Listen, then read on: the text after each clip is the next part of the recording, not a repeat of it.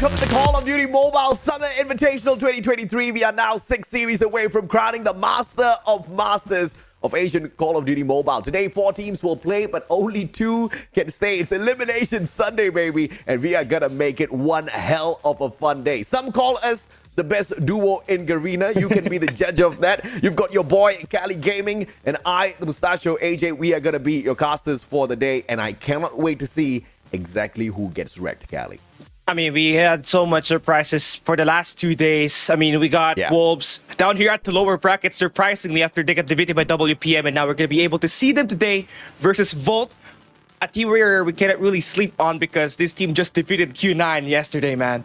Absolutely right. And can they go 2 for 2? Can they take down yet another Chinese team? Can they take down a Chinese team that has got 2 superior snipers in there? I mean, we all know Zai. We all know exactly what he did the last time at CDSI, managing to become the king of snipers. This time, Nian takes it away from him, but both of them made it to the finals, man. And, you know, Zai doesn't even need to pick up the sniper in the first place. He walks around with the assault rifle. The SMGs in the hands of this guy just obliterates. And those 2 players are not even the names that usually shine all the time for the side of Wolves. Every single player on that roster is an absolute badass. And I think if Volt wants to take the match to them, they have to put out the exact same performance that they brought out yesterday. Keep it snappy, make sure all of those strategies are well executed, slow the pace down when the Chinese teams want to take it a little quick, Cali.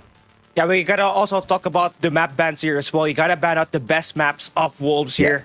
And if that so happens, you got to stand a great chance up against this team. And you also have to make sure that the involvements in terms of gunfights are going to be there. We saw Ichan and Unlucky step up big time yesterday up against Q9. So having them here, being able to explode and, of course, get some kills for the squad gives them this opportunity to score another win versus a Chinese team. And, well, that's not only the games that we are going to be seeing here later on. We are going to be seeing Almighty and Blacklists. And, well, this is going to be an all-out Garena showdown, AJ. I can't wait for it to start.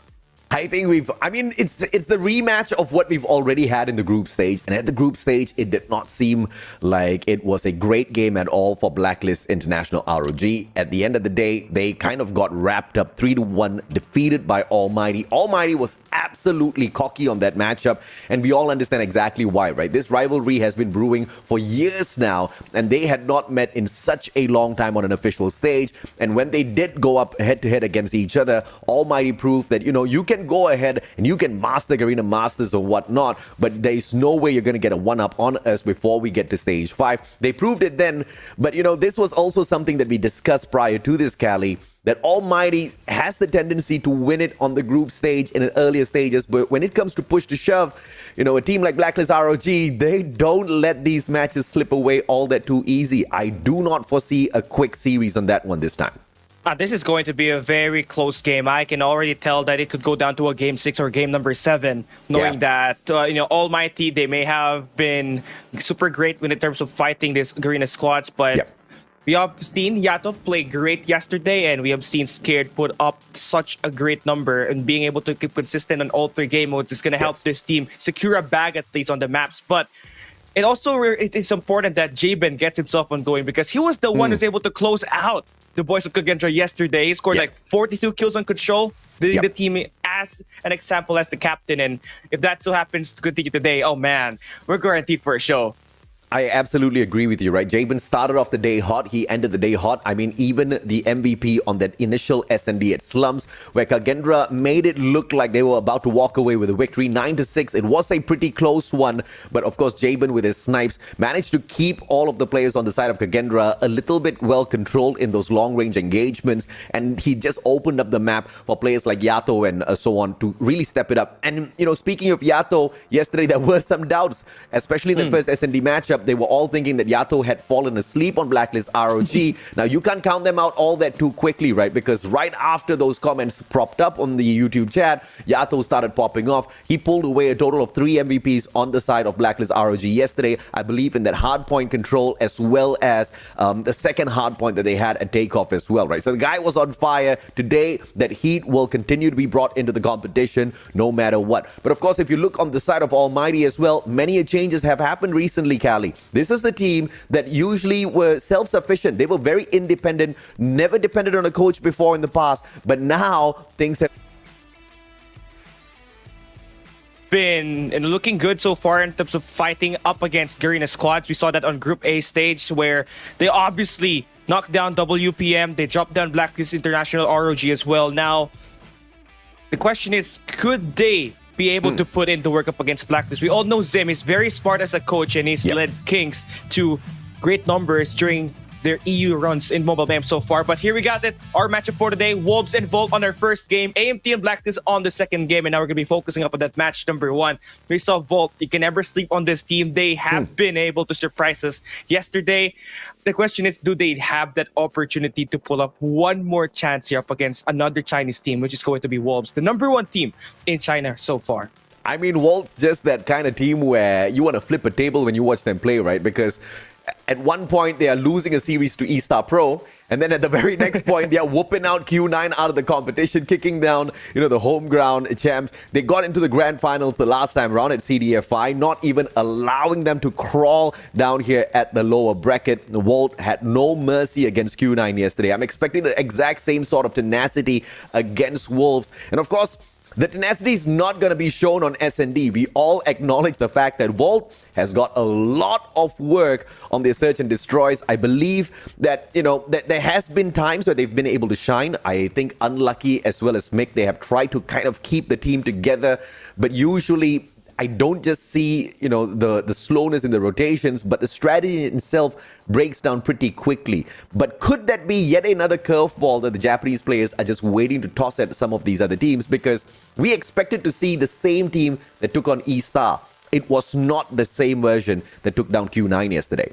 Yeah, I mean, especially that Tunisia SND, that was kind of a curveball that really got me thinking, why do they have to pick this map up against a team like Q9, where we obviously know Sun and Booling are the best sniper duos that Q9 can actually offer into the table. And then we just saw Unlucky single-handedly as that's the only sniper in the game to actually shut down this too, and one had to be forced to play an SMG mid-round. So that really tells a lot of how these players from Volt can actually do. And if we're going to see the same exact thing happen today, we might as well see a shocking victory here. But now let's take a look at our lineups here for today for Wolves. You got Peg, Nian, Zai, King, and Shi King. So right now we're looking at arguably the best Chinese team, and it's gonna be led by Zai here.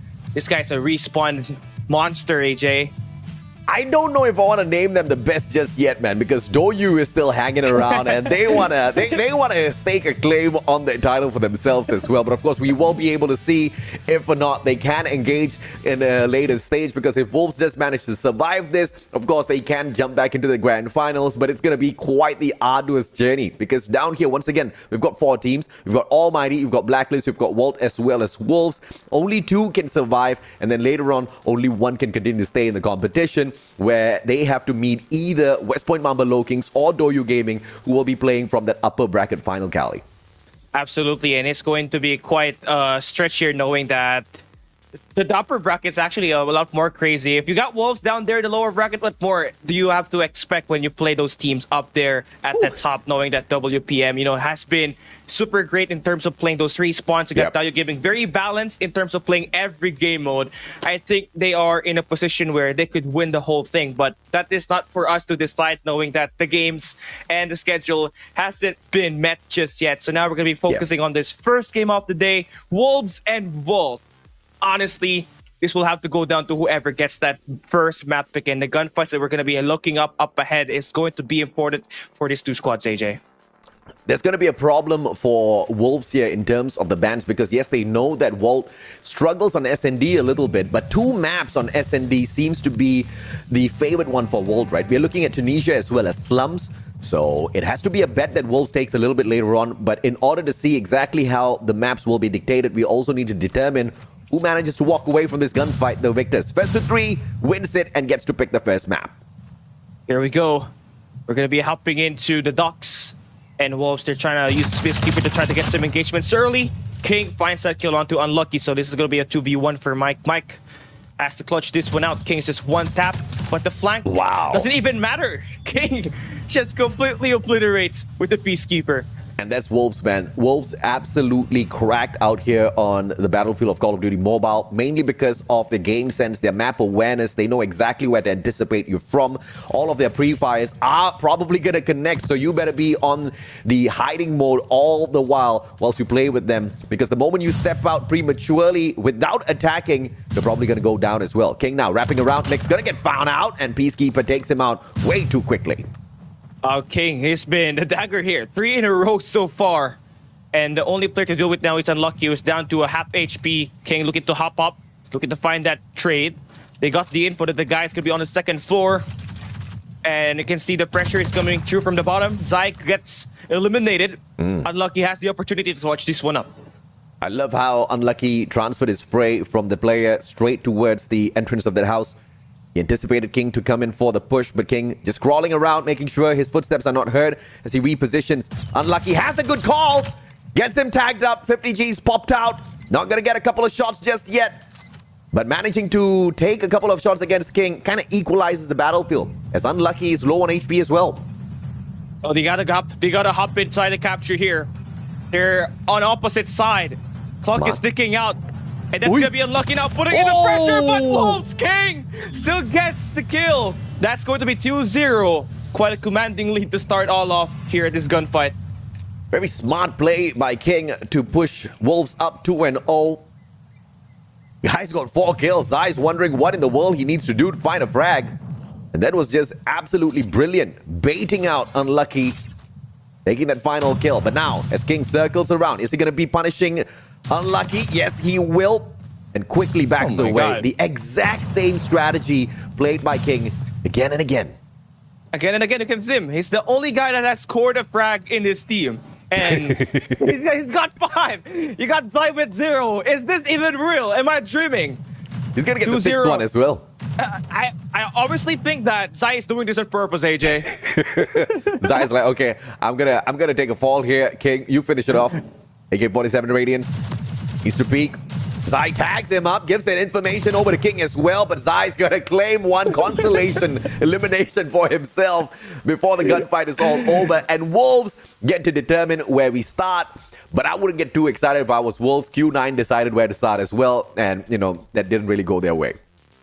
Yeah, and you can never underestimate Volt here. Yes, you can play your strongest maps, but even though that happened, we just saw Volt actually defy the odds yesterday. Even though the statistics are against their odds, they just made sure they win it brick by brick, and that's what happened. Q9 just got completely shocked and stunned yesterday. Now it's going to be all about the map picks here this time. Yes. And if you're taking a look at Volt and Wolves, they have their best maps, they have their bad maps as well. And for Volt, I'm expecting a firing range ban here, knowing that you got on the other side a firing range ban at S&D, knowing that you got King and Nian on the other side. So having that map out will eventually help you increase your odds of winning the S&D, AJ.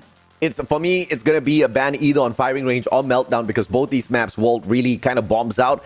And you can see that, of course, Wolves is very, very proficient on firing range. We don't have any data for them on meltdown for CDSI as of now. But if you look at the bans that Wolves might be bringing in here, it could be one of two, right? Either Tunisia or Slums. Both of these maps have been the only ones where Volt has really been able to execute quite a bit of pressure on their opponents. Even yesterday when we watched them take down Q9, 9-7 on Tunisia, it was a pretty fantastic matchup. And this is where, based on what you were explaining earlier on, where Unlucky brought out those snipes and he was absolutely ramming the team down. Yeah, and he's going to be the guy that you can really shut down, knowing that you got 2 arguably best snipers out there on the squad when you're playing your S&Ds, but that's not going to cut it here. You can never be too safe. You can never be too sure. You got to ban that one out, because that's where, obviously, Volt has managed to shock us yesterday. Now, on the hard point, I do think for Volt, they do have to ban that Hacienda. Honestly, for me, even though they got a 75% win rate there, Hacienda has been a map pick where Wolves has managed to defeat them during their meeting during the Group B group stage, where Wolves won 252-125. So I guess that's something that they really have to worry about here as well, AJ.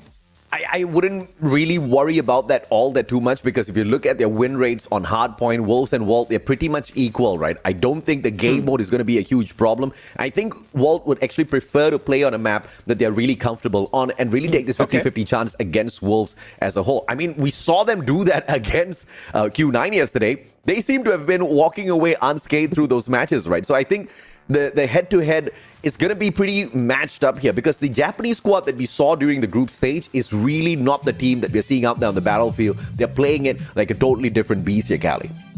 Yeah, I mean, you got three players. The three-headed demons actually activated yesterday. That's going to be Ichan, Mike, and Unlucky. This trio, they haven't lost a touch on their maps and modes during their match versus Q9. From hardpoint to S&D to control, they have remained consistent. They have given a chance for this team to get the stable output in terms of getting those kills. But yeah, let's see how will that pan out versus Wolves here, AJ. Absolutely, man. And of course, as we head on into the first S&D matchup, I do not anticipate this game to go the way of Walt. If it does, I'll lose my mind. I legitimately will lose my mind because Walt absolutely clunks out on S&Ds. They've got a 33% win rate at the moment.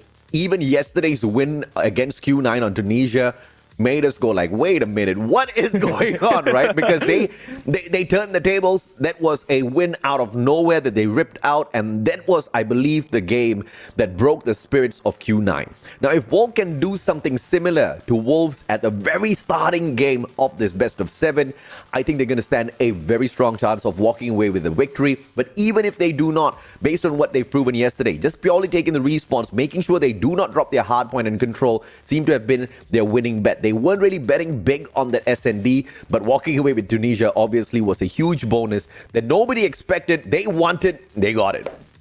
And then now we're going to be taking a look at our map bans here. This is going to be mattering as we're going to be looking at here. Down there, we're still waiting for it. There we go. That's going to be Wolves banning Meltdown and Arsenal.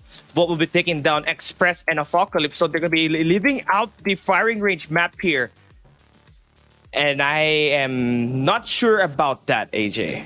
You're not too sure about that. They take Express out of the equation. I am actually a little surprised, mainly because we did see some signs of weakness from Wolves on Express S&D. So this is coming across as a little bit of a surprise. And of course, yesterday we did determine that Meltdown was not going to be the best map of Vault at all. They did take on Q9. We saw a little bit of back and forth though. I'm not going to lie. That match really surprised me because I was expecting a quicker one from the side of Q9 to shut down Vault, but they managed to survive, ripping away those 7 rounds. So perhaps that could have been the warning signs, the warning bells ringing in the heads of the team of Wolves to take Meltdown out of the equation. But that basically leaves Slums as well as Tunisia open. This could also be an ego challenge coming through from Wolves, leaving those 2 good maps open. And if basically what they're saying is, so if Walt, you want to bring us there, we'll show you how to play that map. Yeah, I mean, they have superior snipers. They got Anzai or Zai here in this game. So those 3 demons, they're not 3-headed dragons. They're 3 demons that you really have to consider watching out for. And not to mention, they got Pidan or Peg as well, who's been a very good support in terms of playing those 3 spawns and S&D. So a lot of players you need to watch out here if you're Volt taking up against Wolves in this first game of the day. We're still waiting for our first map. So since we're going to be seeing Wolves being the first team to actually pick the map, so I'm thinking that either we're going into a firing range map or we're hopping into Tunisia here right off the start. Yeah, there is a probability we jump into Tunisia.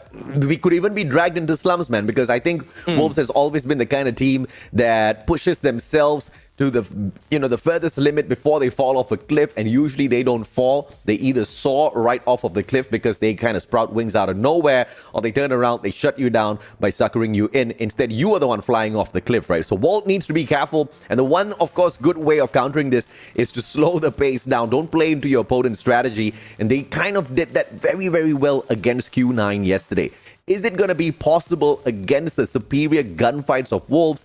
Of course, I say superior, but here Wolves are in the lower bracket, right? After meeting West Point Mamba Low Kings. That was a shocker, man. I did not expect that out of both Wolves and West Point Mamba Low Kings. Yeah, I mean, Game 7 pushed to the extent here. Game 6 pushed to the extent here for Wolves. They really dropped their their response there. That's the reason why they lost up against WPM Low Kings. Yes, they dominated at SNDs, Yes. but those hard points, those control, they really look so lost out there. Yeah. And if Volt can actually take that one away for Wolves, we might as well see the same exact thing happening here for Wolves. They might get another WPM treatment here if Volt gets to get their response on going, AJ. On the money, Cali, I absolutely agree with you, right? Because we both agree the fact that Walt's not really great on the SNDs, but Response, they can cut it. Especially on Control, they can run away with that matchup. We saw them do that yesterday as well. 4-2 on Crossroads Strike was nothing short of impressive out of Walt. And they are going to, of course, look to do the exact same thing here.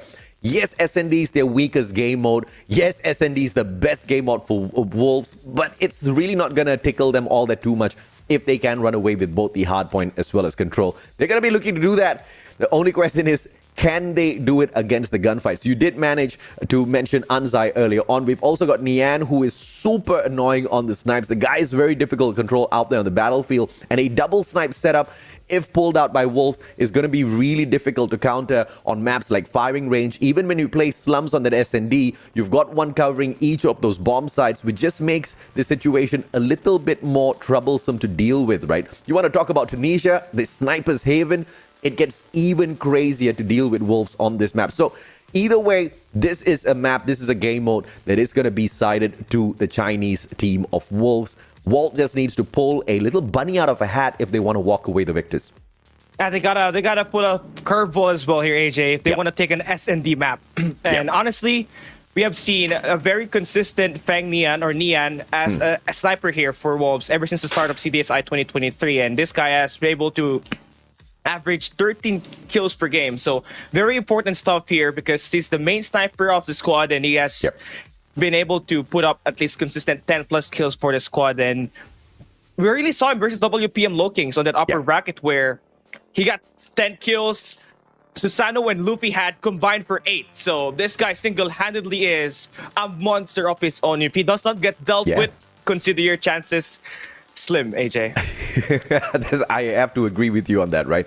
I think that Tunisia map against West Point Mamba Low Kings, Nian walked away with a 2+ KD on that SND. I mean, he was a monster. He was wrecking it. But I have to agree, the more decorated player on the side of Wolves has to be Anzai, walking away with, I believe, a total of 11 MVP titles to his name from the matches won as well as lost. He is the, I wouldn't say the solo carry, but the star player of the team that usually is there to deal with any of those situations. But of course, Peg can be named the exact same as well. The guy knows his way around these maps, full map mastery. Even if you leave him in a 1v2 situation, 1v3, you can depend on Peg to clutch things out, especially on those SNDs as well as hardpoint.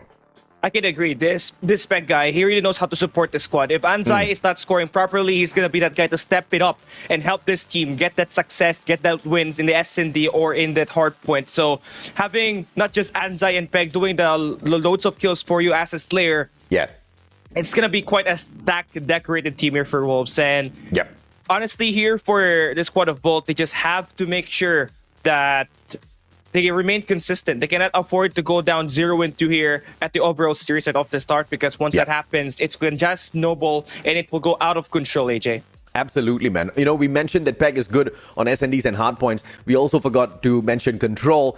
I mean, the most number of MVP titles that Peg has brought in for himself on behalf of Wolves have been on control. So even if Volt tries to run away with this, Peg is going to be single-handedly trying to prevent them from doing so. He's going to be the ultimate slayer later on when we move on into control. I think the biggest of, determining factors would actually be the strategy that is played by Volt. Yesterday at Crossroads Strike, we saw that they were very narrow-minded with the way they attacked or defended, only focusing on that A control point, not even moving towards B. In fact, they were giving away B without even sending a single person there to play on the defense. But when it came to defending or attacking that A control point, they were just done with it in a snap of a finger. But therein lies the weakness as well. You've already played it out in that way yesterday. You don't get to ban any maps on control today. If we are brought into Crossroads Strike, Wolves knows exactly what to expect, exactly where to anticipate the attacks from as well on the side of Wolves. So I'm wondering if or not they've got a plan B here or a different sort of strategy to execute. Yeah, I mean, they have to be quite ecstatic to see that, you know, like they have bots here if you're Wolves. Now, honestly, for Volt, they gotta make sure that it has to be unpredictable. You know, maybe they can set in like a two-man capture, a divided conquer setup once we start that control. And I have to agree with you, Pidan is the top fragger for Wolves in control, and it's going to be at 35.86 kills per game for him. And Anza is close to Anza's only third with 30.71. So a lot of stack players for Wolves, even though they have a very bad win rate. But now we're hopping into our game 1. And just like what we expected it to be, it's going to be Wolves picking firing range. And this is their best map possible when it comes to playing these SNDs. The dual sniper setup from Nian and King will be something you need to look forward to here right now as we start this round number 1. It's going to be Wolves starting on the attack side, Volt on the defense. And that's what's so crazy about this team of Wolves. Every single game mode, you've got a different MVP walking in, absolutely controlling the game, controlling the map. And opening things up with a beautiful snipe against Unlucky. We talked about how Unlucky dismantled Q9 yesterday, disabling their snipers. But they are clearly not going to have a problem with that. The king of snipers of CDSI. This guy is just locked down, steady sniper. He knows what angles to hold every time. And as he's trying to find a way to open things up, he's going to be got done by Mike. So that's going to give some players some information here that there's going to be push being made at the A side. But Peg already there to close things out very fast on the communication. And they're going to be able to plant that bomb here now. Shiching, quick plant coming on through. 2v3, the retake's going to be quite tough. 2 players circling on around. And Beasta's moving on in without Rio's backup. CBR4 still a little bit away, and this was an unfortunate mistake, but now Rio gets one from the back, only to be traded out by King. A little bit of a soft approach from Volt. I did not expect that from them. Usually they are the ones with a better strategy, but the slow wraparound with one guy trickling in first and the other catching up way too late just didn't serve them well, Cali. Yeah, it just really hurted the chance of them winning their round number 1. Could have played it one a little bit better if they could have put the player to play simultaneously as the guy in front. So Redo has to do better on the defensive side as they started all off. They're going to be locking down that trailer, stopping any player that would like to go for a push at the A side and flank them. So that's going to be a very strong start here for Volt here as on the defensive side. But honestly, they got to make sure Unlucky stays alive here in these first early engagements versus King and Nian. King's just playing the scouting duty. A couple of wall bangs will not serve him well at all at this point, but you got to take whatever you can take in these early parts just to make sure the momentum is shifted towards your end. But look at the scouting party this time from the side of Wolf being sent towards that B bomb side. B-Star manages to get the wall bang against Nian. No rotations coming on through just yet. They do believe that B-Star can hold down this side all on his own with the Holger. And Peg on the way. One nade is going to be sent on through as well. I wonder if those trophies have been played. Peg moves on through. Zai backs away, and Peg just walks into B-Star, getting taken down. Zai sorts him out, and now the B-bomb side wide open. And that's a beautiful take there for Bista, holding himself alone, making this push work here for Volt as they still have the number advantage to their side. It's going to be a 4v3 situation, but Zai picks up the sniper of Nian. Going to be the extended support that Wolves will need as they look to plant this bomb here at this B site. Right now for Volt, they're still waiting for a plant to happen, not really going in for the push. And now the smoke should be covering X-King here. That's going to be the bomb down, and this is going to be a 4v3 retake. Very smart play with the utility there. Smoking out that mid, blocking out the information from the side of Branch Road, forcing everybody to either flank around from the guerrilla base or just take the trails at container. Neither one is happening. 27 seconds clock run down by the attacking team of Wolves. And Volt just has got no answer as of now. Mix already charging up the grenade. Is he going to send it in just yet? Pushing on forth. It's going to be Etchan with the switchblade. Finds nobody. Slides on in. Etchan and unlucky. Very unlucky. X-Jing. Rio now catches yet another. Mick will find one, but only to be traded out by X-Jing, who gets the triple in this map. They pretty much Wolves, those last 3 players had everything locked down. They got one holding down the jungles. You got Zai holding down the tunnels. And then you got X-King holding whatever is going to be the player pushing in towards the B side. That was a very steady push, like a chess piece being made by Wolves, but unlucky takes down King at the start, making this another first blood converted for Volt. Unlucky, very lucky with that shot. Is he going to take a wall bang as well? Nian right behind that. Doesn't go in for the moves just yet. but unlucky. Very quickly moving on towards that A bomb side as well, to make sure he's got the long side of the shooting range held down. And if he can get the bomb on the ground as well, this will be perfect. Exchanges on the other side of these wooden boards. Not aggressing on just yet. Very risky for him to actually put that bomb very exposed to an opponent where can easily take you down. But again, you're trying to find ways to get that info on both of the sides. So you got Exchange trying to find ways to get in through. Unlucky going in for the wall banks at that wood house. No connections will be made so far. And a minute has already passed by, and Wolves still trying to play hesitant here, looking to scout around which bomb site is going to be the best possible play for them to succeed with a victory. And it seems like they're trying to make a way here, pushing on towards the A side. I like how Volt has managed to catch up with the strategy of Wolves, this time stacking 2 players at the B bomb site, sending Rio as backup as well to the CBR4. But now 3 men on the defense, 2 within the white warehouse. 1 has to back away in the name of Unlucky. The sniper cannot get it just yet, and Mick makes 1 wrong move. Peck takes a double. Echan goes down as well. And just like that, Wolves has got that A bomb side. But they have locked down that trailer all by Peck. But now the nades coming through for Rio. That's going to make it a 3v3 situation here.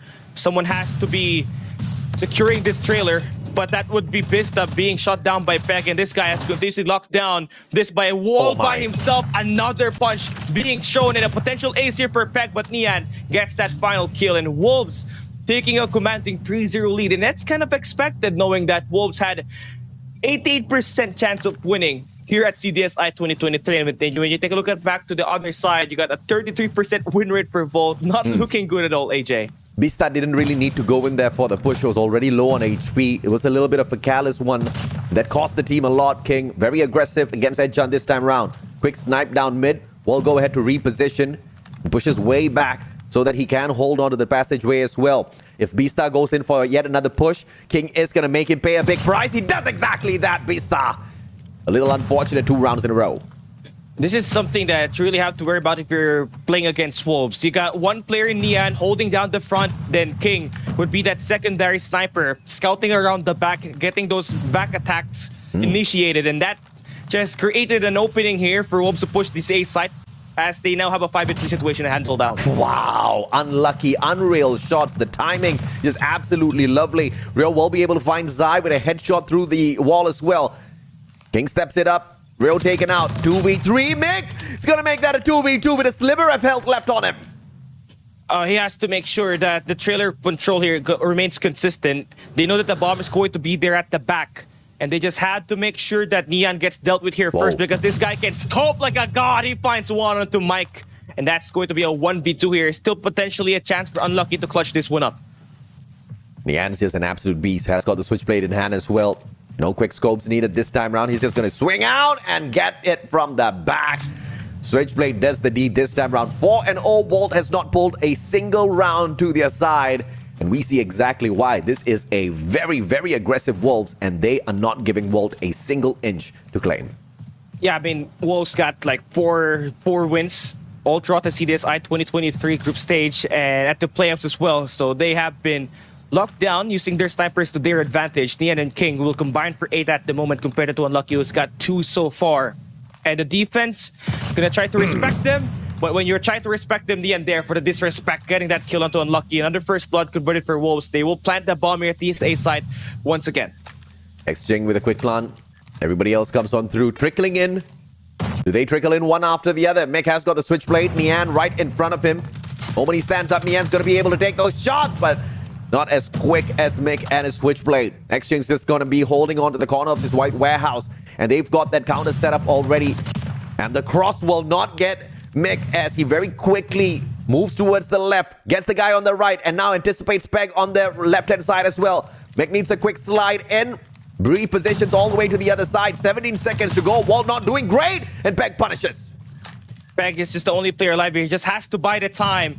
There's 10 seconds left here, and Volt now trying to find a way to play distraction. Rio gets that kill, and finally, after 5 rounds, they take their first round win on the defense.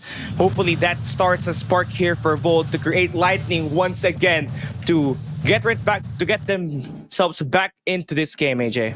I definitely feel the energy building up. There's a little bit of static electricity here, and that static's going to be popping off in a little bit, man. We're going to see lightning hit and burn a couple of wolves. We're going to have some barbecue, Cali. Oh, yeah, man. I'd love some barbecue. Barbecue I'd love... wolves? No. Barbecue. Chicken barbecue. A little bit of a lag.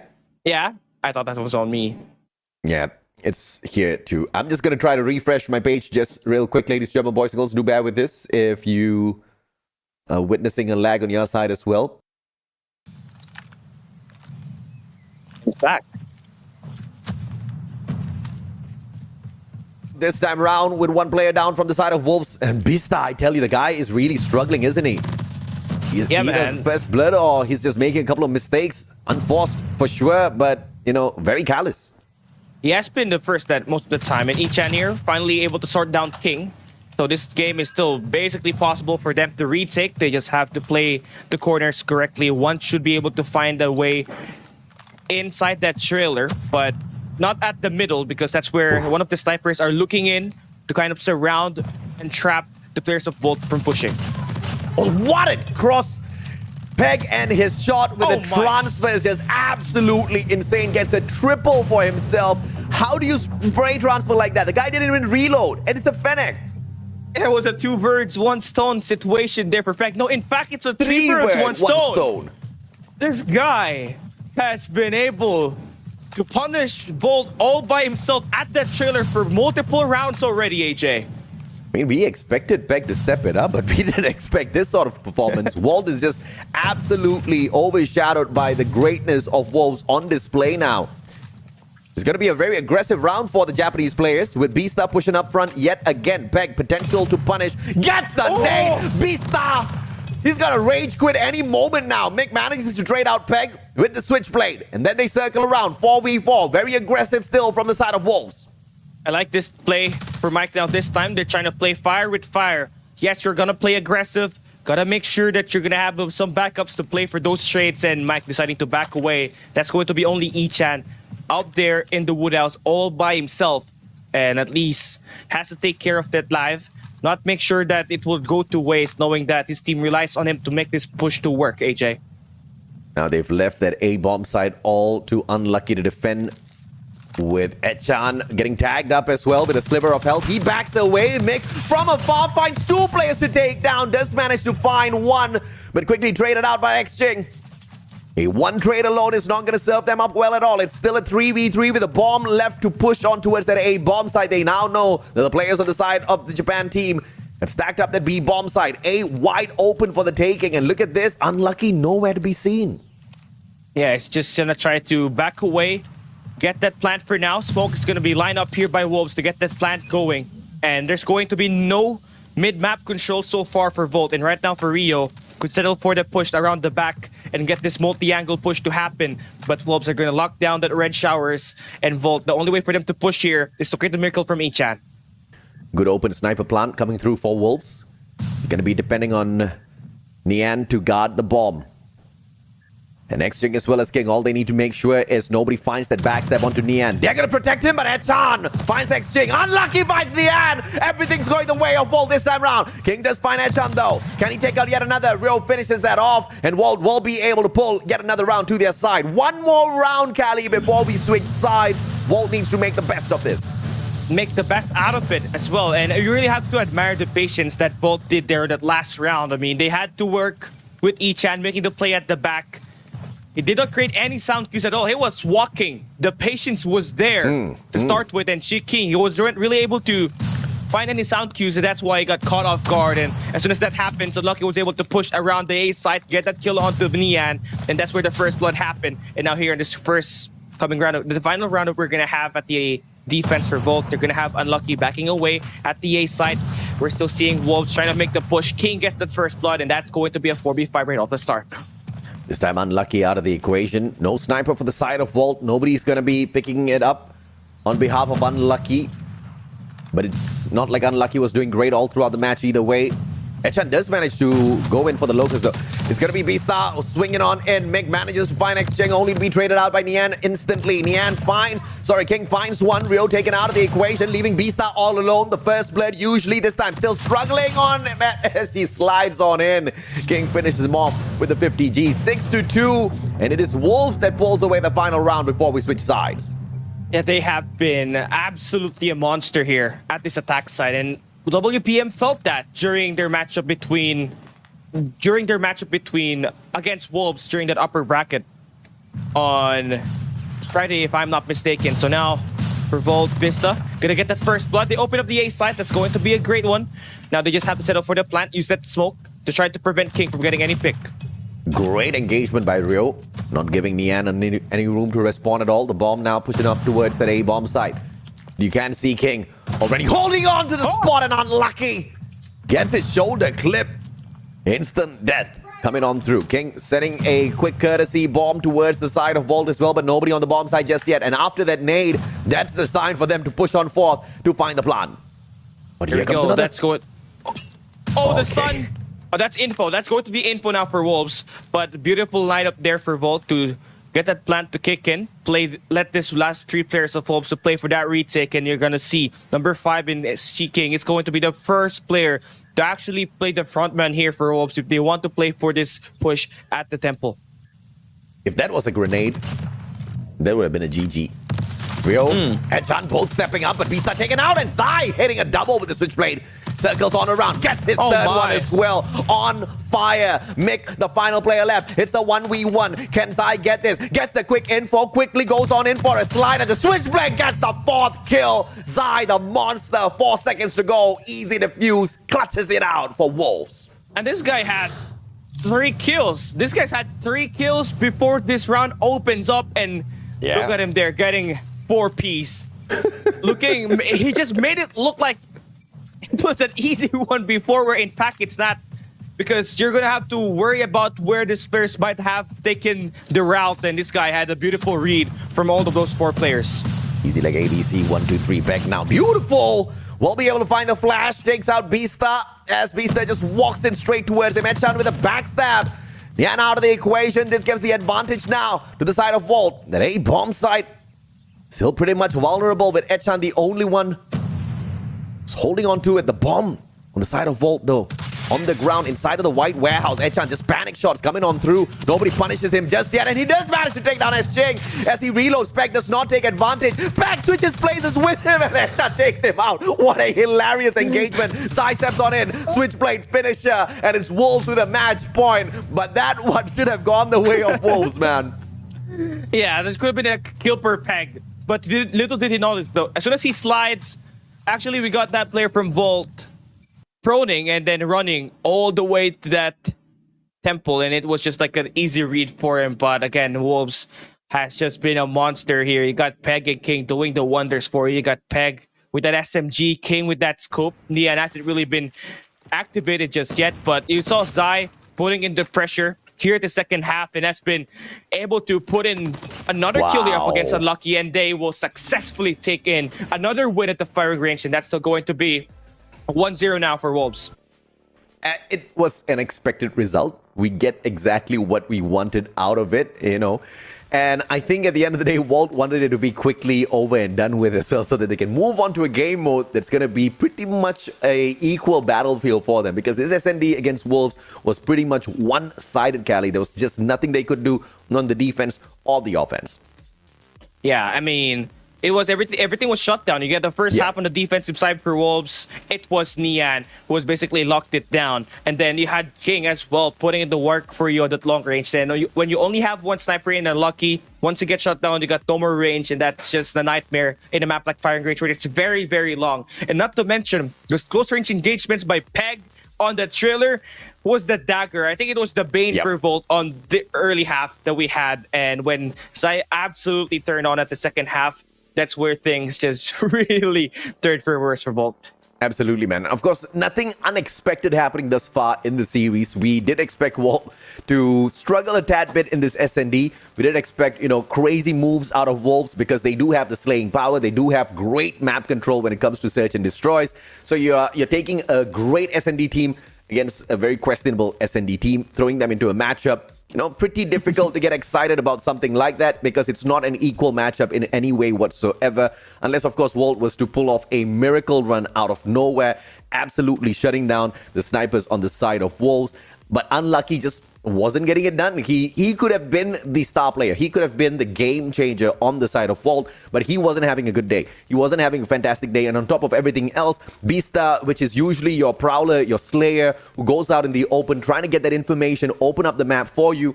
He kept being the first blood of the team. He couldn't really do much, very unlucky with all of his movements. Volt just got punished, man. Nothing much we could have expected. Nothing much that we could get away from Volt as well in that SND matchup. But when we move on into the next game, though, this is where the series really starts, Cali. Yeah, this is where Volt was able to manage to secure victories versus Q9 yesterday, and their SND may not have looked so solid, but it's expected. As you said, they have not been solid at all, and they have been playing terrible in that SND game mode. But this response is where they have done the magic so far, and you already know Mike is going to be that main player for your team, but you also got Ichan and Unlucky. If they can get themselves on going today, they will be able to take a map up against Volts, and having the chance to pick up this map number 2, this is going to be a big opportunity to tie up the series 1-1, AJ. Absolutely, man. And of course, at the end of the day, if Volt wants to walk away with any of these victories, if Volt wants to walk away with the series as a whole, they must, regardless of anything, pull away this hard point as well as control. But before that, let's take a look at the results of this matchup. 50 to 34 kills. Volt really wasn't cutting it. 18 to 5 assists. You can see exactly where this game was, and Volt barely showed up. They barely showed up, and if we're talking about those first bloods, Wolves had the majority of it since the start of the game. You got Nian getting those first bloods for you, and then you got King being able to secure those final engagements. And taking a look at the player statistics that you have here, you got Mike and Ichan with 8 of each, Rio with 10, but Unlucky having 3 kills as a sniper really hurt the odds of Volt winning this game up against Wolves, who has been dangerous. You got Peg with 17 kills and 2.13 KD. The guy was just locking it down with the SMG. Absolutely, man. And of course, once again, nothing surprising here in this matchup. It was expected. The only surprising thing would have been Volt beating Wolves down in this SND. That would have been a crazy thing. 2.08 rating for 17 kills. Peg really shined in this SND matchup. 1,842 kills, 42 damage, and manages to get a total of 4 kills in one of those rounds. The guy was cracked. 5th MVP count for Peg thus far. Surely not his last, and the guy's hungry for more, Cali.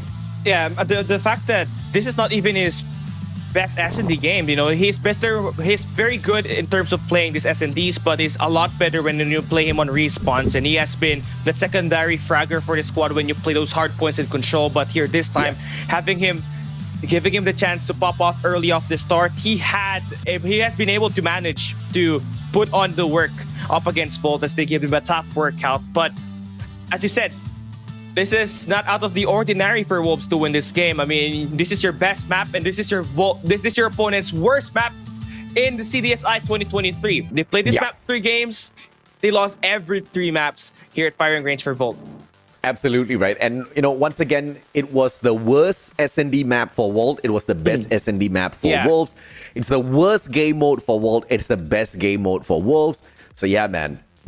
You could see the score coming through from a million miles away. There was just no way that was going to go to the side of Volt, unless, of course, once again, something very different, something very creative was pulled out there on the matchup. Some cheese strats, maybe, with them rotating around, leaving that bomb site wide open. 5 men rushing the side of, rushing the spawn of Wolves or something.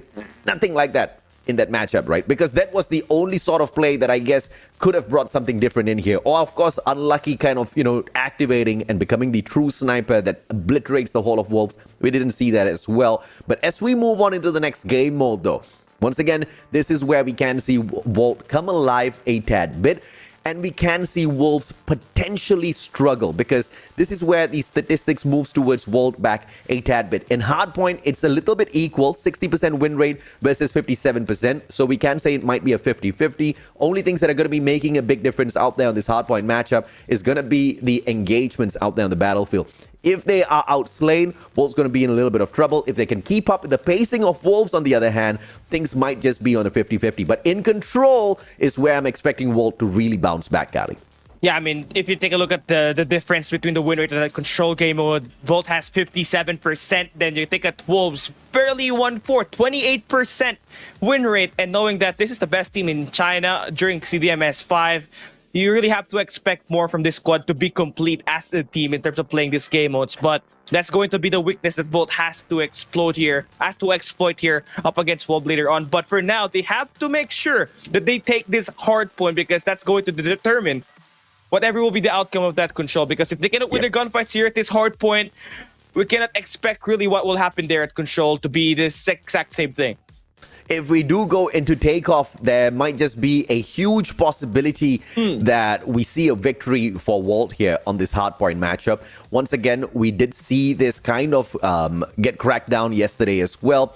But as we move on into the bans, once again, hardpoint, it's not going to be easy as Wolf brings in a ban on Arsenal. Apocalypse taken out by Volt. Where do you assume we might go after this, Cali? I honestly think that it's a 50-50 for Hacienda, but I have to agree with you. Takeoff is going to be their best map pick here, their strongest choice to take down Wolves, because if we take a look at their gameplay so far, they have been very scrappy. They know how to play those early rotations. So having that opportunity to get locked in, they got a solid chance to bring us here at Takeoff. And now we're going to be able to look at this game 2. The screen is transitioning, and we're hopping into Takeoff, as we mentioned. Yeah, man. Both 100% win rate, Wolves 50-50, AJ. And let us not forget as well, Walt did manage to beat down Doyu Gaming on this map, on this game mode. And therefore, it really... This is where chat was asking, how come the casters did not lose their minds with the quad kill? That was so expected, man. If now Wolves can perform really well against Wolf, yeah, now we're going to have something to talk about. Yeah, this is going to be a fair match. Let's say that's a fair match right now, because as you said, that 1v4, that was expected. That one side, that guy is even better than Irfan J in terms of clutching things off. That guy has an insane clutch ability. But here we go. We're going to start this hardpoint takeoff. It's going to be Wolf starting on the bad side. Volt automatically will have that spawn towards this P2 as well as the scaffoldings, but they're going to go to our P4 second floor. And right off the start, Wolves taking in this hardpoint. Very early aggression coming out of Wolves, and mainly courtesy of those two power positions played at the scaffolding as well as the second floor of Aurora launch. But Wolves taking the more straightforward approach here, just hopping onto the hill, sending two objective players. They just need to win out their gunfights, and they're doing pretty well at that at the moment. 12 points already for the Japanese side, but Wolves quickly catch on right back with Xing playing the objective now. Backstab, a capability here for Echan, and he does exactly that, opening up the hill once again for Japan. Yeah, they're going to be clearing out the perimeter once again, but Wolves will be stacking that second floor once again. The scaffolding gonna be there, initiated by Wolves, locking it down, but Vista now trying to get activated, finds that triple, looking to get that 4-piece up against Spec, but he's gonna get shut down. But Wolves doing a lot so far in this P1. It has been a back and forth scrappy, but their gunfights looking clearly a lot better today compared to that S&D a little bit earlier. And this is, once again, Cali, it's exactly what we're talking about, right? Yes, we can lose our minds. I mean, come on, guys. You guys know Mustachio can definitely lose his mind. But we're not going to lose our minds over easy plays. If it's going to be easy, we're going to call it as easy. This is the one where it's going to be 50-50. Either one that gets the victory with some cheese strat, you know we're going to absolutely blow it up. Peck now getting a double for himself alongside Nian as well as we rotate into this P2. It's a little bit of a better hole coming through for the Chinese team. They have already anchored down cranes, and they hop on into launch center with that manpower. Two challengers on the other side. It is player number 4 and 5, Echan and Mick, holding it, not really going in for the challenge, just making sure they stop the bleeding whilst they wait for the rotation from the other players on the side of Walt. Brilliant plays from the Japanese players. Yeah, brilliant play here, but Sign Out looking to make a read, but unlucky there to shut it down. So they're going to be able to get that contest, not really give Wolves enough time here at this P2, and I think that's the damage that you really have to consider. Don't give Wolves any sort of momentum as they move in around the map. Mike being able to be that one player to trap these players, get those scrap time for Wolves, while his teammates actually set up for P3. As you can see, number 1 and number 5 will be holding down the generator, but X-King finding that kill onto Vista on the top floor. You don't get to see that most of the time. Absolutely, man. But Vista is waking up in this matchup already. He loves the faster pace of these games. and he is going to be racking up those kills with the CBR4. And now the claw investment comes through from Mick as well, swings it around, and Zai sorts him out with the CBR4. That's a big kill, but he does not have the manpower to back him up just yet. And as the players on the side of Wolves hop on in, Nian will be able to take control of the hill using the gravity vortex, and Peck now with the investment of the operator as well has the claw. Echan sorts him out. Massive waves of operators on the side of Wolves, and yet another operator whipped out. Zai this time round. I don't know if this is going to fare well for the Chinese team. Yeah, I mean, you're gonna have to wait for that Annihilator to open up later on at P1, most likely if Zai continues to get himself on a hot streak. But Wolves able to lock down this hard point so far with Nian holding down those corners, stopping the push from making it happen. But Vista able to get his final bit of scrap time. But Wolves, that is actually a trap that they have set to get those early rotations onto next, and Volt will now have the chance to go in for this late rotations, and they do not have the spawns here as well, so you gotta do two things in between. But Nian there to cut down the push. The early gunfights being won here by Wolves, but spawns actually does flip here, and it's kind of a back and forth so far on this early rotation at P4. Pinch play coming through for Volt, and they just need a timely push in here, but Zai controls it from the long center side on the side of scaffolding. He gets the long range annihilation of the annihilation on the side of Cranes, stopping the attack on the left hand side, forcing now the Japanese squad to attack only from the right out of the generator area, and this just allows Wolves to just focus down all of their gun sights onto one spot. But Wolves still managed to win a couple of those gunfights. 26 more seconds to go. If they want to catch up, this is going to be the kill, and he split spawn now coming through for the Chinese squad. They hop on in. The challenge is good. Echan doesn't go down. Switchblade in hand. Does he get it? Yes, he gets it. Exchange taken down, but Wolf still finds the break from the back. And they will be able to put in the pressure, but finally after some gunfights being exchanged here back and forth, you're going to see Volt claim that scrap time once again, but that soon would need to change as we move in towards the second set of rotation. They have to work on their early rotation coming into the second set, because that's where Wolves has been able to take that 20-point lead. Hardpoint number 1 opens up here once again. This is where Volt actually claimed their most time earlier at the first set of rotation, and Wolves getting those second floors here once again, giving them the chance to score in a lot more kills compared to Volt. Playing a two-man objective this time round for Wolves. They understood exactly where their weakness was in for that first rotation of that first hard point, but this time around they just opened themselves up to slays coming through from the Japan side. This is just absolutely brilliant out of Wolf. They just suck it in the players on the side of Wolf, slayed them out, getting a couple of points off of that as well. And now as Spec drops back in, Beasta has the capability of switching him out. No, goes in for the slide, makes one mistake. The backup is there as Zai drops by for a couple of saves as well. 20 seconds to go. The bleeding has been stopped. Player number 2, unlucky sliver of health, but that does not go their way at all. Once again, piling onto that hard point. 2 objective players out of Wolves. They've sorted out the problem on P1. Yeah, nice adjustments being made here by Wolves. Honestly, those perimeters really does work for them, but the God Delps RNG actually spawns Volt around the left side of the minimap, so they're gonna have the spawns, but do they have the mental fortitude to get themselves inside the seal and win their early gunfights to get a solid hold? King will actually stop that from happening, as they will be able to contest the hill for now, but as we see Mike finds the double, they're gonna be opening up that hill, claim those early times, and try to work their way back here at this hard point.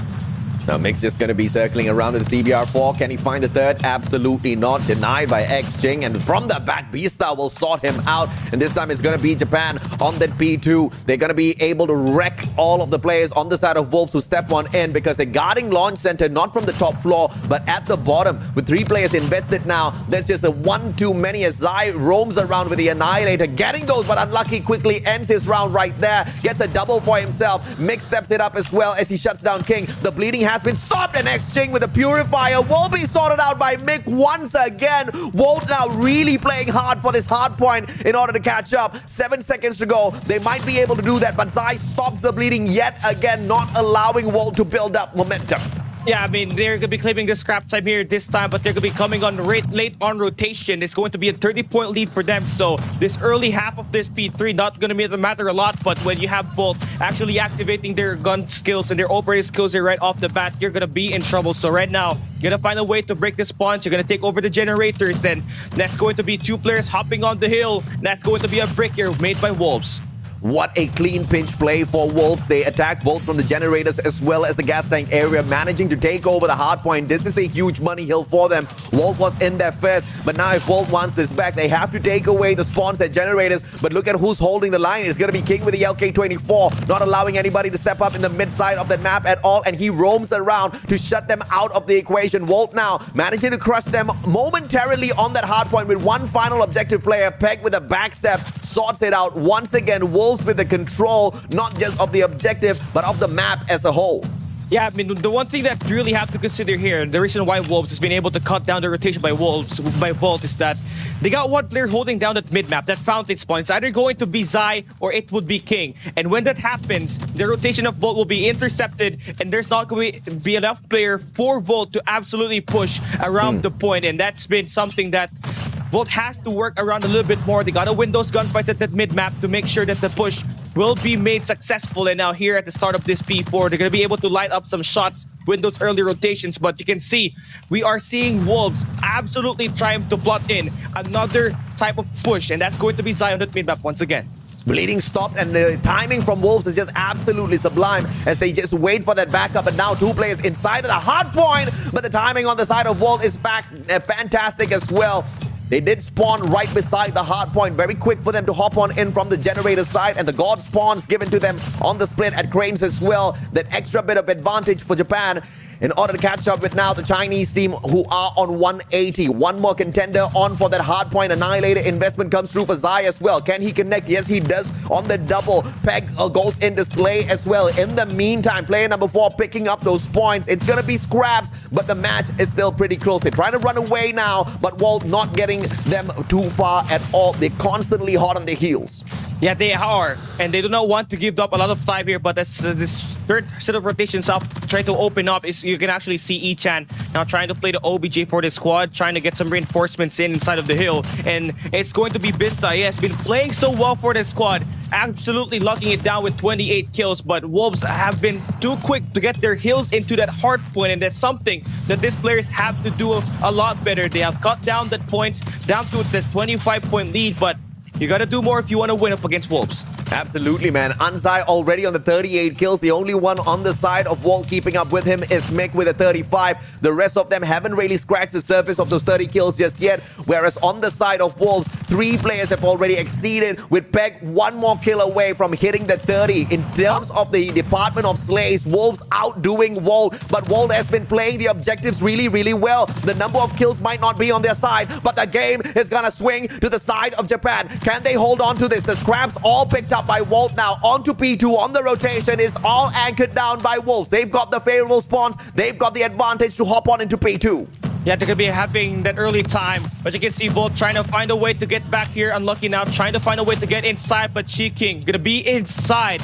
Using the Purifier to his advantage, finds that double, stops the push from happening here for Volt here at this P2, but you can see number 4 in Ichan on the map, trying to reverse the spawn. If he wins his gunfight, he should be able to flip the spawn for his squad, but he's gonna get shot down, and Wolves doing a solid hold so far. But you can see the contest being scrappy for Volt. They have entered through the scaffoldings, and Volt's really having a rough time getting some points in the hill because of Volt's scrappy hardpoint gameplay.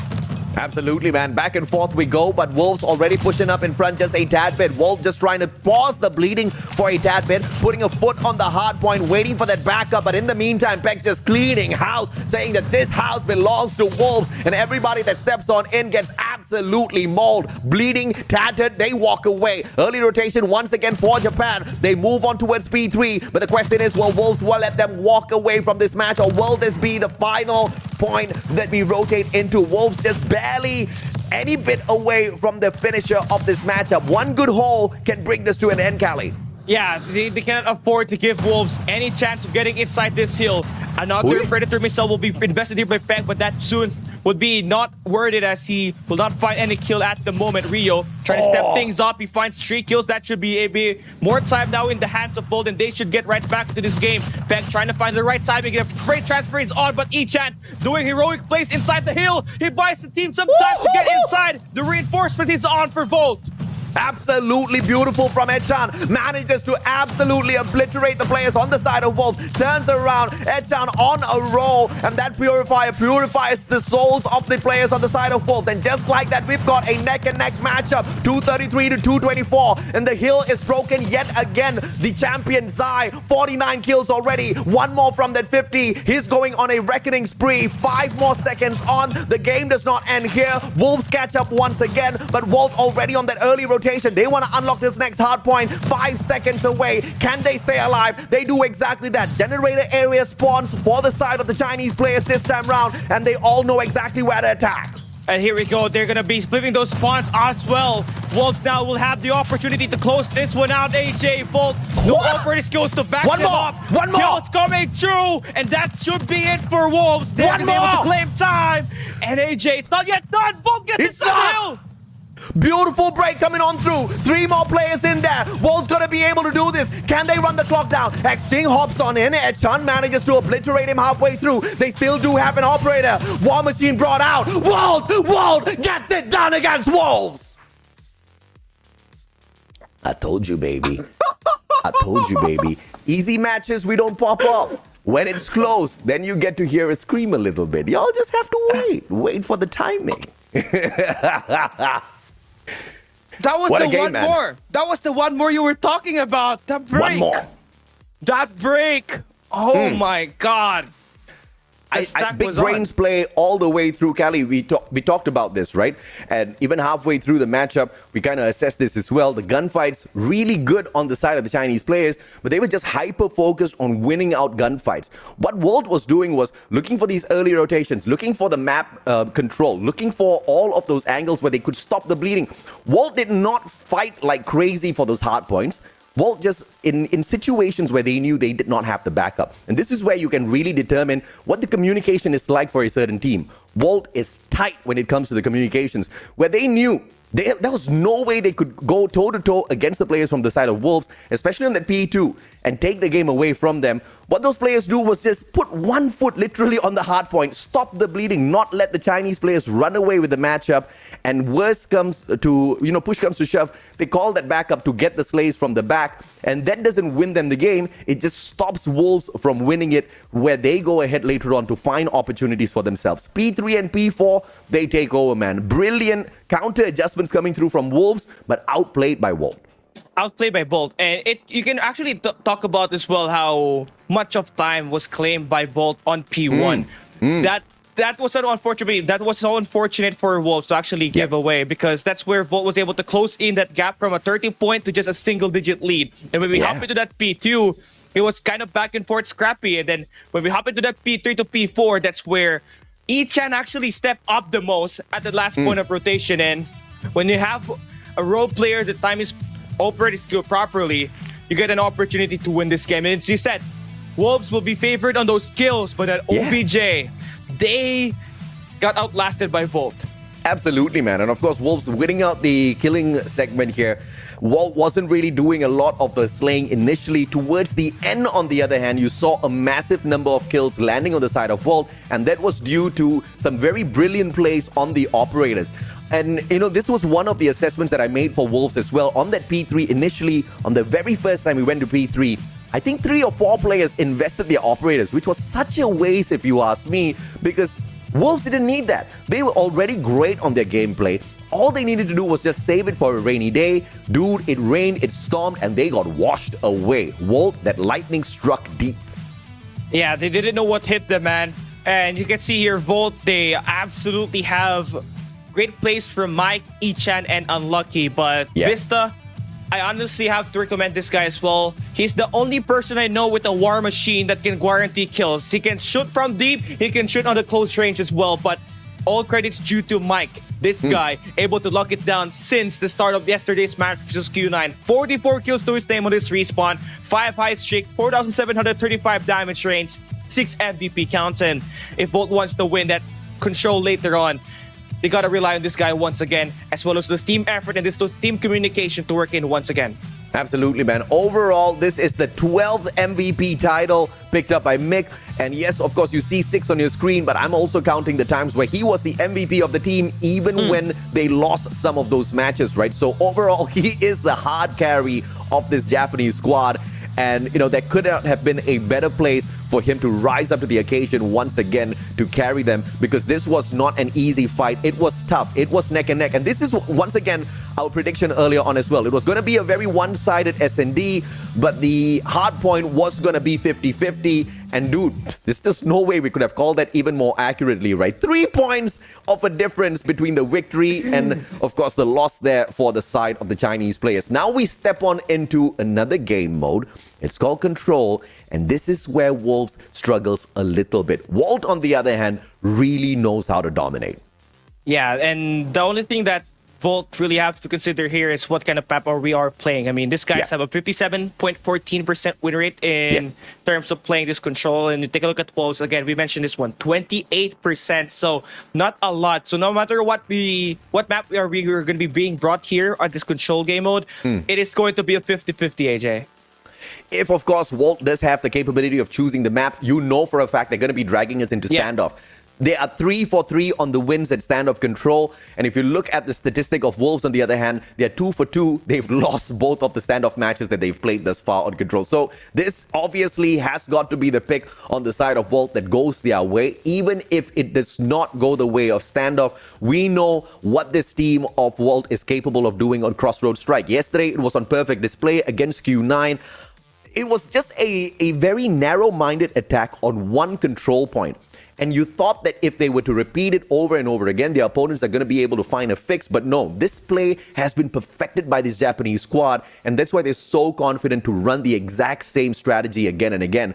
But is it good enough to take it away from Wolves? If we go to Crossroads Strike, we might just find out, Cali. Yeah, we might just find out. And we were talking about statistics at Crossroads Strike. Volt has a 33% win rate, and for Wolves got 25%. So I do think that's going to be an equal 50-50, knowing that Crossroads Strike can specifically be a defensive or an attack side-oriented map. It's currently balanced at the moment, but honestly, for me, if you're Wolves, you lost to Volt in standoff, and you cannot afford to go to Crossroads Strike knowing that Volt made light work of the squad of Q9 yesterday. Now, your best chance is going into Raid, a map where you have a 100% win rate, and a map where Volt hasn't really won any game at all. That I'll have to agree with you. But then again, that Raid matchup was played against Kagendra, and Kagendra is very proficient at playing Raid Control. So, it could have really chucked that towards the proficiency of Kagendra and not really the weakness of Walt, because, it's not just the fact that they got beaten, but they got taken down very early in the competition on a map which would have, it's basically a wake-up call. It's a slap on your face asking you to prep yourself before you get into the knockout stages. So this is a blessing in disguise for a team like Walt. For a team that is able to strategize on the go within these matches in itself, you have given them a premonition of what is to come. So there's no way in hell Walt did not go back to the drawing board and try to figure out exactly why they lost that match at Raid. They are not the kind to step on into the exact same map, exact same game mode, and make that same mistake twice. Not the Japanese squad. So even if we do go into Raid, statistically, it does not seem to be on the side of Walt, but I do believe the game mode of Control as a whole belongs to Walt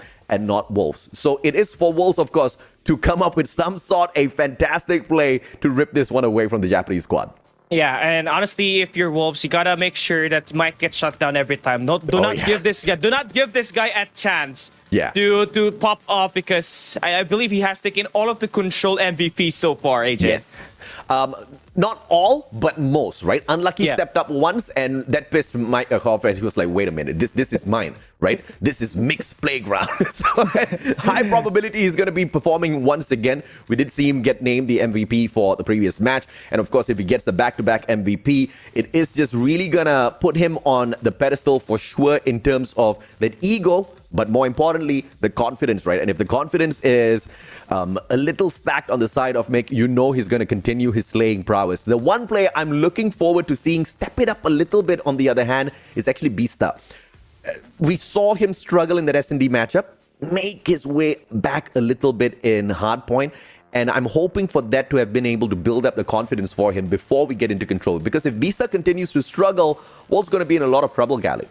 Yeah, they will. And honestly, for Vista, I get it. You made some progress on that hard point takeoff, but it's not going to be enough. Right now, you have managed to time your operators perfectly on that last game, but you got to do more on your gunfights, your individual gunfights, just to make sure that there's going to be no spawn traps initiated here as we hop into our control game on right up next, which will be a map pick, the map pick and a side pick made by Wolves. And we're still waiting for this one to happen, but we have already discussed all of these maps that could be possibly made here. So for Wolves, the question is, what map are you kind of picking here, AJ? I really don't care which map we go into. There's possible 3, raid, standoff, crossroads, strike. I believe we do see Volt on the advantage for any of the 3 maps. Of course, a added advantage if we go into standoff. But since it's going to be... who picks this map? Sorry, Cali. Is it Volt or Wolves? Wolves. Okay, since it's going to be Wolves, highly probable that they are not going to be going into standoff. So it's going to be either crossroads, strike, or raid. And if Wolves is smart, if they want to play this to their advantage, they're going to bring us into raid. Yeah, they have to. Because that's where, Volt has like a 0% win rate in terms of playing a map. But you cannot really be too safe with what's happening here in this matchup. Because for Volt, they have always defied the odds. And when you defy those odds, things get a little bit feisty. You get Mike, you get Rio, you got Ichan. These 3 players, they can really put in the work for you. But we saw some step up for Vista on that last game mode. So if that continues to pursue here at this control, they might be able to win it. So honestly, for Wolves, gotta make sure that they come here swinging. Make sure Anzai and Peg gets down with a lot of kills at the start. Not give any sort of momentum for Volt to get this win. But you can really never be too sure, because during that group stage, they really had it rough. And now let's take a look at the map. Standoff. Okay. What? See, I told you. You know, the downfall of this Chinese squad is ego, Cali. I tell you, it's the downfall of the Chinese squad, no matter what. Because you're now ego challenging Volt to their best map at control versus your worst performance on control, on raid, so on standoff, sorry. So I don't know how this is going to go, but I'm pretty sure the Volt players are smiling ear to ear right now. They're very happy with this pick. Yeah, especially on the attack side. This team absolutely is very strong in terms of playing these attack sides, but Wolves, maybe they have something in mind here to try and counter Volt on this first round as they start on the defensive side. They already have King surrounding the backside of this yellow building. So right now, there's going to be spawns initiated, but look at this. Even though the map control is on for Wolves, the life count still sticking here. Volt even has a 1 life advantage. Peg just slowing things down. Wolves on the defense, but a very aggressive one out of Peg with the CBR4. Rotates in towards the convenience store to meet one player. Holds the back, and he is going to be able to find one. Beastar sorts him out, but only to be traded out by X-Jing. Back and forth we go, but Volt ever so slowly inching away at the B control point. Very smart prioritization here. They send the distraction for that A control point, but what they are doing is focus on pulling away B. Yeah, then they have opened it up. You get number 2 in Unlucky now, holding that mid-map control. He's gonna be on the statue, but it's gonna be shut down by X-King. So we're gonna see that defense be initiated by Wolves so far, not just in the A side, but as well as that B side. So now that that's settled down, they're very confident that they can go and initiate a spawn trap here once again. As you can see, you got number 5 in X-King, holding down that mid-port with Nian, doing all the damage on the long range. Finds a double here, AJ. What in the world? This guy is just cracked, man. 4 life differential, 24 seconds to go. Volt really needs to pull off a miracle here, and they hop on into it at A control point. They should be able to secure at least 1 segment here with the 2 players on that backup. They just need to deal with the roaming Zai and the Switchblade. He steps on forth to meet Echan halfway. Switchblade versus Switchblade. Who's going to be able to win out this gunfight? It is, of course, going to be Zai. Circles around as well. Unlucky very low. Exchange sorts him out. And Volt will not be able to do anything much other than just a single segment. 12 more seconds to go. The boys are pretty far away from the B control point and not much of those lives to play around with. Yeah, Volt should be able to lose this round. As you can see, Wolves just basically locked down the spawn. Zai has been a monster right off the start. 8 kills to his name. 2 score streak available, ready for use here at the second round. But that's just the first round. You won your defensive side and you gotta do more. Volt exceptionally doing well as well on this defensive side. And the last time this 2 met, actually, it was Volt who won the map. A 4-3 scoreline where Volt won all of their defensive side, AJ. This is very dangerous for Volt because Wolves, with this ego challenge, have managed to build up a little bit of momentum and confidence in that first round. And look at them starting off very hot in the second. Unlucky getting a double with the CBR4, but King continues to push on up fourth. And this is a very aggressive hold coming through from the side of the Chinese team. 3 players now capping that A control side all on their own because King is roaming around trying to get the spawn trap. And this is the best distraction if you want to play this so that your team members can pull away a control point. This is big work being done by King. Yeah. And as you can see, you can also have Neon here popping up with an annihilator, investing it here right now as his teammates find a way to capture the A side and extend some time here at this matchup. There's going to be 2 players there, making the push a little bit more faster. And now for Neon, finding good value of the dead operator. Now they have a 4-kill lead here as we open up this B site. And now they're just going to have to make sure that they maintain this Granite's control to try to not give Volt any sort of map control in this game.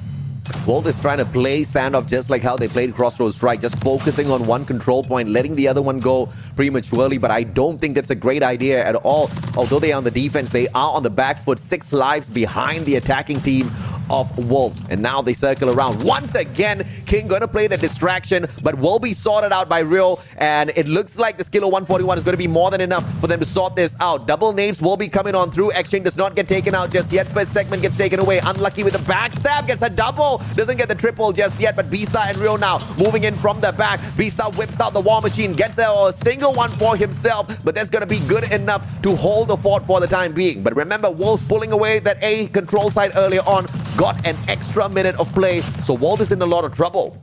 Yeah, they're in a lot of trouble, but they're in a better situation now, knowing that the life count is actually equal in terms of fighting chances.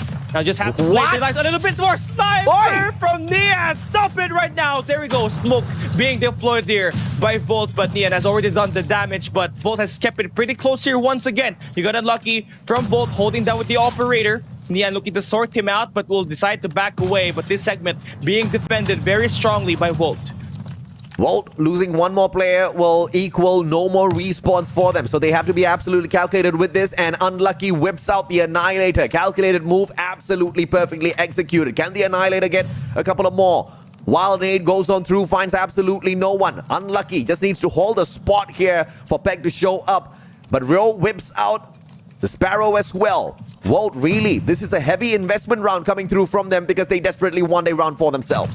They need this defensive side just to have a chance. You cannot afford to go down 2-0 up against Wolves, who's going to go in the defensive side later on in the 3rd round. So you gotta do what you have to do and win this round. It is going to be monumental. Big one. Mike now on the flank finds one onto Peg, so that's going to distract this player. A double for Mike, and that ties it up. Exchange, on the other hand, though, gets a double for himself. 4 more lives here, and this is a big investment coming on through. It's the War Machine. 11 seconds on the pause. Second segment will be taken away. Mick on the rotation. Nian found halfway through. That War Machine is gonna come to an end, so no more of the Punisher for him just yet. And Mick doing big work from the back. Rio needs to step on in, and the B side gets captured. What was Walt doing? Mick doing all the work, the rest of them watching him. He did the wonder. He did the contest. All the plays from Volt was just to push in, get that flank to surround Wolves at that B side, but it was a win that really went away as they had a minor miscommunication there at the late game big time. Now they have to win back-to-back here just to have a chance to win this control. That was such a waste of a round for Volt, and it was a heavy investment on the operators as well. So they are on the back foot now. Look at this, Wolves with the 3 operators on standby. They can truly punish Wolves if they wanted to, and you know Wolves will not think twice to whip out those operators. Exchange. A quick trophy setup as he circles in towards this A control point. Needs to meet Rio halfway through with a kilo 141. King and Zai will both step it up with their eliminations. And as they catch a couple of more players, it is just a absolute ravaging move coming through for Wolves to equalize on the kills, but perfect on the defense thus far. Yeah, they got number 4 in blue. That's going to be King, holding down the backside. Get Neon playing the long range as well. And Zai has been just an absolute monster in this close range engagements. He has been able to shut down all the push being made by Volt so far on this attack side. Now brings out the Purifier, the Super Soaker. The Purifier going to be activated here. And if he finds these players, it's going to be hard for Volt to win these gunfights. It's all equal on the defense, on the lives thus far, with just 3 on the balance, but the defense has been absolutely perfect for Wolves. Nothing being taken away by Walt just yet. That A control point being teased a tad bit. Here comes Exchange. Can he take him out? Yes, he does. Mick gets taken out way too easily. Dude, Mick's just doing so much for the team. I want the rest of them to step up as well, Cali. Yeah, I mean, you got Rio with Ichan with 9. I mean, yes, you're winning your gunfight, you're able to trade, but you gotta do more on the objective. And you can see Bista trying to make a play on his own at the B side, just try to stop the clock from ticking. And now they have been able to open up this A side. They just hop to help in. Cannot afford to lose more time here. Can afford to lose 3-0 as well, but you can see Wolves, they have saved up all of their operators. Now it's time to bring it in. King with that Sparrow will be able to put in some God's work on the mid-map, stop the push from happening, and the clock will run out. Wolves take a commanding 3-0. 3-0, a single round away from crushing Volt on control. The game mode that Volt was supposed to walk away with a victory. This is just astounding. Look at the number of kills. Zai on a rampage, 23 already for his name. Xjing as well as Nian keeping up with him, the 19 and the 18. Volt, I don't think they've got a chance here. The performance has just been truly underwhelming, with only Mick really stepping things up. And now Unlucky circles around. We'll be able to find one alongside Rio. Mick and Echan both stepping up as well. The boys from Volt finally waking up, but a couple of engagements just not gonna make the biggest of difference just yet. Quickly traded out and it's all equal. All equal now, but you got Wolves actually having better map control. They got Peg sent out on towards the middle of the map. King once again holding down the fort at the backside yellow. And the range has been a big factor so far as well. You got Nian holding down those long-range engagements, being able to intercept those plays, have managed to give Wolves this opportunity to stack in, get some time inside his A side. That's 2 segments in already, in Volt hasn't been able to put in the contest. Bista trying to stop the bleeding here, but Peg will be able to spot them from up top. Gets the first leg, gets the second one as well. Peg just doing so much for the team as they try to take this one away from the hands of the Japanese squad. But a perfect defense will come through as Unlucky finds that backstab, but King sorts them out. Little by little, they inch on forward. This is going to be an opportunity now for Wolves to rip away this A control point. The players just a little bit too far. Rio's going to be back on the defense with a killer 141 as they await, but nobody on the move to take that B control point just yet on the side of Wolves.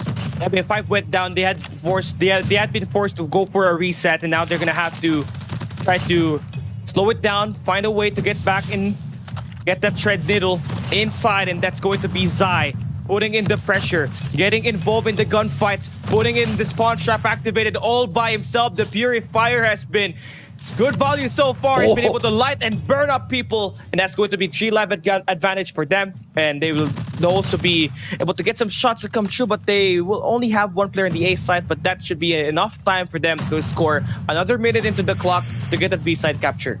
A big fight's coming through here for Zai with a Purifier earlier on, but now the life's not looking great at all on the side of Volt. And as Mick circles around to the switchblade, getting a double for himself, trying to keep the numbers all equal. 1 minute of play to go for Wolves. This is a very winnable round for Volt. All they need to do is just slow down the pace and just depend on Mick to continue winning out all of these gunfights. The only guy who's just leading the fray, but Beast are slowly but surely catching up with him as well. Yeah, they have been able to adjust. Now they have the life gun advantage. Nian is in deep trouble. Mike should be able to get all of his kills lined up. 2-piece is going to be more than enough to put Wolves down to their final 2 lives. As we're gonna see it here. Wolves gonna slow it down. Gonna be stuck on here at the tractors at this A bomb site, but number 3 in Bista should be able to get those kills, and this should be a first round win now in the hands of Volt. But they gotta do 2 more to force that overtime, AJ, and they gotta win 3 straight here. They have to play perfect from here on out just to have a chance to win this game.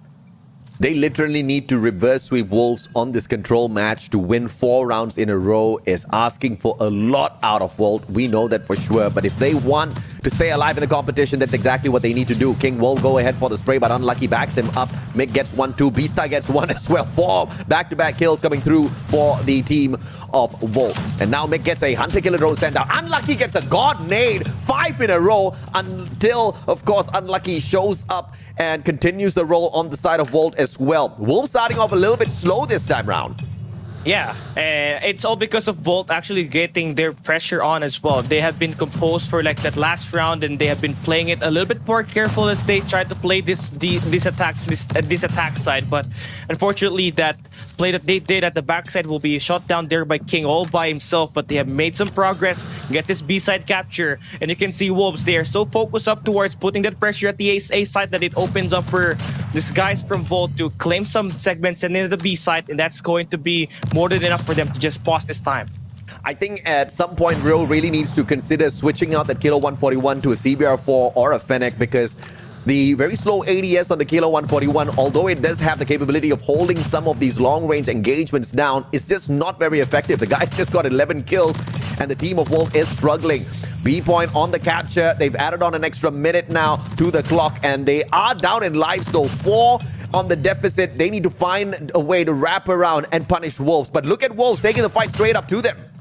Yeah, you can see Nia now popping in with 1, 2, looking to get that 3, but Vista will stop that push for now. But Peg investing that operator kills as well. The pressure is on, and the good thing here, Vista is able to shut him down, so they're going to be escaping the spawns for now. But look at the live count, 14-8, AJ. Absolutely, man. 14-8 indeed, and Wolves not looking great at all. Almost half of what Wolves has. Volt needs to get this done. It has to be a miraculous play. Mick now with the investment of the Claw as well. Claw runs out. Just gets a single one with that. Half the lives of what the Chinese players have to prowl around with. And Volt are on the attack. One God nade perhaps for Mick. Finds absolutely nothing. Just a little bit of attack. Etchan on the other hand will have to back away as Unlucky brings out the Annihilator. Time to perhaps annihilate a couple of Chinese players, says Unlucky. 3 more shots out of this. Has to circle on around. Is he going to have enough time with the operator? I think not. Yeah, I will not pay anyone. Oh, one more. The wall bang. The wall bang to get Peg.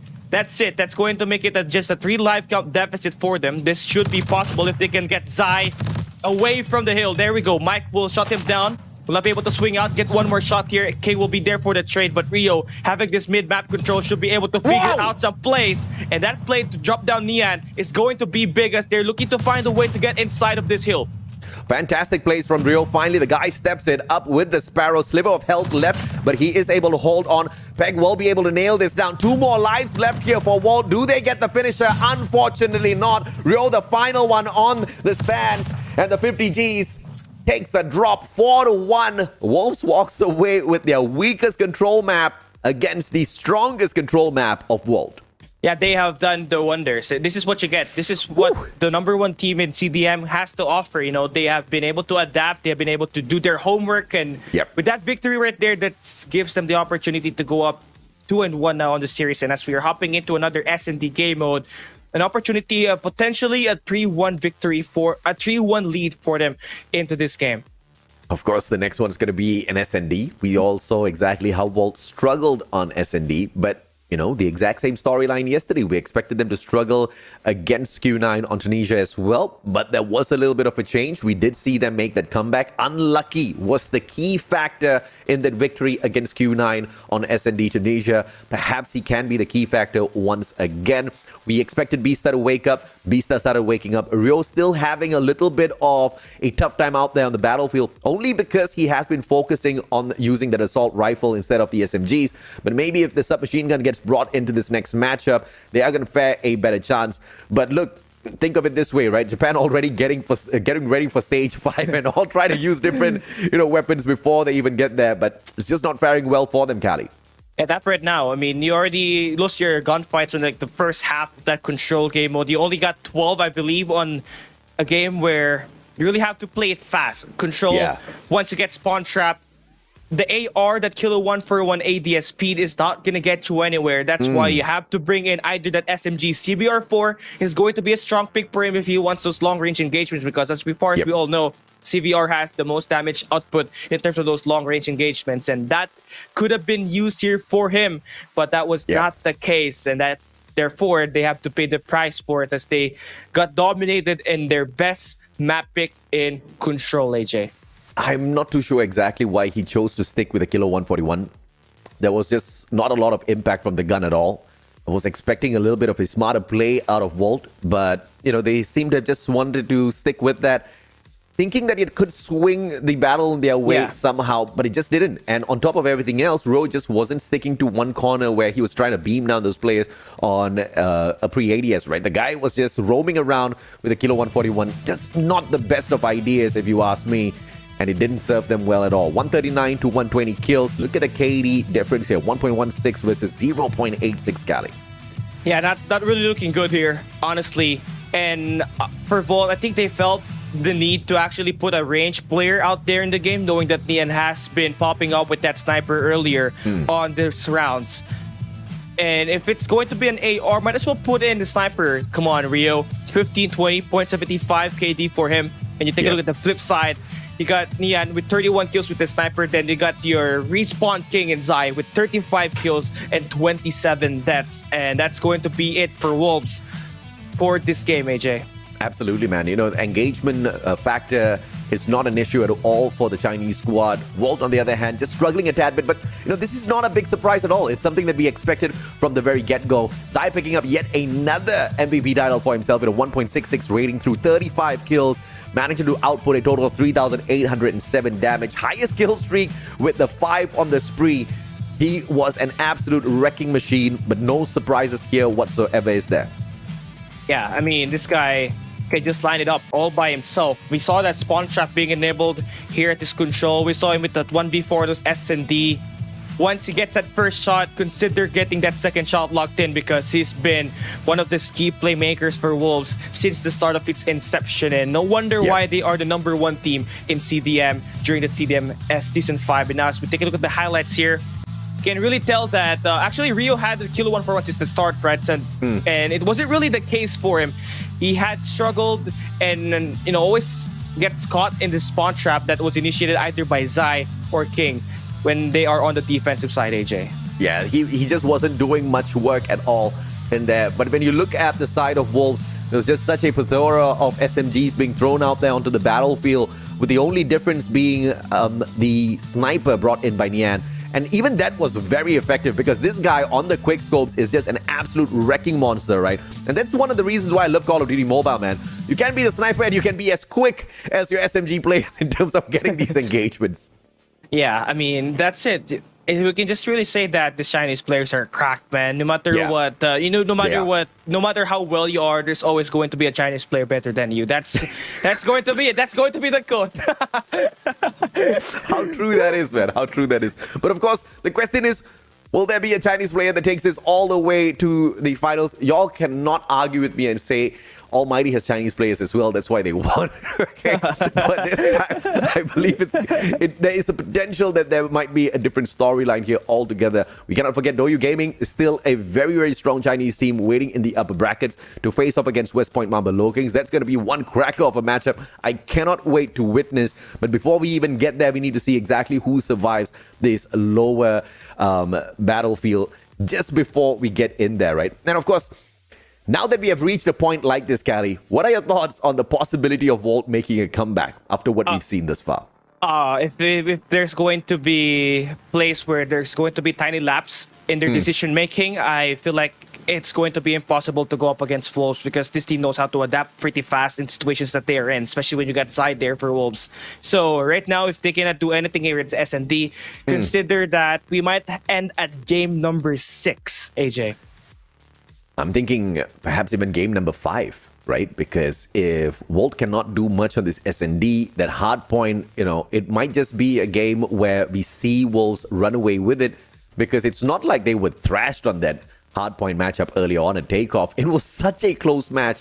And, you know, Wolves got beaten by a deficit of 3 points. Just one more good hold on that hill could have made the world of difference. So there is a probability that it ends on a game 5 here. But of course, it's not what Japan wants. Japan wants this to last out as long as possible. They want this to go to a game 6. They want the series to end in their favor. But it's all going to start in matching up against the gunfights of the players on the side of Wolves.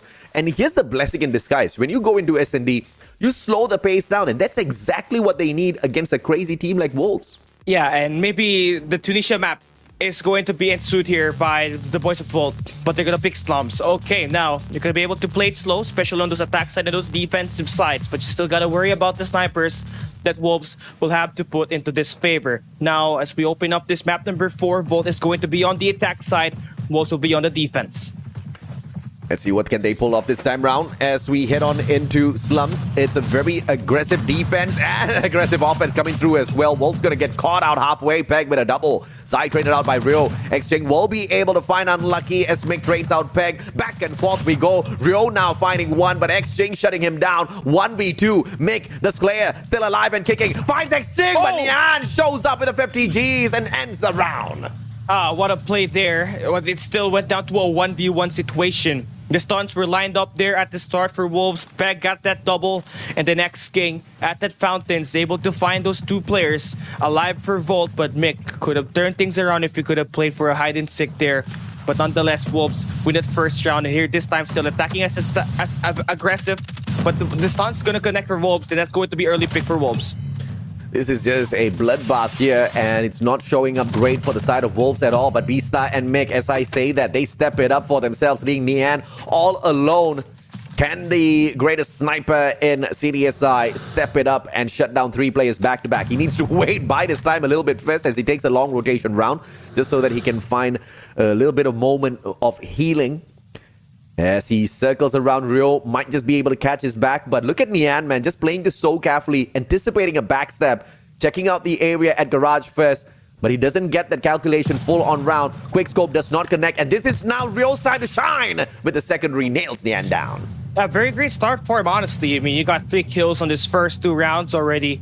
And Unlucky hasn't really been able to hit his shots, but you really need those close range engagements when you try to push in as the attacker on those mid-map, and that's how you're gonna have to win this game. You gotta have constant involvement from Rio, as well as Mick and Vista to get your shots on going on this close range. Oh, Nian, you cannot do things like that, man. Beautiful headshot through the smoke. Mick's gonna be able to trade one out. Nian goes down. Peg finds Beastar. Peg finds yet another. Mick goes down as well. Big kills coming through from Peg. And he takes down the superstars of Volt, leaving Unlucky and Rio all alone. Rio this time with the kilo 141 has been able to shine. Unlucky, pretty unlucky with the connections of all of those shots out of a sniper thus far. 2v4. This is not an easy one to retake. I mean, Rio is on for the waiting game, but confirms a kill on Zai. Okay, that's 1 star player officially out of the game. So you just have to deal with 1 more player to trade this one out. I mean, you can take down Peg on the fans here at the moment, but you're gonna have to wait it out, wait for these overextensions to happen. You got a minute left here, plenty of time to pick up that bomb that's on the middle of the map. Just have to wait for Rio and Unlucky to create those long-range engagements. Unlucky needs to find a way towards Dumpsters to take Exchange out of the equation. Fennec versus his sniper shouldn't be too much of a problem. We know Unlucky can hit those quick scopes, but Rio cannot afford a mistake here. Kilo 141. Peg, the timing is on the side of Rio. Peg takes away his process in the nick of time, and that gives the advantage to Rio for the slay. Hit glitch, he's not going to fight that at all. Smart play. Exchange, on the other hand, will go ahead to circle around, catch Unlucky, leaving Rio all alone in a 1v2. Oh, this is it. This is time for you to step up, Rio. You got 5 kills already in the game. You're going up against King, who has to back away because he's down to low HP. But you can see here the reposition being absolutely outstanding for Wolves. They're going to have that graveyards control. They can push towards that mid-map. But Rio really taking his time. Smart plays by Rio. The repositioning is absolutely sublime, but you got to respect what Exchange and King are doing together here. They play the tandem, they back away. They are going to be playing for trades. One goes down, unless, of course, the spray transfer is going to be good, but Rio clock just gets run down and Wolves takes the round. Yeah, I admire him taking his time, but that took too long, man. You had to... He wrapped around towards the ghetto instead of picking up that bomb and planting it at the B side. Yeah. And it really cost him that round. So Wolves, better timing on that rotation. Really knew what's happening in the game. That's why they were able to win through time expiration. And for Volt, looking to play this one very aggressive again. You can see the push being made all the way to the bricks already. It's going to be Vista. Gets 1, gets 3! Vista on a roll this time round. And Volt just on a roll. Vista's going to get the plan as well.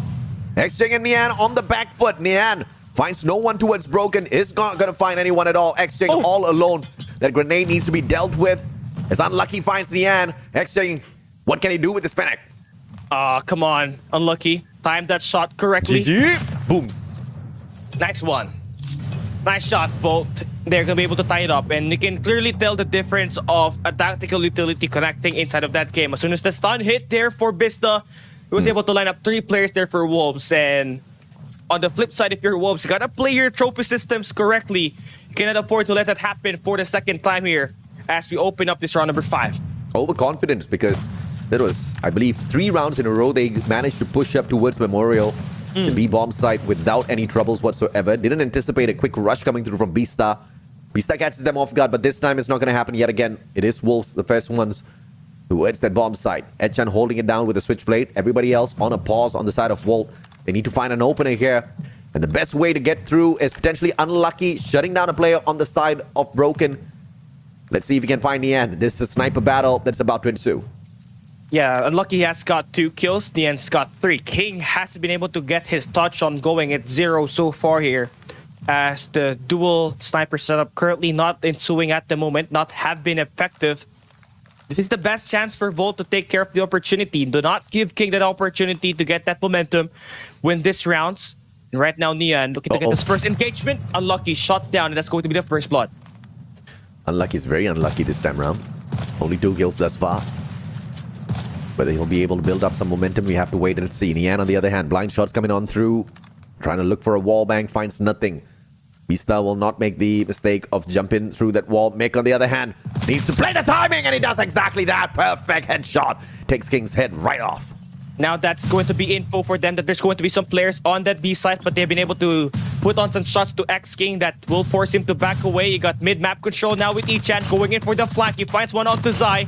Meg will try to push out, but you should be able to get this trades. But a lot better at positioning here for Wolves in terms of getting those corners. As you can see, Nian hitting that shot correctly onto Echan.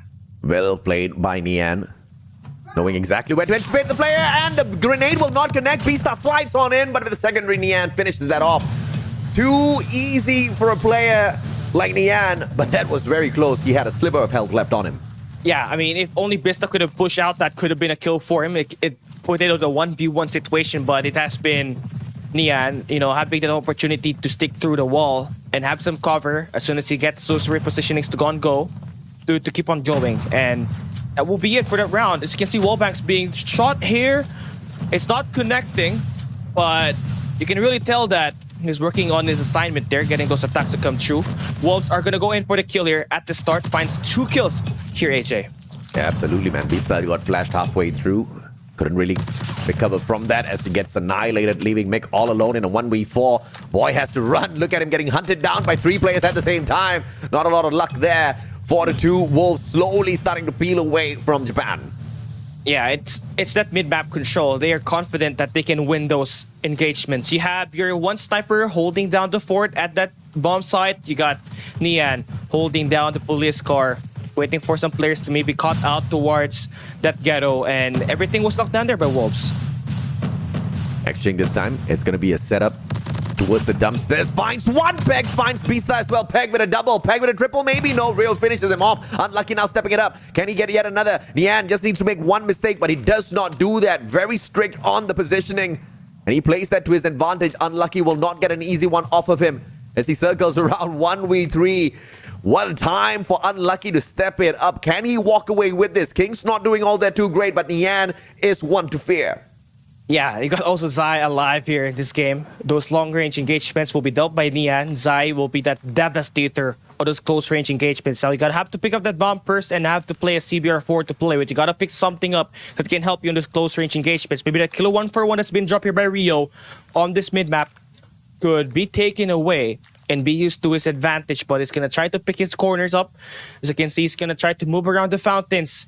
You can see Wolves swarming around the back as a crew. As soon as this bomb gets planted, they are going to go for the flank and get the shots to come through, AJ.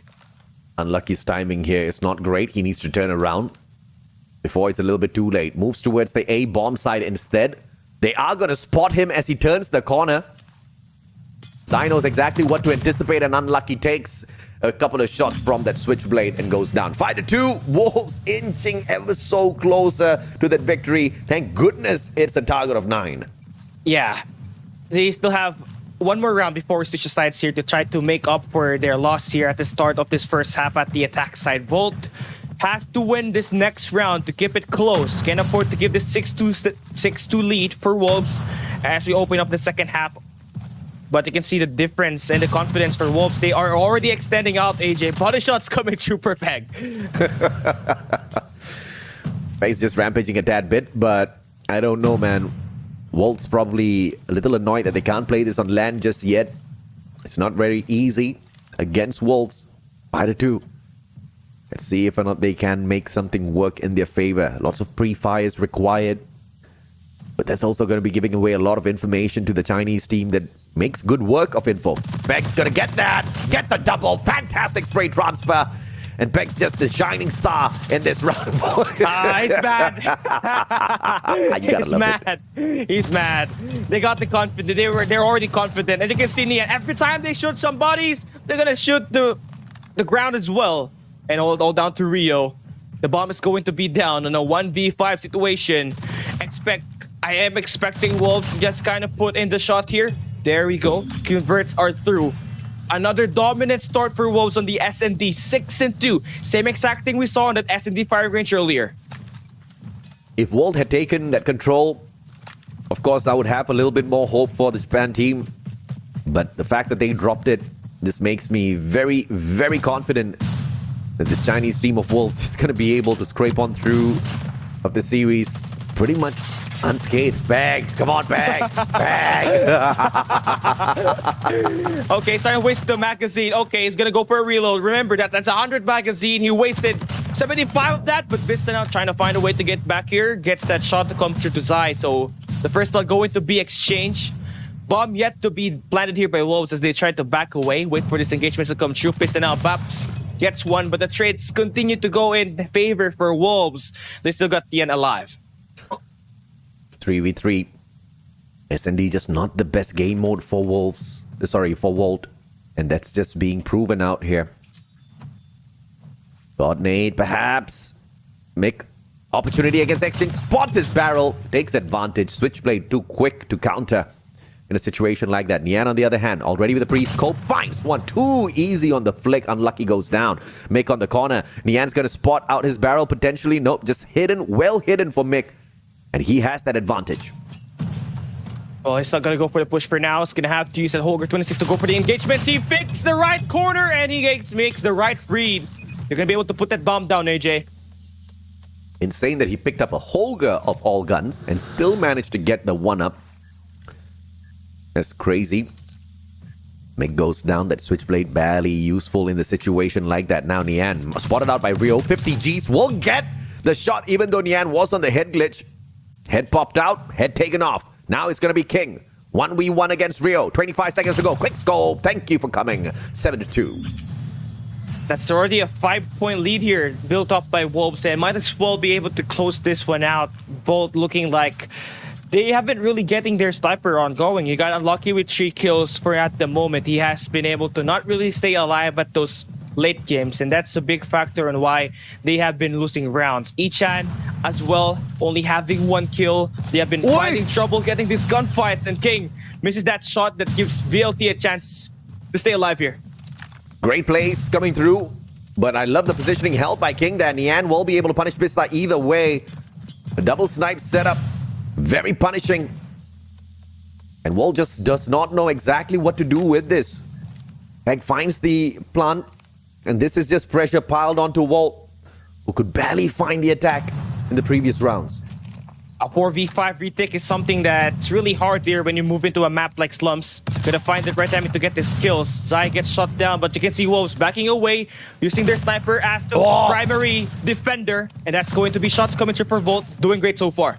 What in the world, Peg? The guy's on a roll! Gets a double!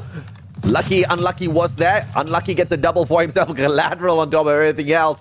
And it is a easy defuse coming on through for Volt to stay alive at least for a couple of more rounds.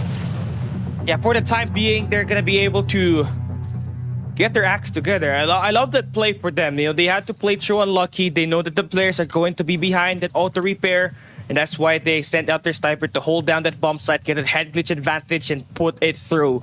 And guess what? Unlucky deliver. Now he has to do more than that to get this team right back into this game. But you're asking so much for Volt here, knowing that Wolves has had the momentum. Can Unlucky get this? One more shot. None of it connects. Both players on the side of Wolves and Volt trying the spot from earlier on. Very obvious camping spot. Bang! Quick slide out. Nobody punishes him. And Nihan gets a beautiful snipe. All tanks are going to concuss. Zai finds Echan from afar. 2 more players left for Volt. And this is match point for Wolves when they pull this off. Yeah, just 2 more players to deal with here. That's Rio and Unlucky. Bang will put the bomb down and put some bullets on the ground as well. This guy. Really frustrated, man. It's like, get it over with already. Exchange finds one. And that's an end. Match point now for the Chinese squad of Wolves. Volt really not scratching the surface at all in terms of showing us that they can be a good challenge at this S&D matchup against Wolves. They haven't really found their touch, man. Ever since the start of the CDSI 2023, their S&D is something that really holds them back. That's why they're not really able to win some rounds. And we can see here, trying to find a way to get back on the defense, but you see the bomb plant already happened. The first blood engaged where Nian finds that double. That should be it, AJ. Nian finds a triple. One with the God Nade, 2 quick scopes coming on through. Xing finds one and then blasts the bodies as well. Mick all alone, but brother Mick can't do much. Scoped out by Nian, who gets a quadra kill on this round. What a beautiful match by Wolves. They absolutely outclassed Volt on that S&D. Yeah, I mean, every shot just came through there. I think there was like 3 players for Wolves that had a double-digit kill. I think it was Nian, Peg, and Zai. So obviously, the S&D looking prime for Wolves. And man, I am not looking forward to that hard point knowing that Volt had been struggling for like the past 2 maps already. Volt might be able to stay alive with a crazy fight back, but the question is, what can they do post that victory? If they do manage to extend the series in this next S&D matchup, they pull off a miracle win. How are they going to take control and S&D away in the final 2 games against Wolves, who already have 3 victories against them thus far? They have to win this out 4-3, which means they have to go back to back to back on victories. Volt really needs to ramp it up, but I have not seen any signs of them ramping things up just yet, Cali. Yeah, there has been no spark that's been created on every maps that we've played so far, except for that hard point earlier. And it was supposed to be a map win for the squad of Wolves, if not for the heroic plays that the team built up to win that hard point takeoff. And if we do not see anything light up here for hard point, well, consider their chances to play at the next stage done and dealt with. As we take a look at our match results, Wolves, 49 kills, 1.44 KD. That's not supposed to happen normally on a game like S&D. 15 kills more than Volt. This is crazy, man. 18 assists more than Volt. I mean, there's no surprises whatsoever on that KD average versus what Volt could bring into this matchup, right? I mean, look at just 2 players on the positive KD, and even those positive KDs were nothing to really brag about. And Nian hitting a 3.2. When a sniper is hitting a 3.2 KD, you know the man is cracked. Yeah, this guy absolutely dominated the other squad. I mean, he's been able to hold down lanes, able to go for those quick shots as well. He's been very versatile as a sniper, and obviously the reason why he is the king of sniper of CDSI 2023. But you also got to highlight Peg there with 15 and 10. But all credits due to the man, the myth, the Nian. That's 16 kills with 1,352 damage, AJ. Yeah. Crazy stuff, man. Quadra kill, could have aced it out at one point if Peg did not step in and then shoot some bodies right after that. Crazy stuff. 3 MVP counts for Nian, and this guy, when you want to count on a sniper for S&D, if you've got him on your squad, you really don't need to break a sweat. In fact, even if Wolves were playing with 2 players disconnected, I think Nian would still run circles around. Yeah. Yeah, I mean, this guy has been consistent. We haven't seen him actually pull up in a game where he's gonna score single-digit kills. He's always on that double digit. Either it's going to be 13, 16, 10, or 11. He's that consistent as a sniper, and that's what makes this Wolves a different breed when they play this S&D because they can always rely on their sniper to win them those first bloods and those long-range engagements. Zai, Nian, Peg. That's all you need on the side of Wolves, and they will be able to take on the full squad of Volt in an S&D matchup, and they'll still walk away with a victory. They'll still walk away with a very convincing victory on top of everything else as well. That's how capable this team is. Volt just did not have a correct composition. I think it was a very slow-paced attack. They doubted themselves a lot. They had the bomb multiple rounds. You just saw the bomber just literally drop the bomb towards the statue area near the fountain, and there was just nothing much they could do about it, right? I think 2 of those rounds, they had their final players struggling to pick up the bomb. One of the rounds, they literally just let it go with the timer running out. Just very messy plays overall coming through from the Japan squad. Yes, I know a couple of people are justifying the ping being an issue, but those are all strategy issues that I saw there. It wasn't really an engagement problem.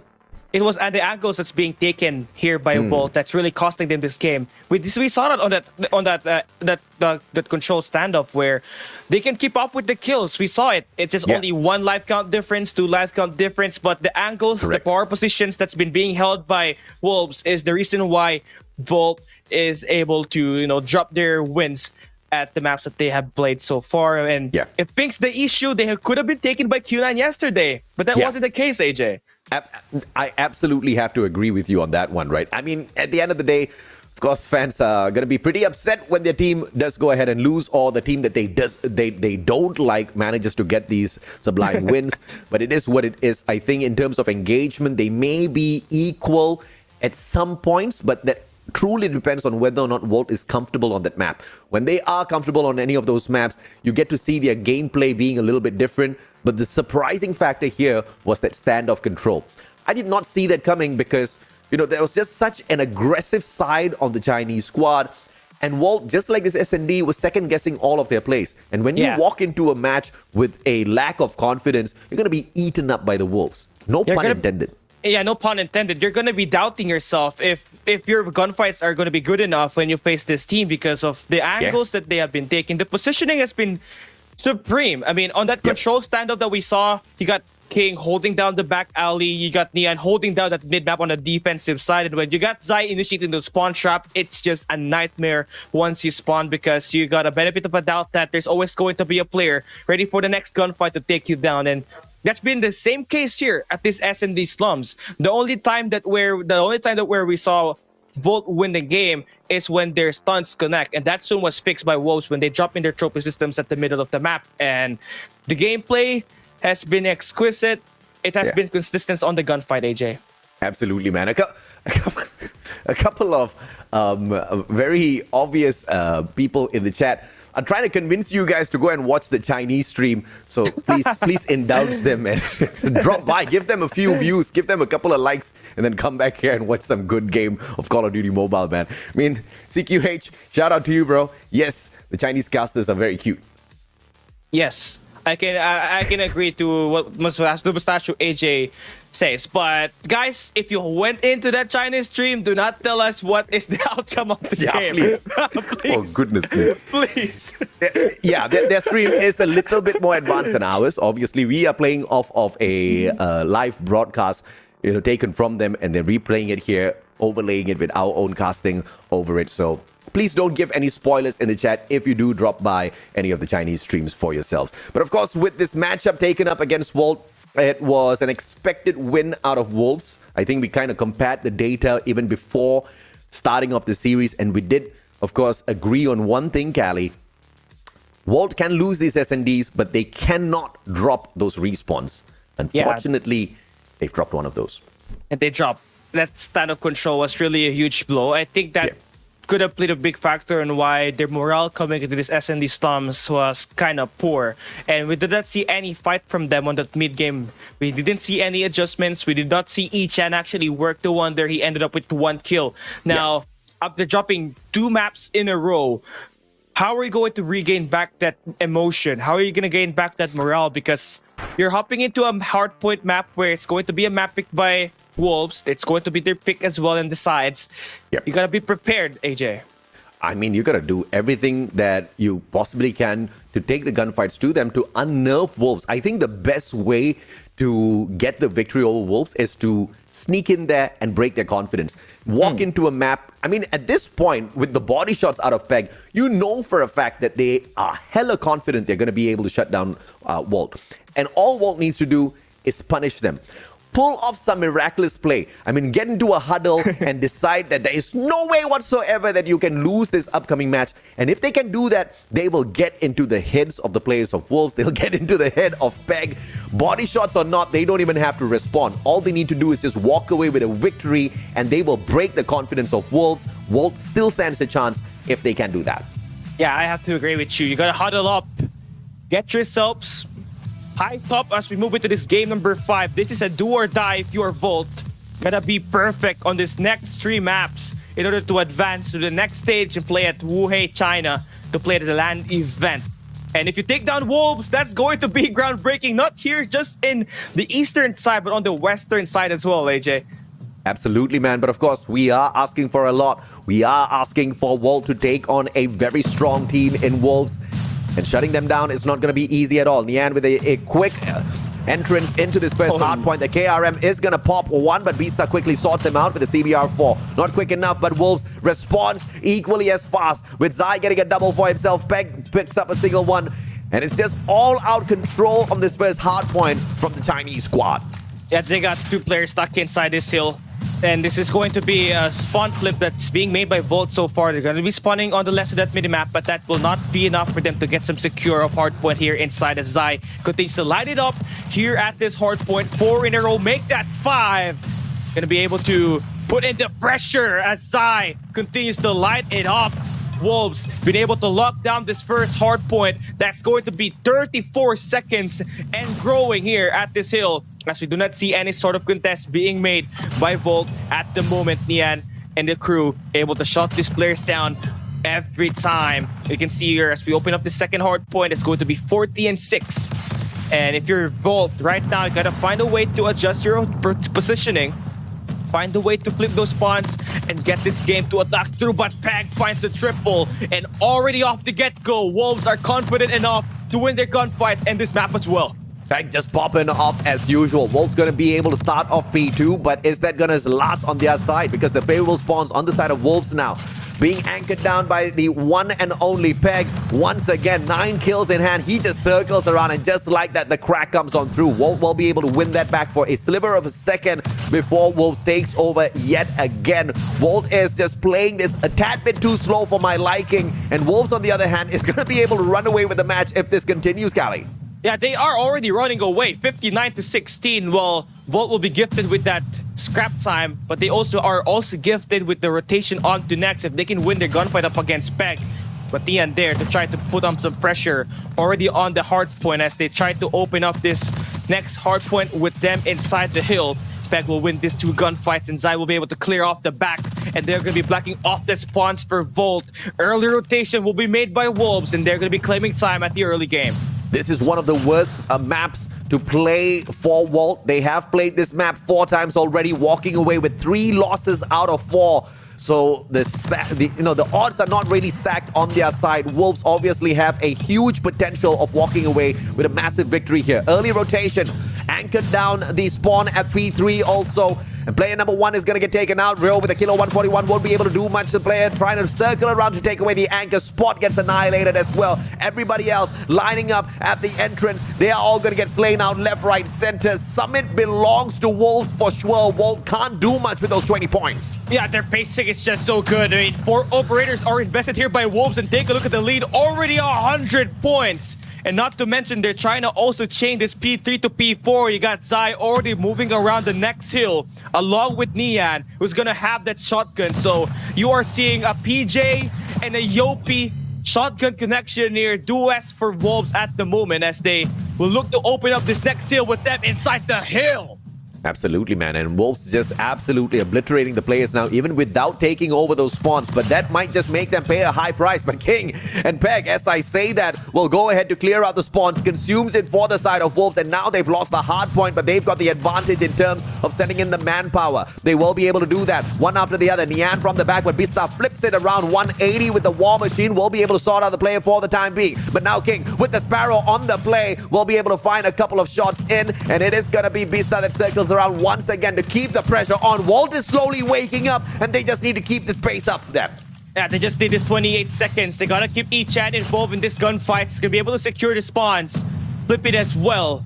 And you can see that the push being made by Wolves are gonna be locked in by Echan all by himself. He finds a double for the last time. And they should get this crap time, but Wolves trying to not give it all up here. They're still keeping in the push. You can see that the plays are going to be lined up for Nian on his close-range engagements. He has found 14, make that 15 for the squad, but you can see that Volt on that P4 claiming a lot of time compared to the last 3 hills that they've played so far. Wolves already on the hard point as well this time round, even before the unlock, and they are just absolutely outslaying Volt, not giving them a single inch at the hard point at all. Even before the unlock, they're taking control, and now with those power positions on the inside at control room, they're just slaying out their opponents. Nian roaming around, Gravity Vortex pulled out as well. Mick manages to slide away from that, is not going to get taken down a tad bit, and of course Echan up top will be able to get a double for himself, maybe even get the team of Volt into the hard point, turns around, gets the 3rd kill for himself, tagged up from the back. Exchange sorts him out so that Wolves can continue holding on to this first hard point. Barely a scratch on this hard point this time around from the Japanese squad.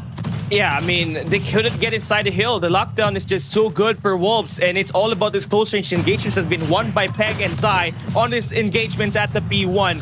And you're finally be able to see Wolves get their attacks ongoing. They're going to be able to claim in the scrap time, but Nian shots it down once again, getting its own 3 Ps. A 100-point lead will be made here by Wolves once again. You speak about a 100-point lead. I think we might just induct Volt into the 100-point club by the end of this by Wolves. Can they circle around and do exactly that? On to P2 now we go. Back and forth, we expect the play to be on this P2. And with Volt having 3 players there, they're going to be able to soak up a couple of points first. Exchange from up top. Fennec will be able to get the job done. Unlucky steps by for the side of Volt. And it is going to be the Annihilator play that is quickly diffused by Zai. Gets the shot from up above. Peg drops by as well. Plays the trophy system. Gets a double annihilation. And Peg gets the trophy kill onto Rio as well. Things are all breaking apart for Wolf, and Wolves slowly but surely running away with the match. Yeah, they're taking over this P2. They got everything locked down. One player will be able to sneak on by. That's going to be Mike to try to play some heroics for the squad of Volt, to try to get some time in, get that 100-point initiated. But it's going to take more than that. You're asking for the squad to play perfect on this next coming hills, is to try to come back up against Wolves. And Echan looking to get this scrap time for this P2. Get to the last 8 seconds, reach a 100-point, and force yourself to play a reset and try to take away as much as momentum that you can get up against Wolves as we open up this P3. That one shot out of the KRM prevents Walt from getting to that 100-point mark. And now, in the meantime, it's going to be Wolves anchoring down this P3. It's going to be the cable car platform for the show. Maybe even the finisher here. Nian will be aggressive with a Gravity Vortex. Soaks up one player. Can he soak up yet another? He sees it, and he goes in for that shot as well. Peg from the back will be able to sort one out. Goes in for the claw investment. Operator after operator whipped out by Wolves to make sure that this is the final hill of the game. Mick needs to go in for a God Nade. Echan steps by with a Purifier. This is going to be a back play. Unlucky steps by for the backup as well. Nian goes into Annihilate 2. No, 3 players. And he saves the hill for Wolves. This has to be the last one this way.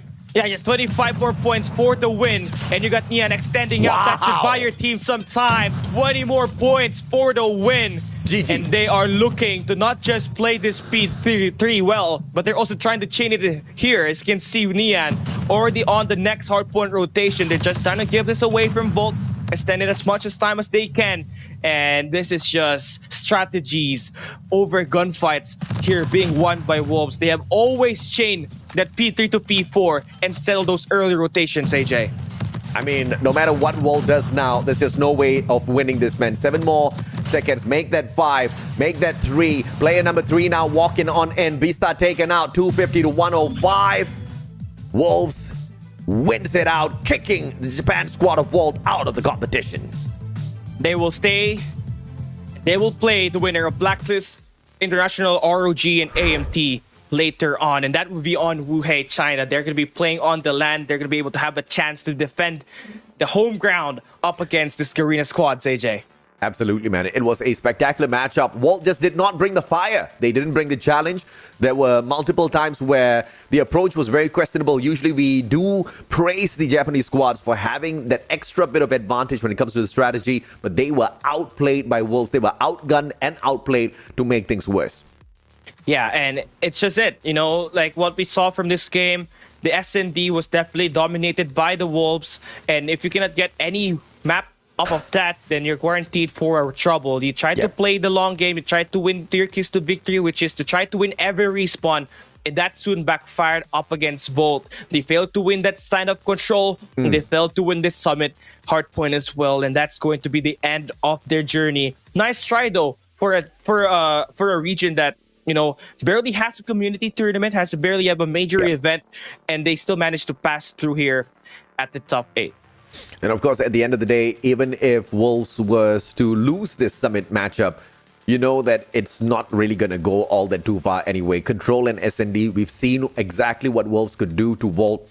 Volt didn't stand a chance. 4-1 victory for Wolves, beating down Volt, kicking them out of the competition. Like you said, Cali, they move on to the next stage, and they'll have to deal with one of two teams, either Almighty or Blacklist International ROG. And this is going to be very interesting, knowing that Wolves have been set down here by WPM. Their only loss so far is up against a Garena squad. So very interesting take if they will have the mental fortitude to take down one of the teams that will be advancing onto this next stage. But on the player results, we saw not just Nian, we also saw Peg, we also saw Zai. These 3 players have been consistent for the last 3 maps. They've always been able to be the top 3 fraggers for Wolves, and I think that's the reason why they've been able to remove the momentum away from Volt, take these maps away.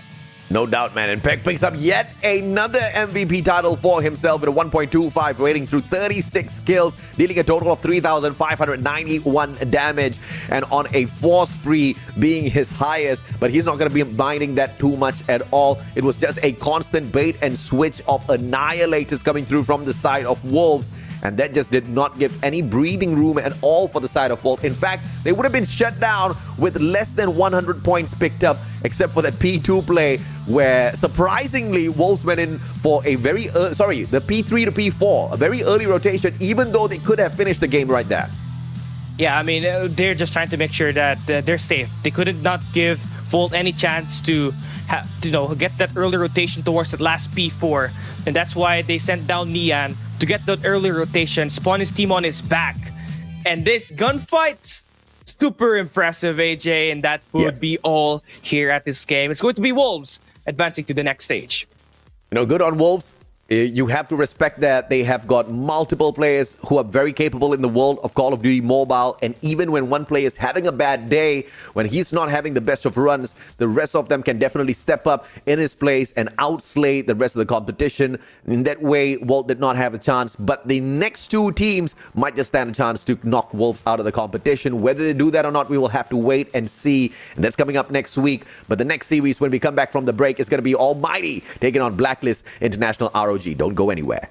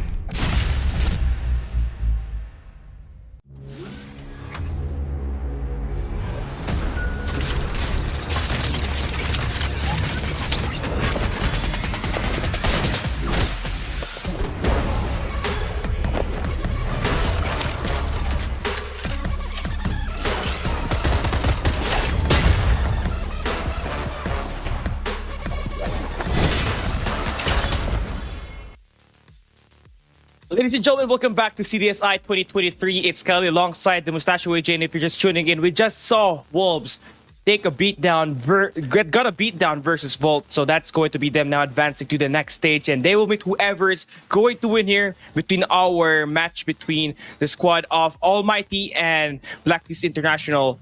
And you can see it here, gunfight's already in. First time we see shipment, AJ. Absolutely, man. And of course, it's going to be a hot one. Incendio finding the first frag. Rage down. Yato swings around and Irfan J says, hello, bye-bye.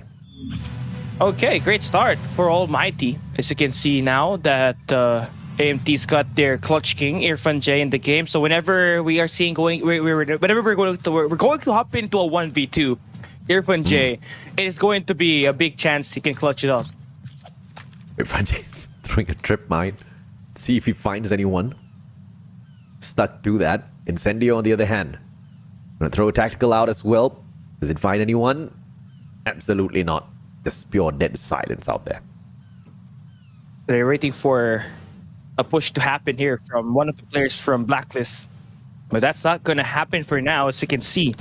They're waiting for that capture, for that flag to open up. Incendio will be trying to push in along with his teammates. They have found one info on the top trailers, but that's not going to be enough for an elimination. Information from Irfan J can be played to the T now. He knows that Yato's going for the flag. Rage circles around and punishes Incendio. Irfan J with the info can't do much. Rage gets a double. And the gunfight, 1 round, back to Blacklist. We're all equal. Iceman Rage playing it well. As you can see now, we're going to be switching up the guns here. And there's a lot of history between this AMT and Blacklist. This go down to back to 2 years ago where they played the Eastern Finals and it was Blacklist who took on the chip. But ever since that happened, we saw a little bit of a back and forth in terms of those series ones. But here this time at this gunfight though, Blacklist taking a 2-1 lead. Rage managing to pull that one right back.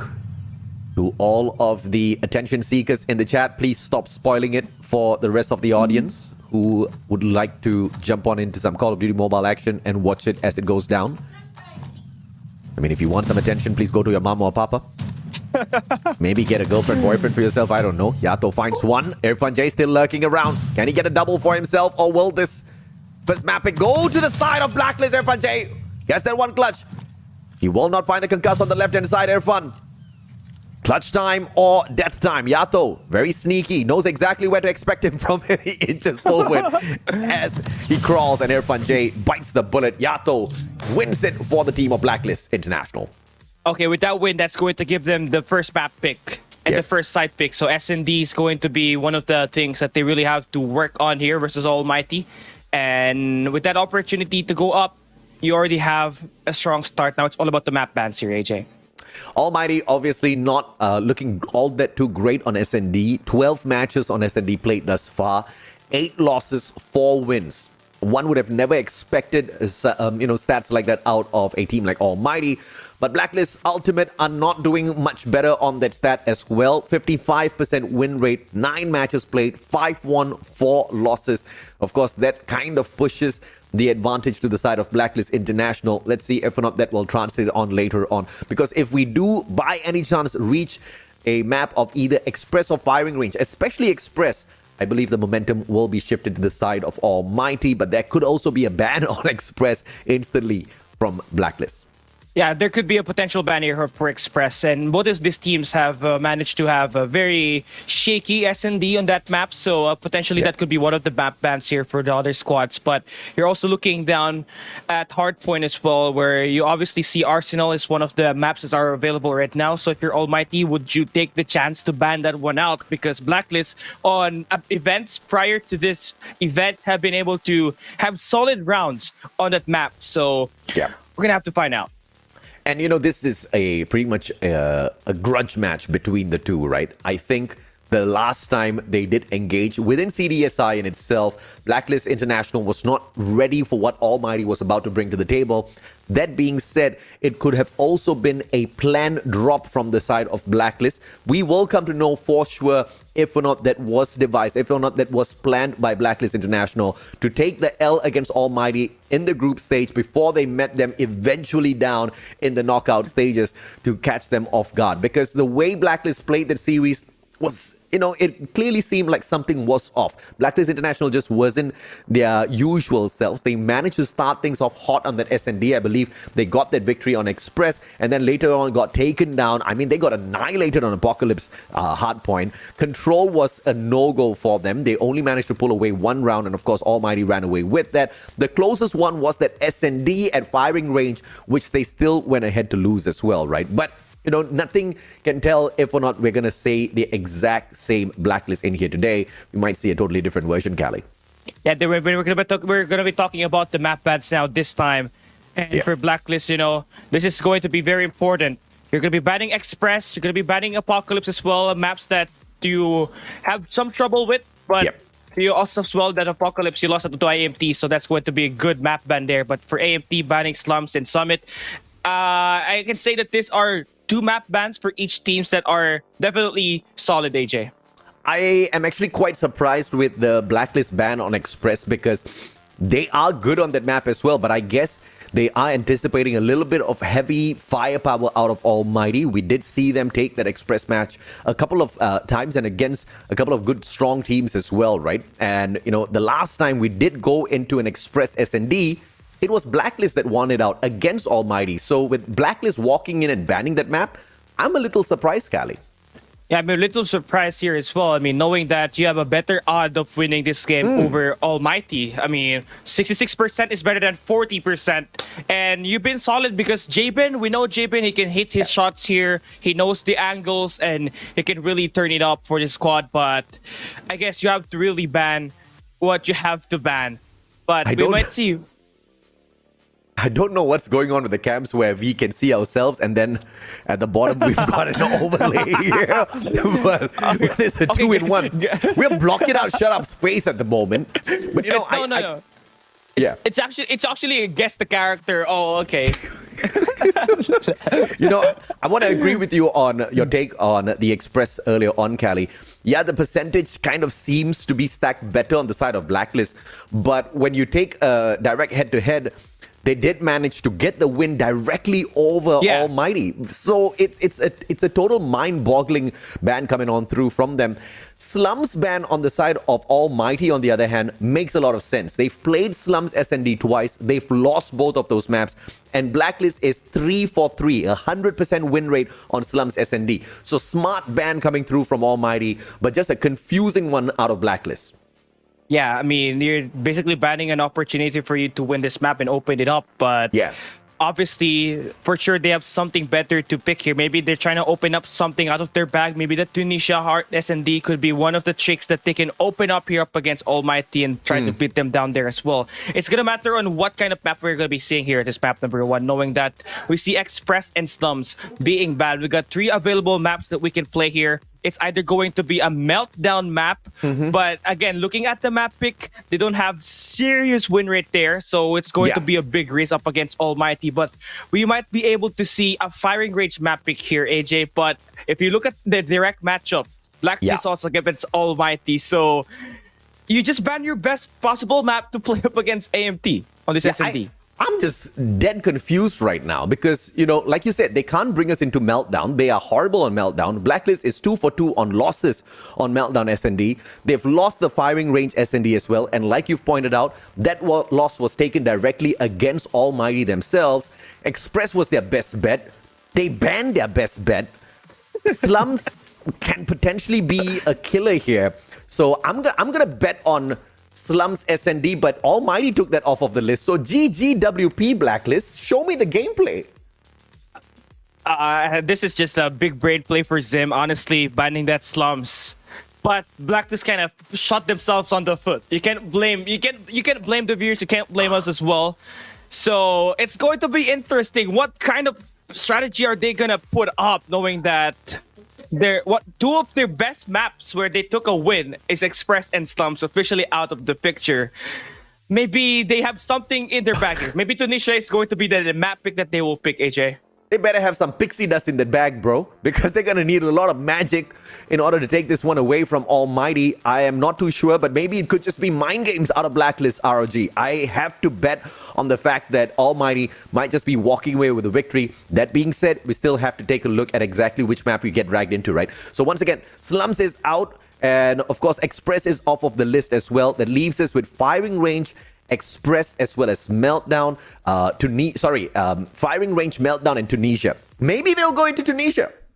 Maybe. Yeah, I think that's the best case for them, knowing that they did not really put in any sort of strategy played out on the CDSI group stage because they didn't play the map. Same thing can be said for Almighty, so they might throw in a curveball, get this map number 1 in their favor, and they have to really play this one well, because if Jabin doesn't hit his shots, it could be trouble, because Shut Up and Heaven, they have picked up their gunfights. Absolutely, and Heaven has shown us, has proven to us that yes, he would love to play that SMG, but he is also very proficient every single time he picks up that snipe right back. Shut Up is going to be the main sniper of the team, but push comes to shove, you know Incendio is going to be showing up with the third sniper as well, just to troll Blacklist International. And if that happens, I think that's going to be a sign that Almighty is getting very, very confident. Are we going to see the cocky side or the super confident side? Either way, Blacklist will be in trouble for S&D.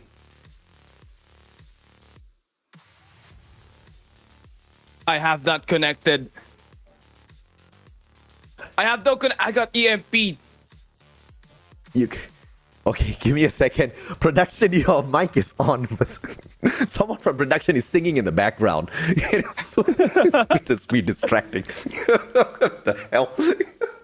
Okay, wait, hold on a second. I don't know what's happening. Why am I freezing? I don't know why you freezing. Cali is freezing. Production is singing in the background. Mustachio's confused. Mustachio's confused with the map bans. Mustachio's probably going to be confused with the map picks in a bit as well. This is turning out to be a very, very interesting start to series number 2. Okay, I'm looking forward to more surprises. I'm looking more... AJ? Where are you frozen? Okay, I thought you were frozen for a bit. Okay. Oh my god, this is spectacular. I love it. What do you mean you love it? This is not... And production still hasn't muted their mic. Pusangala. Yeah, you have to mute them directly. Yeah, I'm gonna mute production. So GG for him. Let me mute this guy. Okay, now peace and quiet in my ears once again. Okay, so yeah, so there's a little bit of a delay on this matchup. Gunfight won by Blacklist International, and they go ahead to ban their best bet on S&D, and now they leave us in a position where if they bring us to Tunisia, it might be a 50-50. If they bring us to one of the other 2 maps that are still available for the pick, there's a high probability the advantage goes to Almighty. Is Blacklist trying to give the advantage to Almighty at the very get-go here? What's your take on this, Cali? I obviously think that that Express ban is something that they could have used here on this map number 1. I think they have given Almighty a big chance to win this game. And you're now hopping into game 1 S&D on a map like Meltdown, where you have lost 2 maps on the group stage. Well, at least Almighty lost their Meltdown too, so we are starting off on an equal footing here. Maybe 50-50. Let's see exactly what the setup's going to be like. Shut Up on the snipes. Going to be spotting it from office, finds nobody but 2 players on the side of Research Institute. Big Chimney is going to be stacked up by 2 defenders as well. Incendio and Irfan J. Incendio with the right tech, Irfan J with the Fennec. Rage will find one and instantly drops Irfan. That's automatically an opening made at the A site here. The bomb plant is going to ensue here for Rage. And for AMT, they still haven't made the move just yet, despite the info that Irfan J is down. They're going to wait for that bomb plant to happen before they make a move. Nate finds no one. 3 players on the stack. Yato will find an easy one on Incendio. Down on numbers here. It's a double snipe setup. Shut Up as well as Heaven. Shut Up will find a quick one.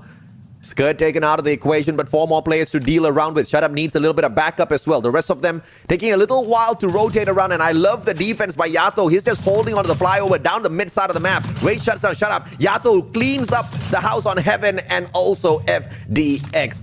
Almighty stood no chance in the first round. This is what you want for Yato. This guy has been so silent in this S&D so far. I believe yesterday he scored 3 kills on like 9 rounds of action, and then now this time with the first round has 3 kills to his name. Follow up with the play from Rage with 2 kills. Blacklist, you are off to a great start. You just have to keep up the consistency as the attackers. You're gonna hop into a B-side push here this time. Gonna have to be prepared for those next gunfights. 4-man stack on this B-side push. Instant plant going to come through. Clutch King Irfan J can't play the prevention. Yato with a God Nade onto Heaven as well to down the numbers. Jabin already on the pre-scope. Bye-bye, shut up, he says. And he waits for yet another. Irfan J did manage to back away a tad bit, and he plays this game of patience long enough, and FDX shows up. Incendio drops one as well. Incendio does get traded out. Yato finds FDX. Irfan J can't do much. The guy pretty much stayed silent down the mid of that generator all the while. Yeah, I mean, kind of a sloppy play there for AMT to back-to-back rounds. They have played it a little bit slow once the bomb gets planted. So right now has to be tighter on those rotations to make this push happen. You got already Incendio last round, putting up the opening at the mid-map. Just failed to get that execution. Now hopping into our next round, we're going to see AG take that first blood up against FDX. And they are able to cross the bomb as well to the B-side, AJ. Careless retail by FDX, even though he was low on HP already. No idea exactly what made him think he could win that. Skirt, easy one on Irfan J. Again, Clutch King slipping up, Heaven taken down. It's a 5v2, too easy. Shut up, tagged up, and Skirt finishes him off. What's up with the retails out of Almighty? Jabin with the final nail in the coffin. 3-0, Blacklist International steamrolling Almighty at the start.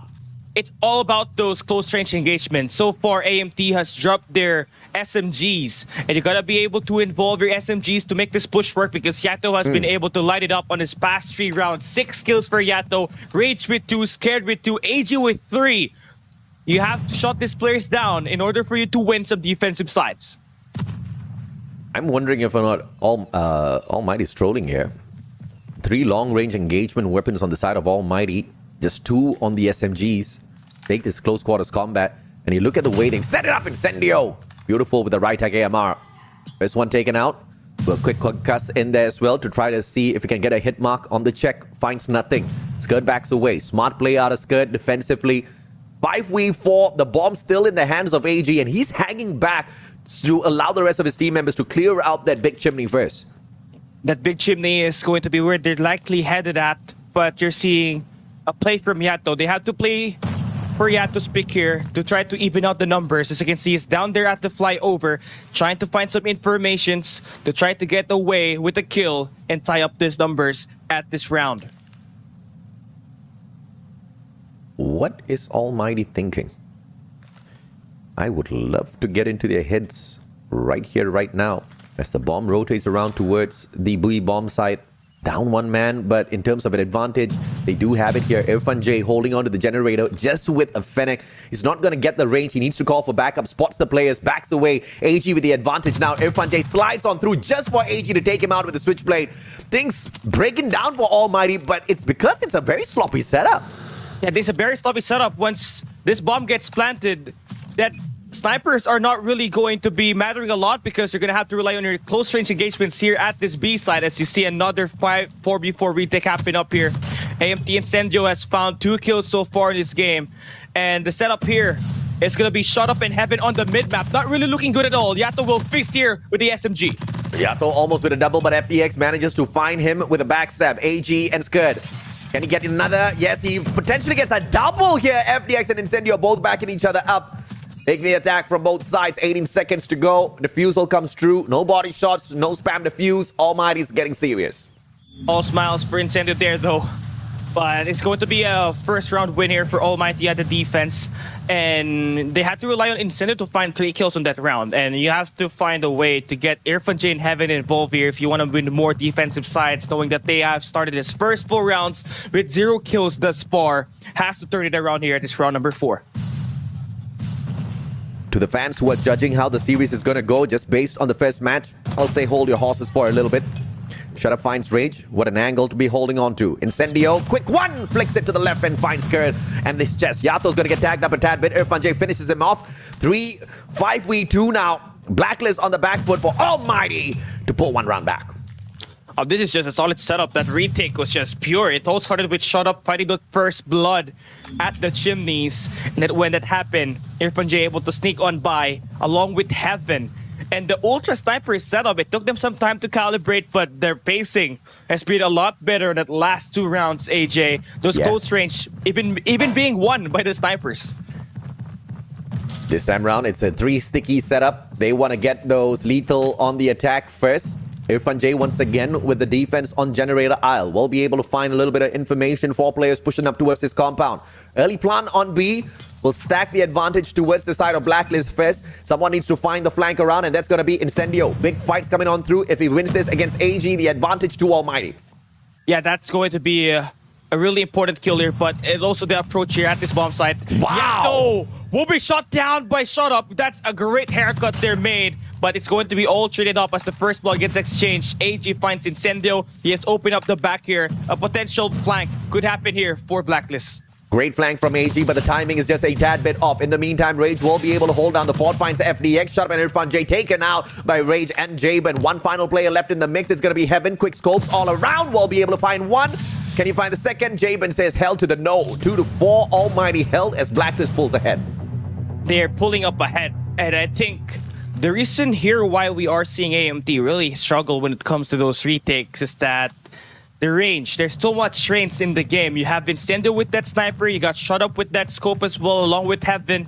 And one has to drop in that sniper and play those SMGs, knowing that Blacklist has been doing well so far, planting that bomb. Once again, a 4-man stack towards the B bomb site. Almighty has not adjusted their defensive stature here, with all 3 of the long-range engagement specialists moving towards the mid side of the map. Heaven backing up Irfan J, but finds no angles to work a snipe at all. Rage. Nade will be tossed on in. Finds nobody just yet. Jabin, on the other hand, finds the foot of Shut Up and takes his leg off. And then that's a nice angle for Shut Up there for Jabin. But now you're going to see the push coming through here. A little bit quick once again for AMT. They're attacking one by one. Individually, you're not going to cut it through when you have Yato as one of the better SMG duelists here for the side of Blacklist, doing the initiative. An early 5-2 lead, and we're starting to see quite a pull-away lead now for Blacklist here at the attack side. This is a pretty quick match from the get-go here. Almighty slipping. Blacklist International very happy with that fact. And they're going to be running away with this once again with a push towards the B bomb side. This time Incendio swaps with Irfan J. I love this setup a little bit more. Almighty getting a little bit more serious. Incendio should be able to hold down the fort a little bit better with that right-tech AMR. FDX circles around. AG will be found. Almighty with a man advantage.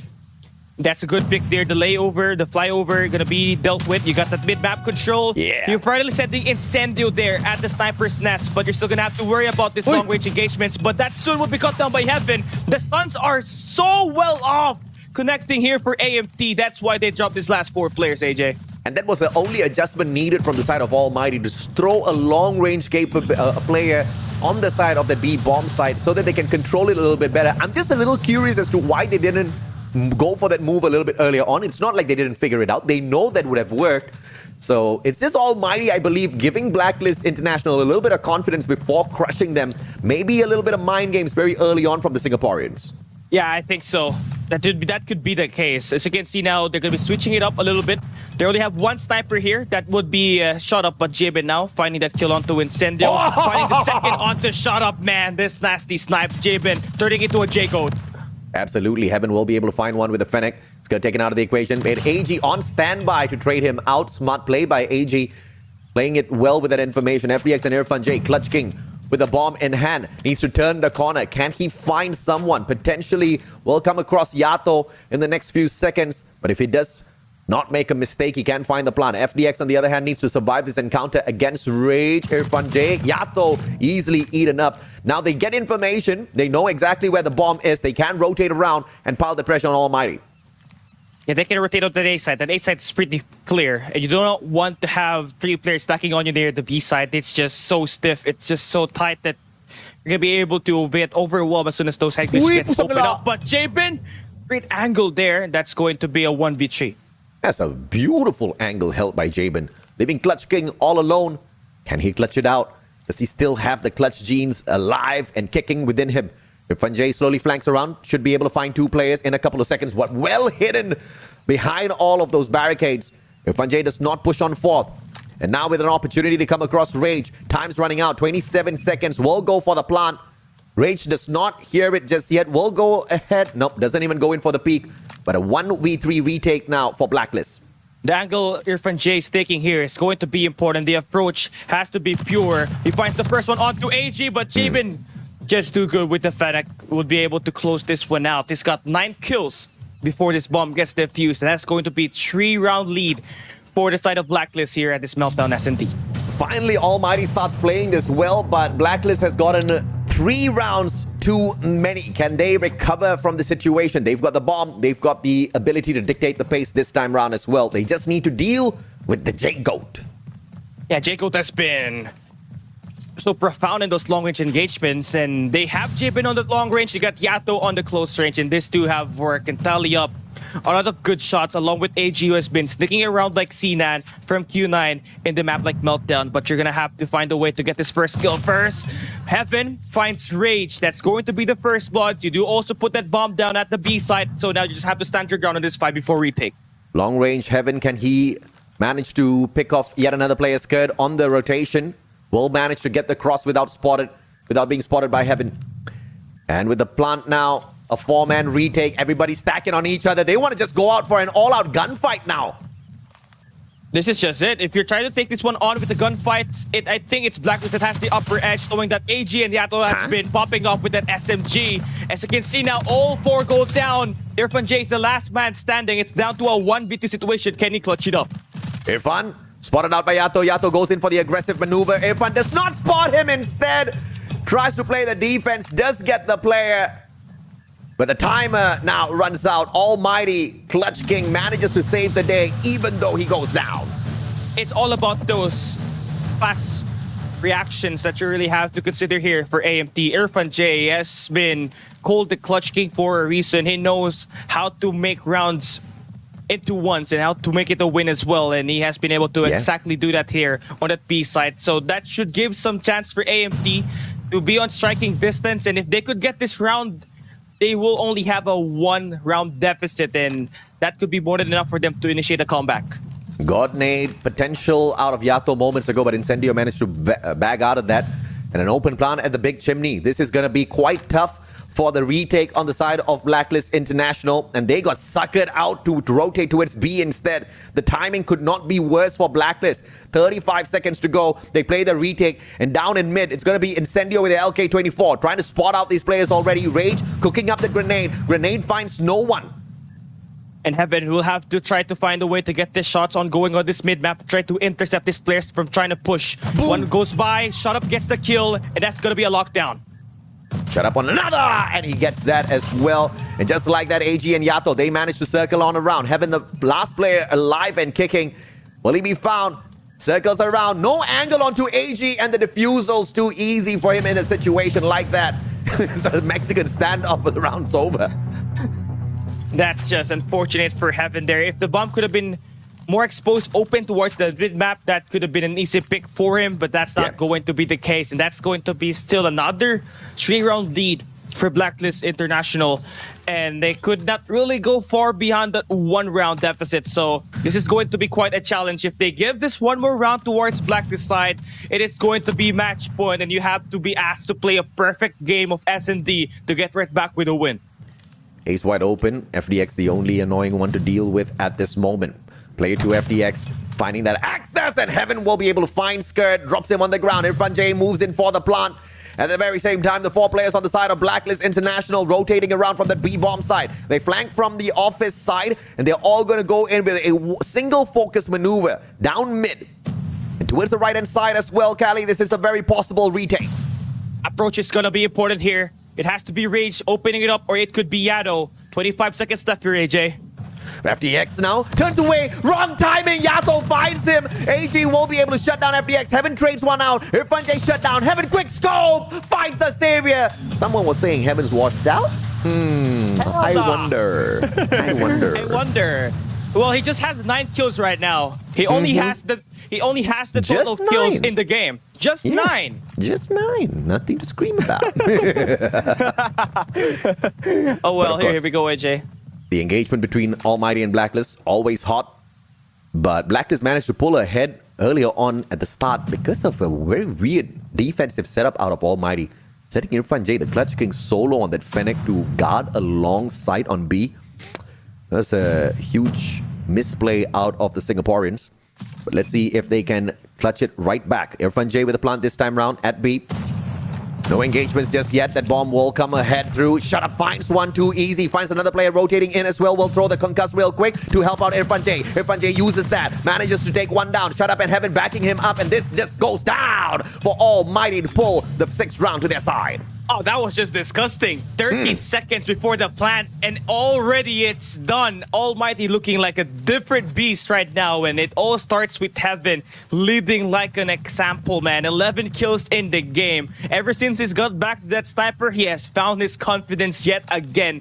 Has been the de facto here for the squad of Almighty as he tries to switch it up here with the Fennec this time. The bomb plant there, trying to find a way for some players to try to overextend, and that's going to be Rage. They will spot out on the wards toward that chimney while they're trying to BC up, try to push here, create some space at this B site. We haven't yet seen any bomb plants just yet. They're trying to make this one very solid on the setup. Totally forgot it's Father's Day today. Happy Father's Day, Bobby, and as well as all of the other fathers out there who are tuning into the broadcast. Hope you guys had a great celebration together with your kid or kids and your spouses. Almighty trying to find the equalizer here. Plan executed already. 35 seconds on the retake for Blacklist International. They're stacking this up good. The lethals have been expanded already. They can still work around with the concuss, and AG finds Heaven prowling out in the open. Switchblade strikes quick. Rage finds 2 for himself. Concuss could not go in for the switch onto the second player, but Yato will be able to finish that off. Strings it along to shut down Incendio, and Skirt finds FDX. What an easy play. Blacklist on the match point. It's just an explosive SMG slugfest here for Blacklist in the last round. As soon as the stuns connect, it was Yato pouncing. It was AG on the bounce as well. And they have been the de facto here for Blacklist. 15 kills for Yato, 14 kills for AG, and they have been the reason why AMT kept on struggling on their close range engagements. Now at a match point, potentially can close this one out here at this round number 14. Rage? Very aggressive. I thought he was just going to walk into those 2 players. Spots out the corner, walks towards it, so no information. No audio cues given away to Almighty just yet. Jabin circles around. This is going to be tough. Heaven already on standby, but Jabin says bye-bye. Not good right now for AMT. Every time that they get first deaths, they always turn it into a round loose, AJ. Oh, absolutely. Irfan J. Clutch King finds one, but Rage and Skirt quickly equalize and bring the numbers right back to their side. Incendio and Shut Up now. Shut Up finds one with a quick one. Locus Electron in the hands of Shut Up. Can he find a quick aim in here? Booms! He takes Yato right out of the round. Jabin on the other side will be holding on to that angle to force Shut Up out. Incendio trying to back him out. Skirt will be taken out of the equation, now leaving Jabin all alone. He tags up Incendio for the finisher. Incendio goes in for the slide. Jabin's position has been given away already with a sliver of health. He backs away. Shut Up circles around, finds him, and drops him. 6-7. One more round for the equalizer, and perhaps even in overtime. That was a great recovery made by Almighty. I mean, that slugfest at the A side has been back and forth, but the good thing here was that the last 2 players from AMT is able to keep it composed. They slow it down. They try to get the read on one of those entrances, and when Shut Up was able to find the right timing, they're able to come in with the bounce, and they're able to win it as well. Now they're going to go in there very aggressive at this A site. We already know Blacklist is going to try to make a push towards the middle, and the nade from Irfan J, that should settle it down. It's good. Jabin both stepping it up. Incendio will be able to find one trade. Heaven as well, and he equalizes the number. Incendio's really low, and Scud finishes him off. Heaven, can he roll around? Finds one. Yato taken out. AG goes for the trade, but does not find Heaven. Switches around the position, and now Heaven on the prowl for the attack. 2v2. The bomb on the ground. Attacking side of Almighty. They've got the advantage. They've got everything on. Blacklist just trying to stack this one, and they're going to be able to cut Shut Up in between. Caught in the yak as well. And it's Heaven as the last man standing. He's got a switchblade to play with, and is trying to settle for that plant. But for Blacklist, they're trying to get this guy to plant that bomb, and they are going to try to play for a 1v2 retake, but he's going to try to go in, get those contests, but it's not going to find no info at the moment. Trying to swing this one way behind their base to try to spot any of these players from trying to sneak in. Smart play by Heaven. Can try to play his chances over at the B bomb site. Stacked right below the flyover is Skirt and AG. Both players with the SMGs in hand. Fennec as well as Switchblade. Switchblade in the hands of Heaven should be able to take the 1v2, no problems whatsoever, but it's all going to depend on his position that he holds on to right after this plant. 22 seconds going to be brought up to 45, and that's not in favor of Almighty. He has to play his angles here correctly. These last two players from Blacklist ain't no joke. That's going to be the SMG duo, Scared and AG, trying to break this down, win this map, and avoid this map from going overtime. Heaven playing it patient. It's going to be the timing. AG will get taken down, and this is all on the side of Heaven now. He flicks it. He makes a mistake, and Scared ends the game with the diffuser. Almighty drops the ball. And this was such a winnable game for them if it was not for the blunder in the first 3 rounds where they kept stacking Irfan J all alone for the defense on B, pretty much leaving it wide open. 3 easy rounds for Blacklist, and you're not going to be able to take that back from them. Yeah, and that's going to be the first map now in favor for Blacklist. But I really love the step up here for Heaven. You know, this guy was really struggling in terms of playing that snipers on Green Masters 4, but here this time he has been reliable. Now he's been able to balance that sniper and that switchblade as well on the attack side, and been able to get those top frags for the squad, but not really enough. If he could have taken that kill onto AJ and backed away, play for time, it could have been a different case, AJ. It could have been a chance for him to get the advantage in that 1v1. But I really don't understand the play here by Almighty at all. Why did they give away 3 free rounds? And they clearly knew they were giving away free 3 rounds. They expected the push to come through towards that A bomb site. I understand that play, but stacking 3 long-range players onto the right and then just sending Irfan J all alone with the Fennec to defend that B bomb site was a play that I would not be a big fan of. I wasn't a big fan of, and clearly it did not work. He couldn't retake. All he could do was spot those players. They still took that bomb plant. He couldn't do much until he waited for a little bit of backup from the rest of these players. And then by the time they arrived there, they all got slain out by Blacklist, right? That play just wasn't doing much at all. And they did that 3 times in a row. Yeah, if Irfan J could have used maybe an AR, he could have a standard chance to stand his ground in those long-range engagements. But no, it's not. His positioning as an SMG was on the sniper's nest. Under the sniper's nest, it's always the long-range engagements that always, gets dealt with there. If he could have positioned himself on the boiler room, he could have stand a chance getting at least 1 pick before he gets shot down and buy him team some time. But no, that was not the case. And that really beat them at the end of this game where they're trying to close this one out. But those 3 rounds was just too valuable, and that's why Blacklist was able to take this win.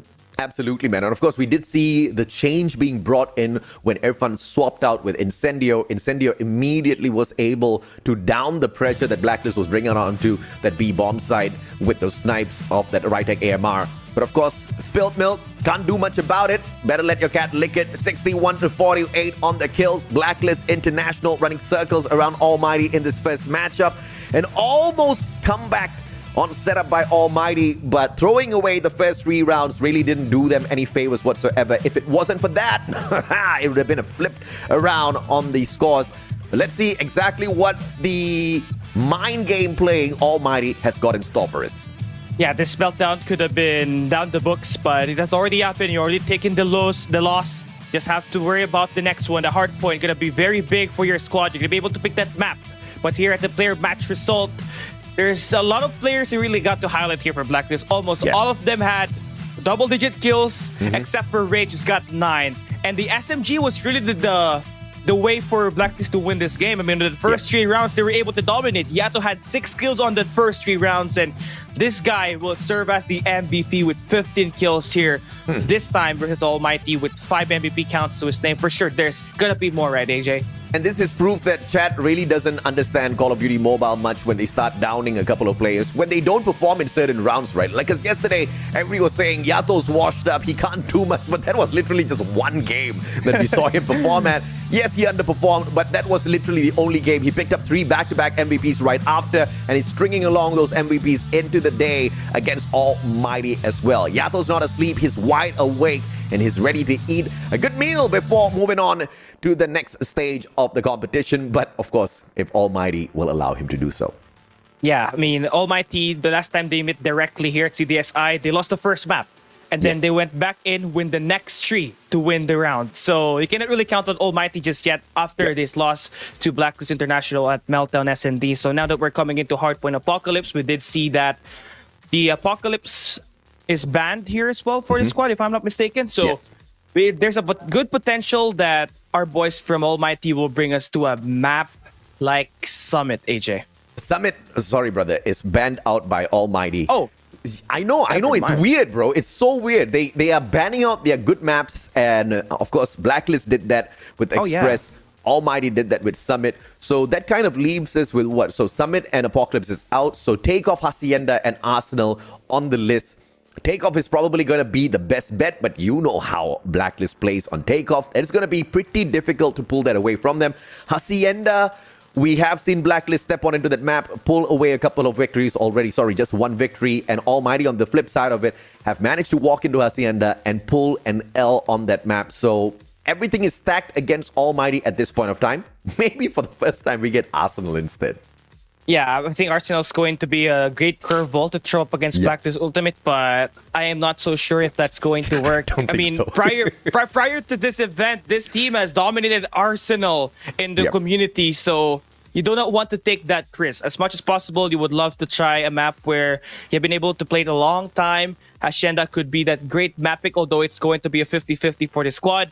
They have to try their chances against Blacklist International Ultimate. I mean, Blacklist tried their chances on Meltdown here today.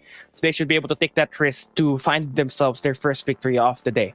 Yeah, as long as Almighty doesn't troll the game, as long as they kind of don't throw the first couple of seconds in this first hard point or whatsoever, I think they've got a strong chance of winning. Once again, I think that SND was very winnable. In fact, Almighty seemed like the better team on SND, except those first 3-4 rounds where they pretty much threw that away with the setup. And I am so curious as to why they did that. There was no way in hell Irfan would have been able to control that whole situation. And it's not like Almighty didn't have snipers. They were running 3 snipers. 3. One was holding the chimneys. 2 were holding the middle. And that could have been distributed properly. They could have gone with a 2-1-2 setup. 2 players at that B side, 2 players at that A, or 1 player at that middle, but that wasn't really the case. They could have just gone 1-1-1, and it could have just been an all-out domination from Almighty at the start. Yeah, the long range is going to be a big factor in terms of playing this Meltdown, especially at that B side, where obviously it's logical to put a sniper there. We saw Q9, we saw every team put a sniper there. But on the first 2 rounds for Almighty, that wasn't the case, so that really bit them back. So now, with them now hopping into 0-1, we're hopping into Arsenal. The first map, the first ever map pick here. Honestly, I like this. You leave it to Almighty is on trolling mode right now. Let's go, baby. All right, man. Here we go. By the way, a good shout out to Day Domine on the chat. I love you, man. He's part of the caster crew of Mobile Man. But yes, here we go. Arsenal is a love child of Raid and Hacienda. I hate to say it, but at D4, it has the exact same spawns of Raid, but you have the versatility of the map rotations. You have to go up and down on those P3, P2 to P3, AJ. Absolutely, man. It's going to be quite the chaos out here. Almighty's... I do not like the look of this map at all. Oh my god, the map! The map! It's so big! It's so big. It's got so many of these, walls between all of those engagement points, which just makes this a close-range encounter map. You've got a couple of those mid-range engagement areas as well. You're not going to be working around those assault rifles all that too much, but the LK-24 can deal quite a bit of damage in the outside areas. But the first hardpoint, of course, is going to be dominated pretty much by the LK-24 in the hands of Shut Up. And this is going to be a long-range map coupled with SMGs that will work to your advantage. And Almighty has done the wonder so far in claiming this mid-map control. They got the pipes down. They are also already set up for the next hardpoint rotations right through cranes. But at the moment here, the first 30 seconds right now have been untouchable, AJ. Absolutely. And Almighty, this is the ace up their sleeves that they are whipping out. Blacklist International didn't expect to be brought into Arsenal at all. Clearly, they're not prepared for this map. First hill on full control by Almighty. Blacklist finally finds the break. 2 players hopping on in, but that is only because Almighty are already on the setup for P2. All right, here we go. We're hopping into cranes. It's going to be a one-sided hard point right now. You got to make sure that you hold down the anchor spawns, and that's going to be a flip here for Almighty. That's going to be Heaven holding down the spawns along with Shut Up as they're trying to win this engagement. So they're going to be able to secure the left side of the map as well. right through that AR artillery guns. They're gonna be able to claim time on this early rotation. So great job so far for Almighty at this map. Absolutely, man. And of course, as Almighty rotates towards Cranes once again, it's going to be Blacklist International with a two-man stack, but they hop on off of it. Almighty, 39 seconds to go. Blacklist only managing to rip away 10 points at this stage. Seems a little bit crazy. Almighty truly has mastery of Arsenal, at least the first two hard points clearly on their side. FDX will stand no chance against a double child, but the players on the side of Blacklist keep trickling in one after the other. And yes, this individual gunfights for Blacklist, I know you're great, but when you're getting stacked by Almighty, you're gonna have to worry about playing as a team. And you can see that Almighty is trying to give this scrap time as we're gonna be hopping back down to the jet deck, which is going to be at the P3. This is going to be a very important hill, knowing that it's going to be a one-sided hill, and you're going to have to try to bounce back. Blacklist is going to have that early rotation. Jabin will be holding down the anchor, but you can see Incendo trying to fight for that play, but will be eventually get shut down. So we open this up on the jet deck. They're going to be able to win and get the hard point time here, AJ. If Almighty wants to get the jet deck away from them, they need to flank around from the left-hand side, manage to take away the spawn off of Blacklist, and then hop onto the hill. But instead, they just take a straightforward attack, win out their gunfights, and walk into the house of Blacklist International. Almighty running this like kings at this point. Yeah, I mean, this is the curveball that you need to get right back into this game. And right now for Blacklist, they may have won those community events, but Almighty is just a different beast right now, backed by Darian Zim, one of the greatest coach right now in the global server. He has truly given this team an advantage playing a map like Arsenal. 16 seconds to go, and it looks like Blacklist is not going to try for another break. They back away towards P4 instead. Let's see if or not Almighty is going to be able to string this along. Final attack coming through from Heaven. Heaven wins out that fight as well. Everything breaking down for the players of Blacklist. Two more players left for the early opener. And shut up, does the dirty on them. Yato does trade him out, but the other players are there to sort it out instantly. 120 to 27. Blacklist International better start catching up now, Cali. Yeah, look at this. Shutup is the only guy right now with 21 kills in the game. Everybody is on single digits except for Yato and Scared in Heaven. This guy's been able to pop it off, but in this P4, right as we go to the batteries, this is one of the most craziest spawns that you're gonna have in the game. As you can see, everyone might spawn right in front of you, and Blacklist doing a great job controlling the map at the moment. They win their couple of gunfights, and they're trying to claim time. This has been the most time they've done so far, but it ain't over yet. Shut up, just kept coming with the gunfights. He is owning Blacklist at this point. Oh, yeah, absolutely, man. And then, of course, the circle around as well. We'll get a double and on a 4 spree for the one and only Shutup. Finally gets traded out by AG, but the damage has been done already. Almighty on the hill. Final 10 seconds to go. They slay out Blacklist yet again. And after allowing Blacklist to build up a little bit of momentum, a little bit of confidence in that first match, they are absolutely crushing them right now. Yeah, this is just a night and day performance for Blacklist and a night and day performance for Almighty. They have given away those 3 rounds at an S&D, but here this time they're not gonna fool around. They're going in for the beatdown. 100-point lead as we open this up, but you're gonna see Blacklist winning those early gunfights. They're gonna be able to hold the hard point for now, as the showroom control is gonna be held over by AG as the anchor, but FDX able to sneak on by with the help of his squad. They will be able to lose their early gunfights, but they should be able to flood this as they are able to flip the spawns. Big hill on the setup for P5. Blacklist International now stacking 3 men on the objective. Almighty flanking around from 4 different corners, and they will be able to win out. Gunfight after gunfight after gunfight. Irfan J, the Clutch King himself, finally hops onto the hill alongside Heaven. They slay out. Irfan goes down, but Heaven still stands to hop onto the hill. Backs away to play a little bit of timing for himself, but that will not work against Skirt. This is a much better performance out of Blacklist International. Finally, the hill working in their favor. Yeah, finally having some life as well. Not only are they going to settle that early rotation, but they got an opportunity to win this gunfights and bully out Almighty here as we open up the reset. But Heaven, he has been on mainstay for this squad right now in terms of finding those early rotations. He will be able to shut down one of the players that is located right now inside of the hill. And he's sticking to a corner where you're going to be able to find a lot of kills. And finally, he gets dealt with here at this map. But Almighty doing a lot better, but a Blacklist trying to find ways to contest the hard point here this time. Operators on the prowl, and that was just a little premature from the side of Blacklist. He didn't have much backup, but now finally the players do arrive. to slay out Almighty. 3 of the operators on standby for Almighty for the investment. They're not going to be whipping it out just yet. They want to take these gunfights. They know they can command a little bit of advantage here on P1 as I say that FDX finds the slay. CBR4 on the prowl for Heaven as well. 3 players on the stack for P1 now. On this reset, Almighty still continues to do extremely well. Final 15 seconds potentially given away now as the 3-man stack from the side of Blacklist is going to be quite uncontrollable. Early rotation towards P2 instead is set up by FDX. Yeah, set up by FDX as they're going to be him. Having to win this island gunfights, he finds one onto AG. That's going to be a very big kill as his teammates are going to try to reinforce coming off from that P1. They will not have the early rotation. They will not have the sponsor as well, but if they have the operators working well, they will be able to win these gunfights. But Blacklist, after struggling on that first set of rotations, have finally got themselves to calibrate, but still not enough as AMT finds 6 in the kill feed. This is the smart play out of Almighty, saving their operators on the P1, which was way too tight to play on. Very risky as well, especially if you're going to be bringing something like the Sparrow in or the War Machine. They wait for this P2, open grounds, outslaying their opponents. And of course, those operators giving them a huge advantage. The Preddy will be teased a tad bit. I don't believe it's brought into the matchup just yet. And of course, the players on the side of Almighty continuously slay. 200-point barrier broken by Almighty with 18 more seconds to go. And Blacklist just nowhere near to breaking this hill. They give up. They find the rotation towards P3 instead.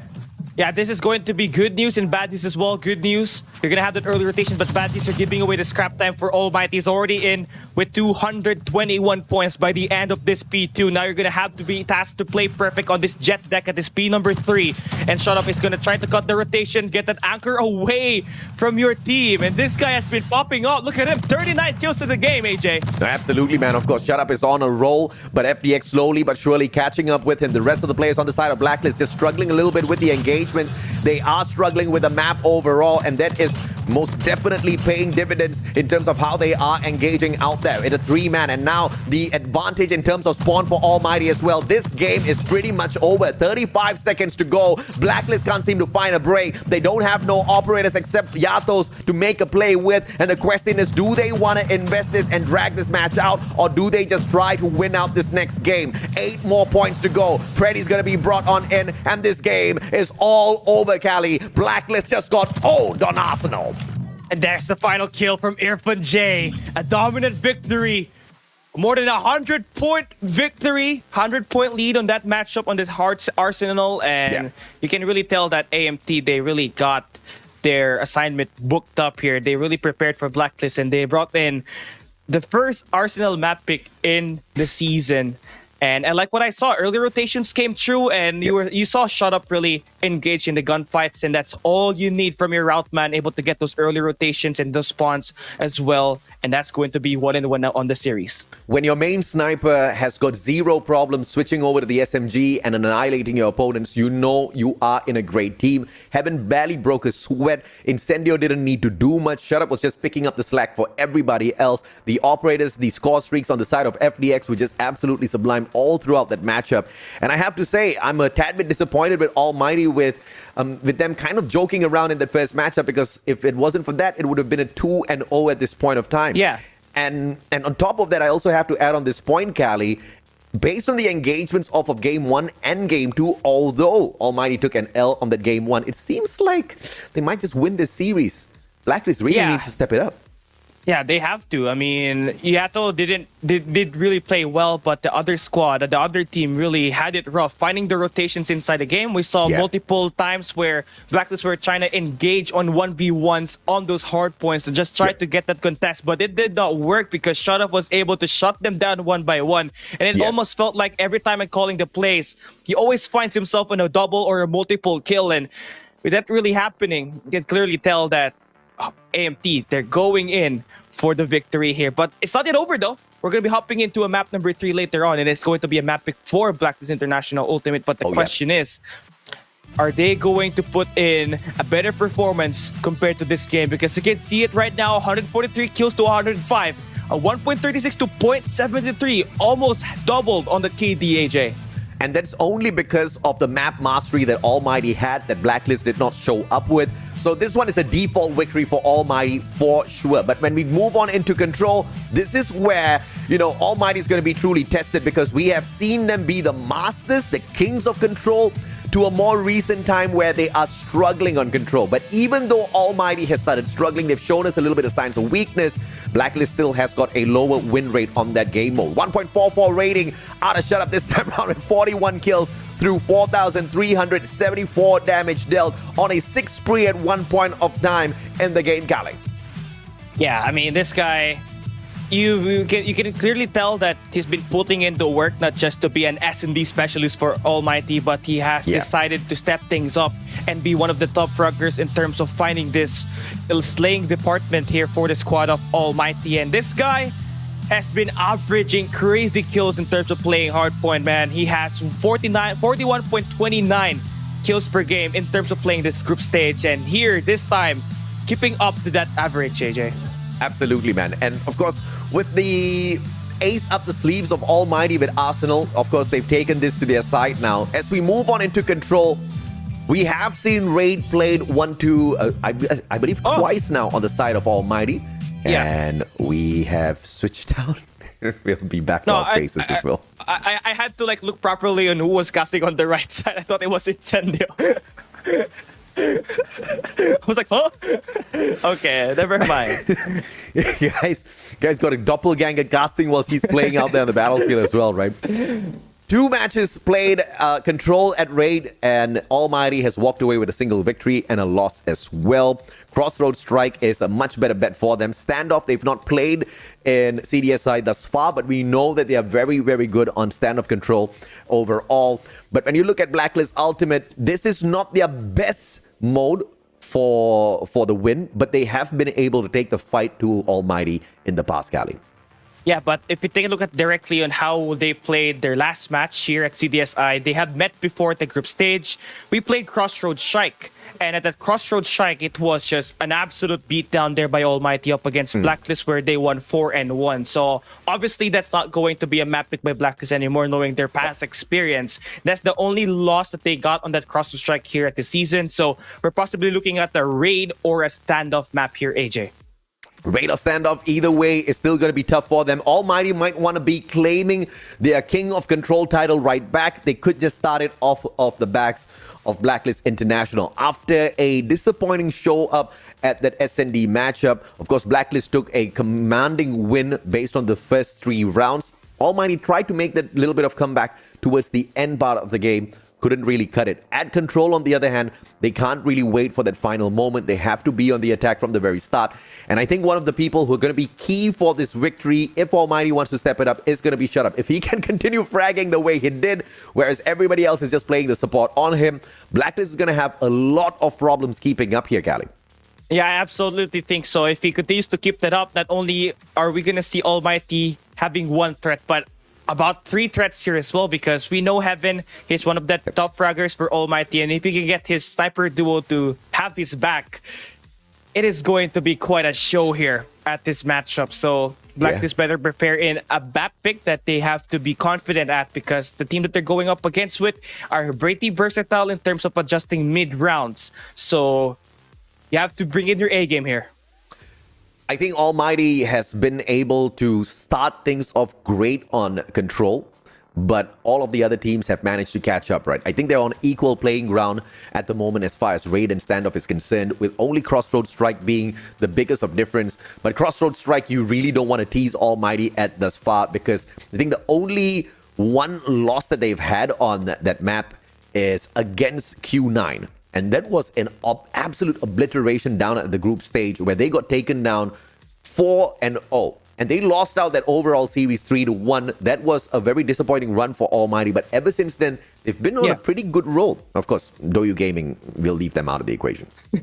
Yeah, we will leave them out of the equation. That team is absolutely insane. But yeah, Almighty, they won 3 straight after their loss up against Q9. So they definitely will be solid compared to Blacklist in terms of playing that map. So Now, here this time for Blacklist, you have seen Yato consistently played. He has been able to top frag for the squad during that hard point just a little bit earlier, but you're going to have to ask for more as a team. You have to be coordinated as well because from what we saw that hard point earlier, they were playing individually right from the start until the very end. So for Blacklist, maybe a map played at Raid could be potentially a map that they could use here up against the squad of Almighty. They had a 100% win rate there, if I'm not mistaken, and Almighty's got a 50-50 win rate. So that could be a solid pick that they can use here, AJ. They do have a 100% win rate, but off of one game. So, there's just not a lot of data for us to work around with. But we have picked up the data from them off of past tournaments. This isn't really that past tournament, but the engagement between Blacklist and Almighty, this has been something that has been on delay for 9 months until recently they did meet at the group stage where Almighty showed that they were 100% the better team. And as we move on into standoff, the question is going to arise once again. Is Almighty capable of once again taking the throne back for MSP? Because you're looking at the 4th-seeded team in the name of Almighty taking on the champions of Garena Masters Season 4, Blacklist International Ultimate. This is going to be a big fight for them as we are going to be hopping into a standoff, a very defensive-sided map. It is going to matter a lot if Blacklist is going to start on the defensive side. You do not want to give an opportunity for Almighty to get that because we all know that how easy it is to start that spawn trap once you start on the defense. So we're going to be hopping back into this map number 3. It is Blacklist at the defense, AMT on the attack side, and the approach here right off the start is going to get that mid-map control as Rage finds the first blood. They're going to be able to have that mid-alleyway in their favor, but we also can see that some players of Almighty are trying to worry about getting that Granny's control. Absolutely, man. But instantly, it's going to be Incendio circling around towards that bakery backyard. Engagement against Rage is not going to work out at all. That Fennec just popping off. And this is just from the get-go. Blacklist International raging against Almighty. And Skirt won't be able to find yet another. And that's just way too many kills on a streak. Almighty now needs to step it up. On the first 30 seconds, you have seen IMT just drop 11 deaths. That's not good. Already in, you got scared, holding down the spawn trap. And the pressure is on for Almighty to get right back through this. They gotta find a way to get this capture. And Heaven wins one big gunfight to take control of the grannies. They just have to break this one player holding the spawns. And with that, you're ready to go. It's gonna be a pace that's slowed down now for Almighty as they need to re-strategize. The T's on that A control will be potentially pulled off here, unless, of course, player number 3, Skirt, can rotate around from the Guerrilla Avenue. Pushes on 4th. The meeting with FDX is going to be a hot one. Calls Rage for a little bit of backup as well. Shut up finds AG. In the meantime, he will keep the control on the back of Hotel. In the meantime, of course, Skirt will be able to get the double, clears out the Hotel yard, and will be able to take Irfan J out of the equation as well. Fantastic plays, all from Skirt to play the perfect defense. Yeah, he just hold down that Granny's where we had 3 players from Almighty locking it down. It just made it look so easy, and now that's going to give this opportunity for Blacklist to reduce that clock down even more. But we're gonna see some contests being made by Almighty at the B side, trying to make sure that they stop that clock from ticking down. But the life counts has to be played a lot better here for Almighty as they are currently down by 6 lives in this game. But the good news here is they're gonna be able to get some progress on the B side. If that's going to happen, they're gonna have more time to get this A side locked down. Blacklist throwing that B control site away. They don't really want to mind that all that too much because they've got the life advantage. All they need to do is just hunker down onto this A control. With 5 more lives left, Almighty needs to play the most perfect round of control that they've played in quite a while. 12 more slays on standby as Almighty finds that extra minute on the clock. A minute is a lot. And shut up, he is exposed in the middle. This is not good. But you can see Rage now trying to trade it back. There should be trades coming through for Irfan J. They do find those kills, but the lead, the life count is just too much to worry about. As there's going to be 49 seconds left here, AJ. This should be a round win for Blacklist. FTX gets 1 and it tries to spring the spawn trap. Will be able to engage with Rage, but it's just way too easy for him to trade right back out. Incendio tagged up, and at the very same time, Irfan J goes down. Blacklist with the first round claimed on this controller standoff. That's expected, knowing that this map is very defensive-oriented. Yes. And with that actually initiated, those kills that Rage and Skirt and Yato got on this first round eventually give them the automatic chance to use this 3 operator skills here at this round number 2. So they could potentially win another round here if they time those operators correctly. But at the moment, AMT will have mid-map control. And Blacklist already attacking that A control point. They will be able to secure the first segment. Can they push on to the second one as well? Scared unattended, and he will be tended to by a beautiful hunter-killer drone courtesy of Irfan J. And Heaven now circling around, finds a double for himself, and Scared drops the Preddy on him to take him out of the equation. And the defensive side of Almighty still prowling around. That A control side is going to be controlled pretty much decently, but Blacklist pushing on for it. They want to ask big questions here. They're not worrying about that B control point just yet. Yeah, they are just making sure that they win their frontal gunfights. They're still fighting for that momentum, but now you can see the contest coming through at the Blacklist here as they try to push on towards the A site. Flood is there for Almighty, and they're going to be able to secure that A site once again. So slightly a better rotation in terms of the gunfights and the angles that's being taken by Almighty right now. You have Heaven sent out towards the back yellows, and if you can get these gunfights, this should be even more favor for you. Absolutely, Almighty now popping off just a tad bit. Heaven dropping by with a spawn trap and the purifier burning down the souls of the players on the side of Blacklist. Can they find one more? Heaven does exactly that. FDX circles around, Skirt taken out of the equation. Incendio with the investment as well. War Machine this time round. 7 more lives left. He will get sorted out by Yato, but Shut Up just turns the tables onto Rage at the very same time. And 5 more lives left now. Defensive-oriented map for sure, and Almighty will be able to pull one round to their side. I honestly think this is a better defensive side played by Almighty compared to Blacklist just a little bit earlier, as they were able to initiate a very solid gunfight at the spawns.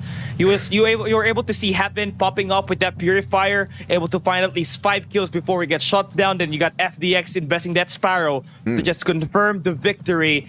And if that does happen here once again, we might be able to see them secure an attack side here, AJ. Purifier play this time by Rage. Just walks on through those players. Blacklist International, a double operator investment coming on through, but Shut Up has got the exact same one. Annihilator on the other side. Spawn Trap sprung on, and nothing they can do about Shut Up's Annihilator. Heaven on the other hand sprawls around with a Fennec, manages to get the slay, and now the tease comes on through for Almighty at that A control point. But look at Heaven, not even waiting a single second there. Teases it, forces the players on the side of Black to rush on in for the defense, hops on off, and looks for kills instead. Oh, well, this guy, they are confident now. The difference between their first attack side and the second attack side is so different. They got more mid-map control with number 3 in Incendio holding down the fort at the tanks. And the pressure is just on. Almighty just doing all the work, but Rage finds a triple. That should equalize the momentum for now as well as the map control. Let's see if or not Almighty can pull this one away from them. That A control point has been defended well by Blacklist so far. Second segment cleared off. Nobody focusing on B just yet. FDX circles around finding Yato. Does he want to spring on a spawn trap here? 2 players pushing together up forth, only to be met by Yato halfway through. Incendio finds one for himself. Claw on the investment will be wasted. Jabin on the other hand with the Annihilator, and yet another operator wasted on the side of Blacklist. Almighty dealing a lot of damage that I don't think Blacklist will be able to sustain for long. Yeah, they will be punished here right now. As you can see, with Jabin not even able to find some kills with that Annihilator, that's going to give chance of Almighty to secure some of this map control, and they have been able to put in the work at the grannies. They take away that first flag. Now they just have to find the way to secure the gas station, initiate that multi-angle push to find this exit kills at this B site. As you can see, there's still a lot of minutes left here at this matchup. Almighty really taking their time as they go for the push. Everything slowed down with the extra time on the clock. Yato's not going to be spotted out just yet. Shut up! Hello! GG. Takes the spot very nicely. Guy can play camouflage out in the wilderness. Rage circles around. Incendio spotted out this time. And the numbers all equal all of a sudden. No boxing gloves going to be played just yet. But Almighty pulls out a triple out of nowhere. And now the Sparrow on the play. FDX for the Punisher. It's going to be a huge spawn trap prevented by Jabin. Yato takes out Heaven. God nade out of Skirt as well. And now 1 life deficit. But Almighty sneaking away the control point already. Will this grenade connect? On the bounce off of the wall for Skirt. Finds absolutely no one. Heaven circles around. Nails 1 down. 2 segments sneaked away already. 4 more on the lives. Make that 3. Heaven taken down. 7 lives for Almighty. And this is a round for the Singaporeans.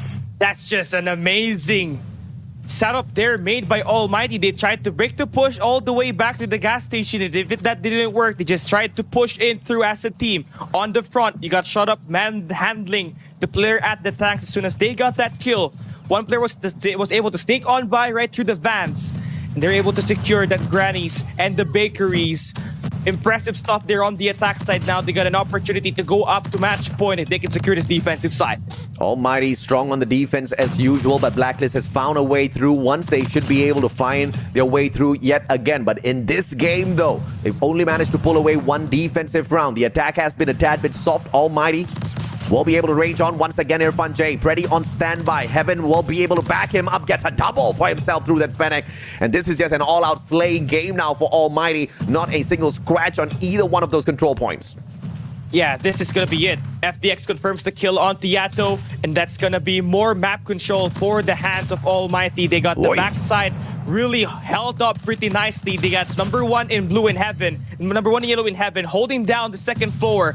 And this is just total lockdown, AJ. 7 gold down at the hands of Almighty. Absolutely, man. Based on what, I assessed earlier on, off of game number 1 and 2, purely through those engagements, it seems like Almighty is going to be walking away from the series, the victors.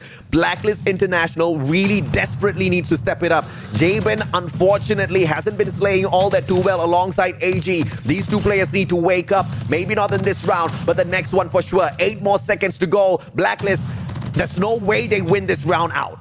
Yeah, there's just 5 seconds left. Blacklist cannot do anything as they get completely annihilated by Irfan J and shut off back the grannies.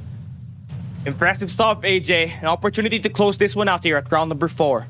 This is just Almighty dominance all the way through. Blacklist International, they thought that bringing us into standoff might give them a tad bit of an advantage here, but not an advantage at all. Apart from that one defensive round, they've not managed to pull away anything else. But Almighty now, once again, on the back foot as they play the attack. They move on in. It's going to be the game of the operators this time round as Heaven sneaks on in from the side of Convenience Store as well. Shut up on the drop with the Annihilator, slaying FDX all the way through. And it will be an opener onto that A control point. Almighty aiming for it. And they get there in the nick of time, but Shut up with the perfect spawn trap from the back. He's gonna hold down this P2 warehouse for a very long time if Yato does not get this gunfight to work, but finally able to win that gunfight. It's going to just be a 1 life count difference, make that all tie game as we hop into this game, but you already got Heaven extending out towards this mid-map. He's gonna have the Purifier. Could have played that one a little bit better if he initiated a spawn trap by himself, but a little bit too early there for my liking, and that's going to give Almighty a reset here as they're trying to find a way back to get the push towards the A side. 1 life deficit for Almighty now. We expected Blacklist to do great on the defense, and they are keeping up with their end of the bargain here. AG with a double out of the Sparrow. Can he keep it up? 15 more lives for the sustain on Almighty. And they know that the Sparrow's on activation, so they're going to be slowing down the pace, giving away a little bit of time to the side of Blacklist so that the Sparrow can be downed and outed before they hop on in for the gameplay once again. Long rotation round from the clutching Irfan J. If he springs a spawn trap, if he gets this engagement against player number 4, Yato, it's going to be an advantage to their side. Absolutely, and right now you can see the gunfight will be actually disengaged there by Yato as his teammate's gonna try to back away. So good pick here for Irfan J. They're still gonna be able to maintain that Granny's control at the moment. They're also able to claim time. This last 12 seconds is gonna be more than enough for them to extend that clock to another minute as they try to go for the push. Here comes the flood on through by Scared as his teammates try to line up one up. Heaven will be there to find 2 kills. That's 2 big kills to continue up the progress here at this A side. Yep, it's a very risky play for Blacklist now. They're giving away that A control point, and Almighty has got a couple of operators to work with. That War Machine on the investment. Irfan J from up top. Can he get the slay? Yes, he will. 6 more seconds on the pause, and this A control point will not be taken back just yet. Yes, it will. 1 extra minute on the clock. 3 more lives, though. Make that 2 for Almighty. FDX, he does have a operator on him. Will he waste it, or will he wait for the next round? That's all I want to know. And not enough here. You just have to save that one up. FDX, it's too risky to just try and use this Sparrow to clutch up 6 players. Basically an S&D situation plus an additional life count here for Blacklist. Just trying to find a way to buy some time, but no. No, it's not. It's going to be a Blacklist win on the defense. So now, here this time, we're going to be able to switch the side here once again.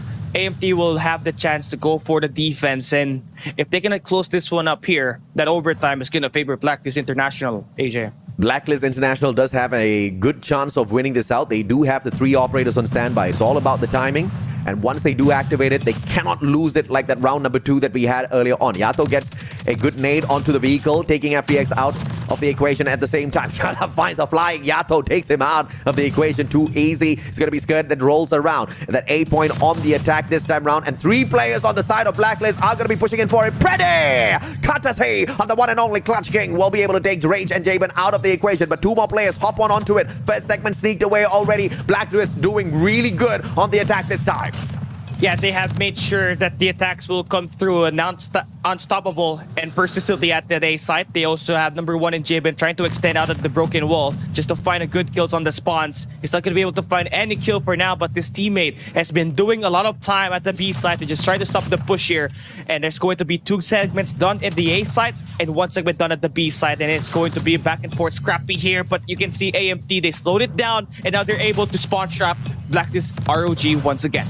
Can someone in the YouTube chat give HGTV a little bit of attention? The guy has copy-pasted the same comment 3 million times now already. Someone tell him he's right. Almighty Incendio manages to get one, but Skirt quickly trades him out. Now this A control point being quickly lost. Blacklist International, can they find the final attack onto that A control point? If they do, an extra minute on the clock for the play. FDX, on the other hand, will be able to sort one out. 36 more seconds on for the Prowl. And a spawn trap potential here for FDX. He pulls out the Sparrow, turns around, and absolutely wastes that as Jabin trays FDX out before the Sparrow hits him. Yeah, that's a big kill right there to stop the spawns from happening. And AG stepping up big time with his own Sparrow. Finds that triple to open up the A side once again. Once they're able to lock this one down, that should be more time in their bag. As they do so, they only have to worry about that B flag capture, but they can also end this with a win through team deathmatches. They only have a life deficit. Yato with a double war machine on the play this time, Cali. The 5 more lives left now for Almighty. They came in here, they pushed the boundaries, they played their chances, and now Blacklist calling them out on those chances they took. 2 more lives left. This has to be a round for Blacklist. Only 1 operator wasted for the side of Blacklist as Almighty charges theirs up. 3 on standby for the next round. It's gonna be the sudden death round in this control match. Yeah, that's going to be 2 down here for AMT. That confirms it. We're hopping out to an overtime. So now the question is, how well are you going to play your operators here as you open up this last round? You got 3 operators available for Heaven. For Almighty, you got 2 operators ready for Rage. So here this time, as the attacker, Almighty has to find a way to break that mid-map, but impressive start here as 3 go down for Almighty. Heaven brought out his operator, barely could do anything with it. They all get slayed out, and now it's going to be Rage with the Purifier. Circles on around. Blacklist International, can they continue getting this? They want to spawn trap Almighty, and Rage is doing absolutely fantastic at exactly that. Spots out shut up as well. Will burn him down to the ground. There's just nobody here to touch Rage just yet. 4 kills in a row through the Purifier, and a lot has been done out of that operator. On standby now is also the one and only Incendio and Irfan J. The operator's not brought out just yet. And if you drag this out just a tad bit longer, Shut Up will bring his operator right back into the mix. And that's exactly where Almighty will really start to show a little bit of their skills. But sudden death round now, Blacklist has got nothing to play with except a couple of score streaks. They have been able to skip the spawns though, right through that house. Now they just have to break the back alley where they're going to be able to win very big gunfights to open up the grannies. They got 26 seconds to try to find a way to get some captures. But Blacklist, they have been able to shut down every sort of entry. Now they're going to have to force their operating skills just to try to find an ingress. But Irfan J only finds 1, and that's going to cost them a lot here at this late game as they're down by a lot of lives here, AJ. Yeah. Down by 7 lives. This A control point now being sneaked away. Grenade will be dropped by in here. Will not take FDX out of the equation just yet. Blind shots coming on through. He needs to check his back. He doesn't do that. AG, Yato, they both take out 2 key players on the side of Almighty. 11 more seconds to go. And Irfan J stops the clock yet again. 10 seconds on for the play. And he wants to sneak away B control. But this is just purely a distraction to allow Almighty to secure A instead. Very smart play by the Clutch King. But has he sacrificed his own life? He backs away after he gets tagged up, and the tease is still on. A will be conquered by Almighty for an extra minute, but 1 more life left. Blacklist International snuffs out the cheeky Almighty.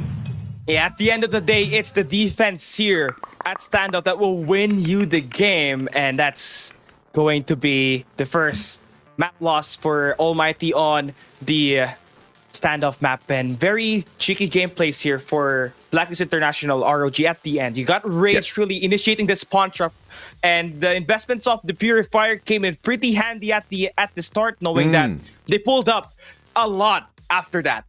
Rage attack on the Purifier, trying to spawn trap Almighty was a thing of perfection. And then them kind of acing out Heaven as well. The moment he started that final round, he pulled out the Purifier, got absolutely nothing off of it. The other two operators were a little too slow on the activation. They wanted to keep it for the final moments, but the final moments turned out into crunch time, and then that kind of just narrowed it down into absolute panic mode for the side of Almighty. If only the investment had come in a little bit earlier, but we can only speak of what ifs and, what if only, right? But the side of Almighty, they put up a great fight, but Blacklist showing they're not down and out just yet. They desperately want to move on to this next stage, and Almighty is going to have quite a tough one. I don't mind this going all the way into a game number 7 for sure, Cali. I don't mind it as well, because this is Garena Showdown here. This is a rematch in the making. So I obviously want to see this game push down to that map number 7, but in order for that to happen, we gotta see Almighty trade up a map here first. They gotta win their coming S&D, which will be a map picked by Blacklist International. So it's gonna be important that they win that just to tie up the series.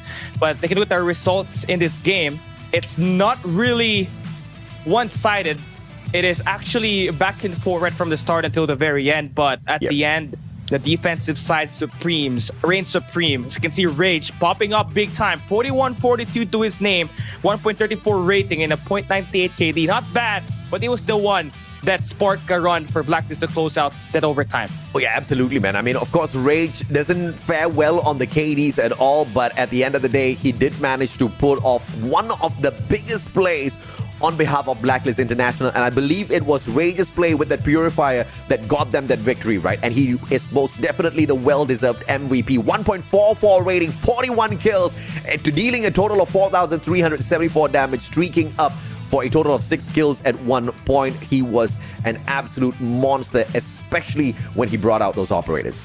He has been pretty silent after the maneuvering and the start of the CDSI 2023, but he is gonna be playing out of his mind here in a map where it's very important for the squad of Blacklist. So having that 2-1 lead now on the series gives you that confidence that you can swing that momentum over towards that map number 4, which will be played at S&D back up again. But I don't know, this S&D could go back. This S&D can be a 50-50 at times, as you can, because this is going to be a map picked by Almighty. So we just have to know what kind of map are we playing at this map number 4. Absolutely, man. I mean, either way, you are going to go up against a very strong team of Blacklist International. Once again, this is the most recent champion out of Garena Masters, and Almighty couldn't pick up more than that 4th spot, right? They got taken out pretty early in the competition. Blacklist International, on the other hand, managed to go through all the way. That being said, though, throughout the whole of Garena Masters, not a single time did Blacklist International meet Almighty. And after 9 months of not meeting each other on an official stage, they finally met at CDSI group stage, where Almighty whooped them 3-1. But clearly, we had doubts as well, Cali, in that matchup, because Blacklist seemed like they just didn't want to play on that game. It felt like they were hiding strats for a more opportune moment, because this is something that Blacklist has done time and time and time again. Be it within a series of giving away the first couple of matches and then sweeping out their opponents, or be it in a group stage, showing that they're not big threats, but later on in the knockout stages, showing the true colors. This is Blacklist at their very best. Almighty needs to step it up a tad bit if they want to walk away the victors. And that's why you cannot you just cannot underestimate Blacklist when you try to play them. The moment that you try to underestimate them, the moment they pounce and get you and devour you. So that's what's kind of happened there in that on that control standoff that we had. Almighty were getting too complacent in the last 2 rounds. They were trying to find ways to overextend. And those extensions were eventually get shut down by Rage. And when that happened, they were always forced to a reset. And when that reset happens, it always scared initiating those spawn traps on the defensive side, and it was just a total bloodbath here at this standoff. Now we're going to be hopping into our next map, potentially we could hop into a firing range S&D, a map pick for Almighty. And the last time these two met, actually, it was a win at that map where it was 9-6 in favor for Almighty up against Blacklist. So we might see that map pick, or we might see a curveball be taken here. We might play Tunisia, AJ. Absolutely, man. And if you go to Tunisia, you know the 3 sniper setup from the side of Almighty will be popping off yet again. On firing range, there's a probability that happens as well. One's going to be holding on mid, one's going to be holding on to the long A as well. But, you know, anything can happen. It's all going to be on the balance. Almighty could just go for a curveball pick of Tunisia just to keep the players on the side of Blacklist Ultimate guessing a tad bit. And Blacklist has not played Tunisia a single time at CDSI, Cali. Yeah, they haven't, and knowing that that could be a map that they can bring Blacklist Ultimate into, just like what we saw from that Hardpoint Arsenal earlier, it could be a potential chance for them to win a map through surprise, because this Almighty team, ever since they got Zim as their coach, they have shown signs of surprise. I mean, we saw that Arsenal Hardpoint earlier. Now we could see that Tunisia pick as well. But if I'm them and you're in a very serious spot right now where you're down by 1 map on the series, you're going to have to play to your comfort fix and just worry about the next map later on. And so I do think the firing range map is going to be a strong pick for them, knowing that their dual sniper setup in Shut Up and Heaven has been solid on the series so far here, AJ. And I think if Almighty wants to get this victory, FDX needs to slap himself a couple of times and really wake up in this matchup. I think he really needs to step it up, mainly because he started off the day really soft. He did manage to find a little bit of momentum in that hardpoint matchup, but we didn't really see a lot of activation down under control. And this is what we need out of FDX if he's going to be proving that he is the better pick over Jeff Pro, who's no longer playing on the side of Almighty. And yes, I do agree with you. We have seen the slight fall of Almighty in the recent times. Garena Masters Season 4 being the perfect example. They weren't able to take it all the way through. And now at CDSI, just a little bit of chinks in the armor, right? Against DouYu Gaming, they literally did nothing, bro. They got whooped 4-0. Almighty showing lots of signs of, I guess, a little bit of turmoil within the squad in itself. If they want to go back to their winning ways, we need to see Almighty have a little bit of fun on the battlefield. Yeah, absolutely. That's how they play it during the CDFI 2022, knowing that, they had no coach. They just made sure that the passion is there and they're enthusiastic about the maps that they're playing. And that's going to matter a lot here in this coming game that we're going to have, since they're going to have the map pick. They better make sure that the morale is going to stay up after that loss and that control standoff. And I have to agree with you, FDX has been playing subpar so far for the squad. And taking a look at their statistics, he has always been the underperformer out of the 5 players that they have at the moment. So right now, if he doesn't step it up, it could mean trouble for Almighty. And that is a problem, right? Because at Garena Masters, we were seeing FDX being the shining star on the side of Almighty, the latest edition, doing a lot of damage out there on the battlefield, but they just couldn't carry on forth. I guess it's a little bit of time that Almighty is taking to find this perfect synergy between the new player as well as their squad. But we thought that was not much of an issue, because when FDX was first introduced, he was the top slayer. He was absolutely having no issues whatsoever, kind of settling in and finding his area within the map, finding his confidence, finding his dominance out there. But I guess the other players are finding it a tad bit difficult to keep up with the pace that he brings in. This could have been a conversation that they had. FDX doesn't seem to have the confidence that he started off with. And if he's going to be able to find that confidence within the series in itself, then his X team is going to have a little bit of an issue, or else it's going to be Blacklist. We go all the way through with a victory, kicking the Singaporean team out of the competition. Yeah, they cannot allow, honestly, for Almighty, they cannot allow to let Blacklist take this map away from them, knowing that this is a monumental round. You lose this game, Blacklist goes to match point. You're down by 2 rounds, 2 maps, and you're going to have to ask your team to play perfect for the next 3 maps in order for you to win this series. And that's going to be hard. Gotta have to be mental if you want to take that comeback. And a lot of teams tried. A lot of teams have really struggled to get back into it. So this has to be tied up. It has to be 2-2 on the series in order for them to stand a chance at winning this game up against Blacklist ROG. Smart Omega used to be the kings of comeback, but I think they've lost the title a long time ago already. They started winning their series out straightforward. Blacklist International is the new kings of comeback. They usually let go a tad bit before they rip away the match from their opponents. In this particular scenario, they haven't let go. They've managed to go in strong at that SND, drop the ball a tad bit at the hard point, but that was because of an ace pick out of Almighty that they were not expecting at all. I believe Blacklist went in for the ban of Express because there was no way in hell they could have guessed that Arsenal would be the pick of Almighty. Almighty brought them in there, decimated them due to the lack of game knowledge or map awareness around Arsenal for the side of the Blacklist squad. But of course, a great control game taken. Operators played perfectly. Everything went right for Blacklist in game number 3. And if the exact same happens here in Tunisia as well, Almighty gonna be on the back foot. Yeah, we're already talking about the triple sniper setup that we could be looking at for Almighty here. They should start at the defensive side, knowing that Tunisia is the defensive-oriented map. You can just stay at the shadows, wait for these players to go for the pick, and just take them down. But if you have seen that last game at that S&D at Meltdown, we have seen Blacklist at the attack side keep on planting that bomb. And if you're able to prevent that, you extend your chances of winning a lot. Let's see if Tunisia's going to be their lucky pick here as they roam around. It's going to be shut up with a double. Instead, you're traded out. FDX finds AG. Shut up finds yet another on the triple. Make that a quadra kill for Shut Up. And he's popping off. He loves Tunisia indeed. And that's just 4 players as he just shot down 3 coming from the connectors.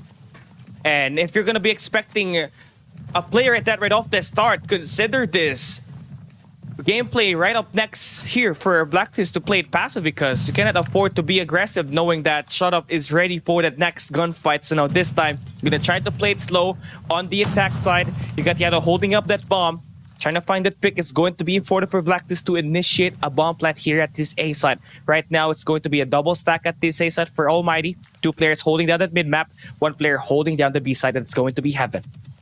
Shut Up alongside Incendio going to be holding on to the mid balcony attack from Incendio. LK24 placed the assault rifle, a double snipe setup out of Almighty, and Shut Up pushed up far down mid. Heaven this time holding on to B. This is what I mean. This is a serious setup coming through for Almighty. If they lose the series, they're going to be kicking themselves in the shin for throwing away that first game. Yeah, I mean, that one was really a huge blow for them. Those first 3 rounds was unacceptable. But now they're trying to make up for it by getting on a strong start. They're going to be able to find the first contact. Incendio finds the first blood. And now a couple of engagements coming through. The trace does work for FDX. And they're going to be able to secure the 2v2 situation here. Bomb in the hands of Yato. Can find the plant. But Incendio on the prone. Oh, Sangalai. He didn't get spotted at all. And now Yato on for the plant. Will he get up and will he push on forward? No, Incendio waits for a little bit of backup as Heaven circles on around. Incendio finally showing up. Yato now on the pro. Can he get this out of the prone? Incendio tagged up. Yato gets the slay. Heaven slides on in. Yato says, thank you for coming, sir. The round is mine.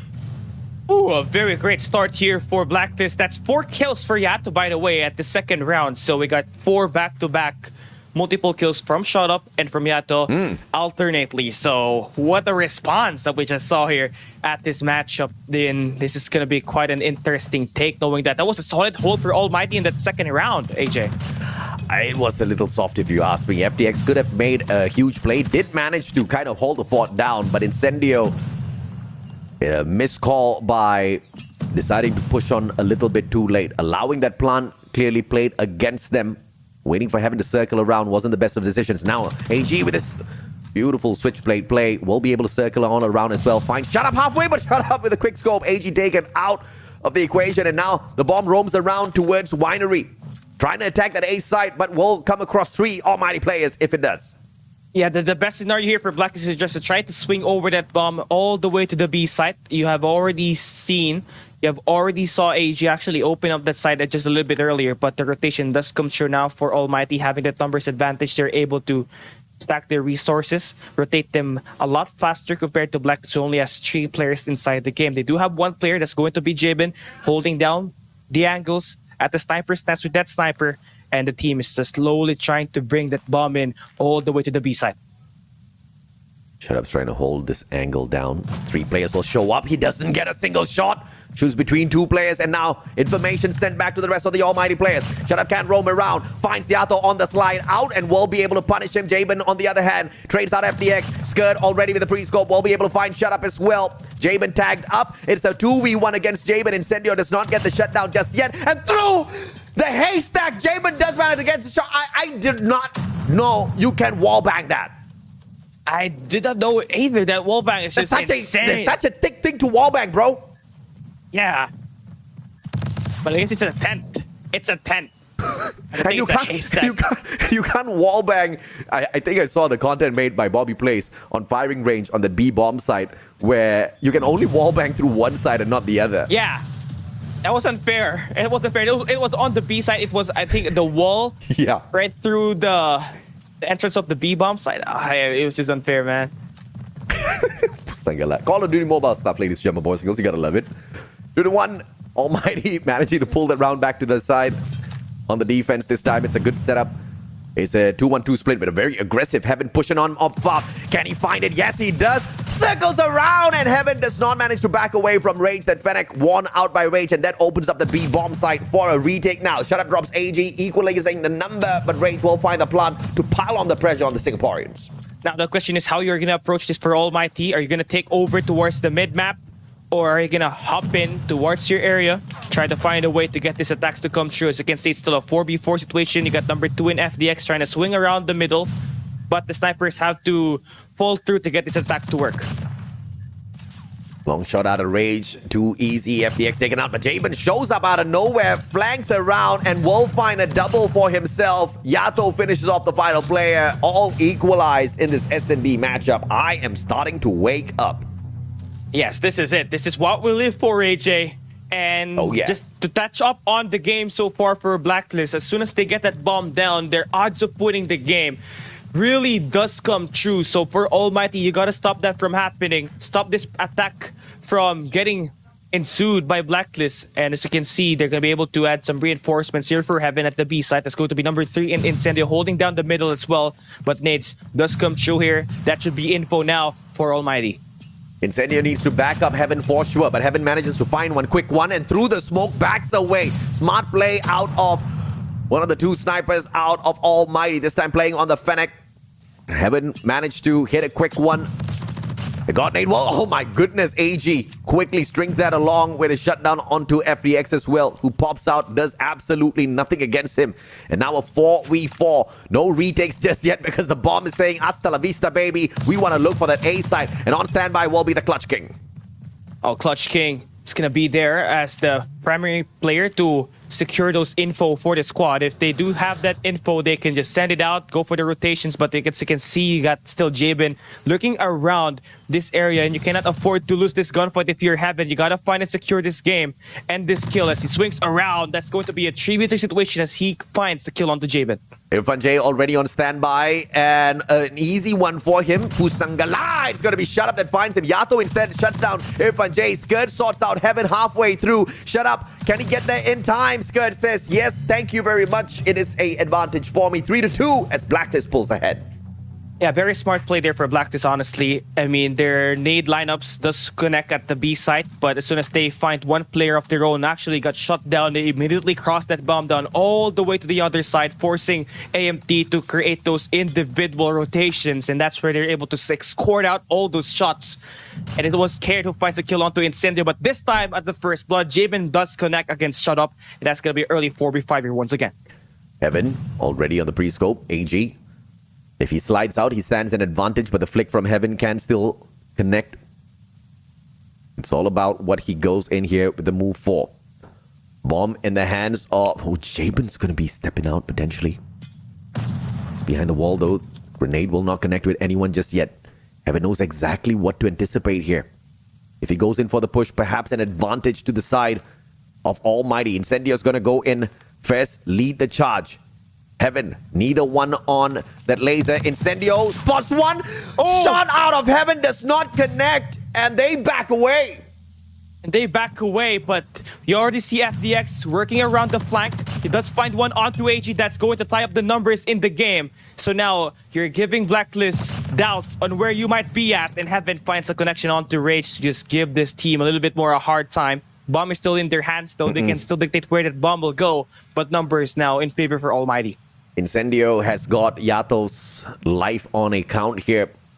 One mistake out of the bomb carrier is potentially all over in this round for Blacklist, but a smart move out of Yato to disengage, move down towards Main Street, find the mid control of this map, and head towards A instead. It's all going to be up to Irfan J as well as FDX now. Both close-range combat players, but the CBR4 in the hands of Irfan J can do that long-range dirty. Scud circles around, anticipates it, and Irfan J snuffed on out. FDX has to play here properly, has to confirm that kill. And that's it. That's what you need for FDX. Just put down the pressure. He finds Stu, he finds Tree. God. He wakes up right in the nick of a time to tie up this series 3-3. You gotta love that play, man. Ducks in and out behind that winery, managing to tag a couple of shots, takes 2 engagements against Yato to take him out of the equation, and then the head glitch disable, takes that player out, swings the third as well. Cracked indeed, FDX. We called him out, the man stepping it up. And here we go. You can see him try to initiate the first blood there. Opportunity lost as Yato there able to get that really swings on by up against Irfan J to get a double, to get that early setup at the A side to put that bomb down as well. What a quick attack. Just pursued by Blacklist now at 3v5 on this retake. Retake this time. No grenades being played just yet. Incendio's LK just does not connect. Shut Up needs to push on forth. It's a double snipe along with one assault rifle on for the push. Either Heaven or Shut Up needs to switch that out. They don't, and they get punished. AG can't find another, but Incendio, right after taking one out, will get traded out by the Raging Rage as Blacklist keeps one step ahead of Almighty. Yeah, this attack sides for Blacklist, you really have to give it up. They have been very solid in terms of engaging on those close range engagements. Yato like slithered like a snake there on that A side as well earlier, as AMT couldn't able to get that read. But now this time, trying to be unpredictable, swings here at this B side, try to plant that bomb, but Heaven already's got that info. His teammates should be here for the reinforcements. Beautiful shot by Heaven. Anticipation turns out great for him, but Rage quickly trades him out. Yato gets a God nade off of Shut Up as well.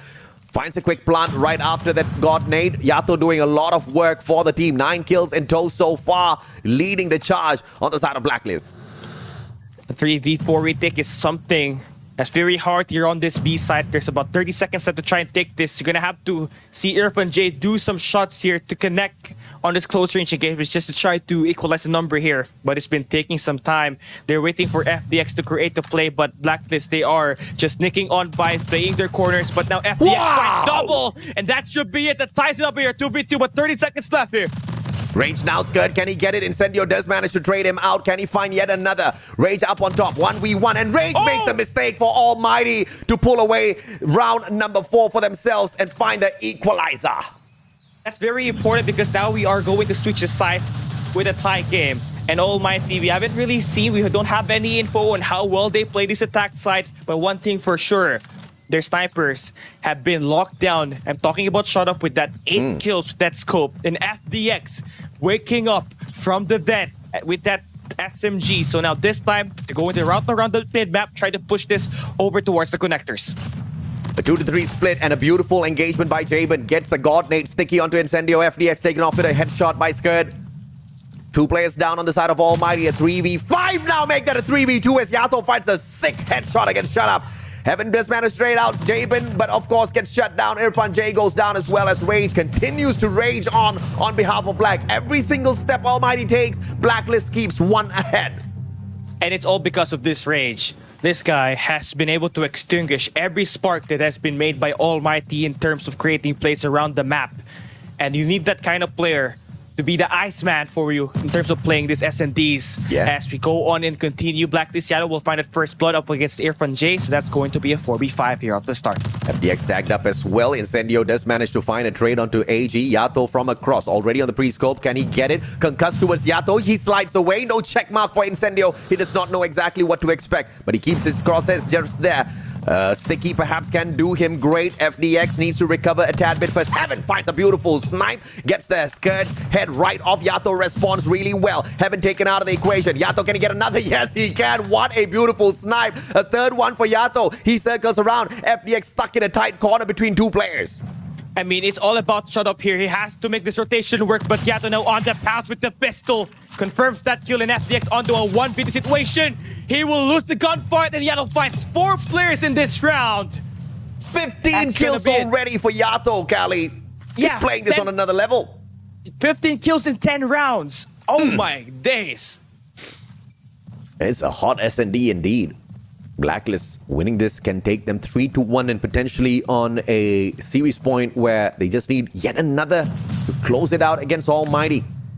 Yato, the star player this time round for Blacklist. On the snipes, Locust with the scopes already down. 3 players rushing on into him. FDX does not manage to get away except a bullet in his chest. Yato circles around, traded out by Irfan J. Irfan needs to engage with yet another. As he turns around, it's going to be a potential play by Jabin with the Locust pushing up forth. Irfan can't find the plant just yet, finds Rage instead, and the headshot will be way too easy. AG trades out Shut Up. Irfan J goes down. Jabin just with a secondary. AG circles around and finds Incendio as well, leaving Heaven all alone against 3 players on the side of Black. And a lot of you can do here when you're trying to play with a scope. Now you just have to bring out your pistol. You still have an opportunity to clutch this one out with your scope. You got a one-shot capability, but you have to isolate these players one at a time. You can play and find a Fennec to play with here. You can try to switch it up so you can be deadly on those close-range engagements. But if you're Heaven, you need this round, and you have to find a way to put that bomb down into the ground as you only have 49 seconds left here. And I love the play by Blacklist, leaving Heaven all alone, telling him if you want to take the plant, brother, go right ahead. There's nothing much that we can do with you. If we take you out all that too early, we want to have a little bit of fun, play with our food. But Heaven's the kind of guy who can turn things around in an instant. And it's a triple man stack. This is too good. Oh. Heaven just walks away from his death skirt. Oh no. Now pushes on up forth. It's all about the timing. Can he turn around, get that 183 players pushing up at the same time? Heaven, bye-bye, sir. Bye-bye. See you next round. 3-round lead for Blacklist here at this matchup. And I love that take for Blacklist. You know, the discipline to just stay behind those one walls and wait for Heaven to put that bomb down, because we know that the time is ticking. Blacklist pulling away on this defensive side. And if it's not Yato doing the frontal assault, it's the other 4 players doing the damage up front, AJ, at the back as well. That I have to agree with. Incendio almost got tagged by that nade. Circles around. Jabin already on the scope. Gives away information, possibly pulling away a little bit of distraction towards A. Smart play by Almighty. Do they focus in on him just yet? As Heaven shuts down Yato, they must suspect a little bit of a sneaky play out of Almighty. And that's exactly what AG does. He circles back towards that B bomb site, trying to look for the player who did attack his teammate. Yato goes down. That's the key player on the side of Blacklist, which does open up the map a tad bit for Almighty. This is going to be it's still kind of hard to pull off here if you're Almighty. You don't have any mid-map control at the moment. You have to play through Heaven here. He has to pick up Scared, and he confirms that. That's 2 kills on the round. That's going to be a great start here at this round number 12. And now you have opened up the A site. You have opened up the B site as well. You just have to pick your corners properly to get that trade.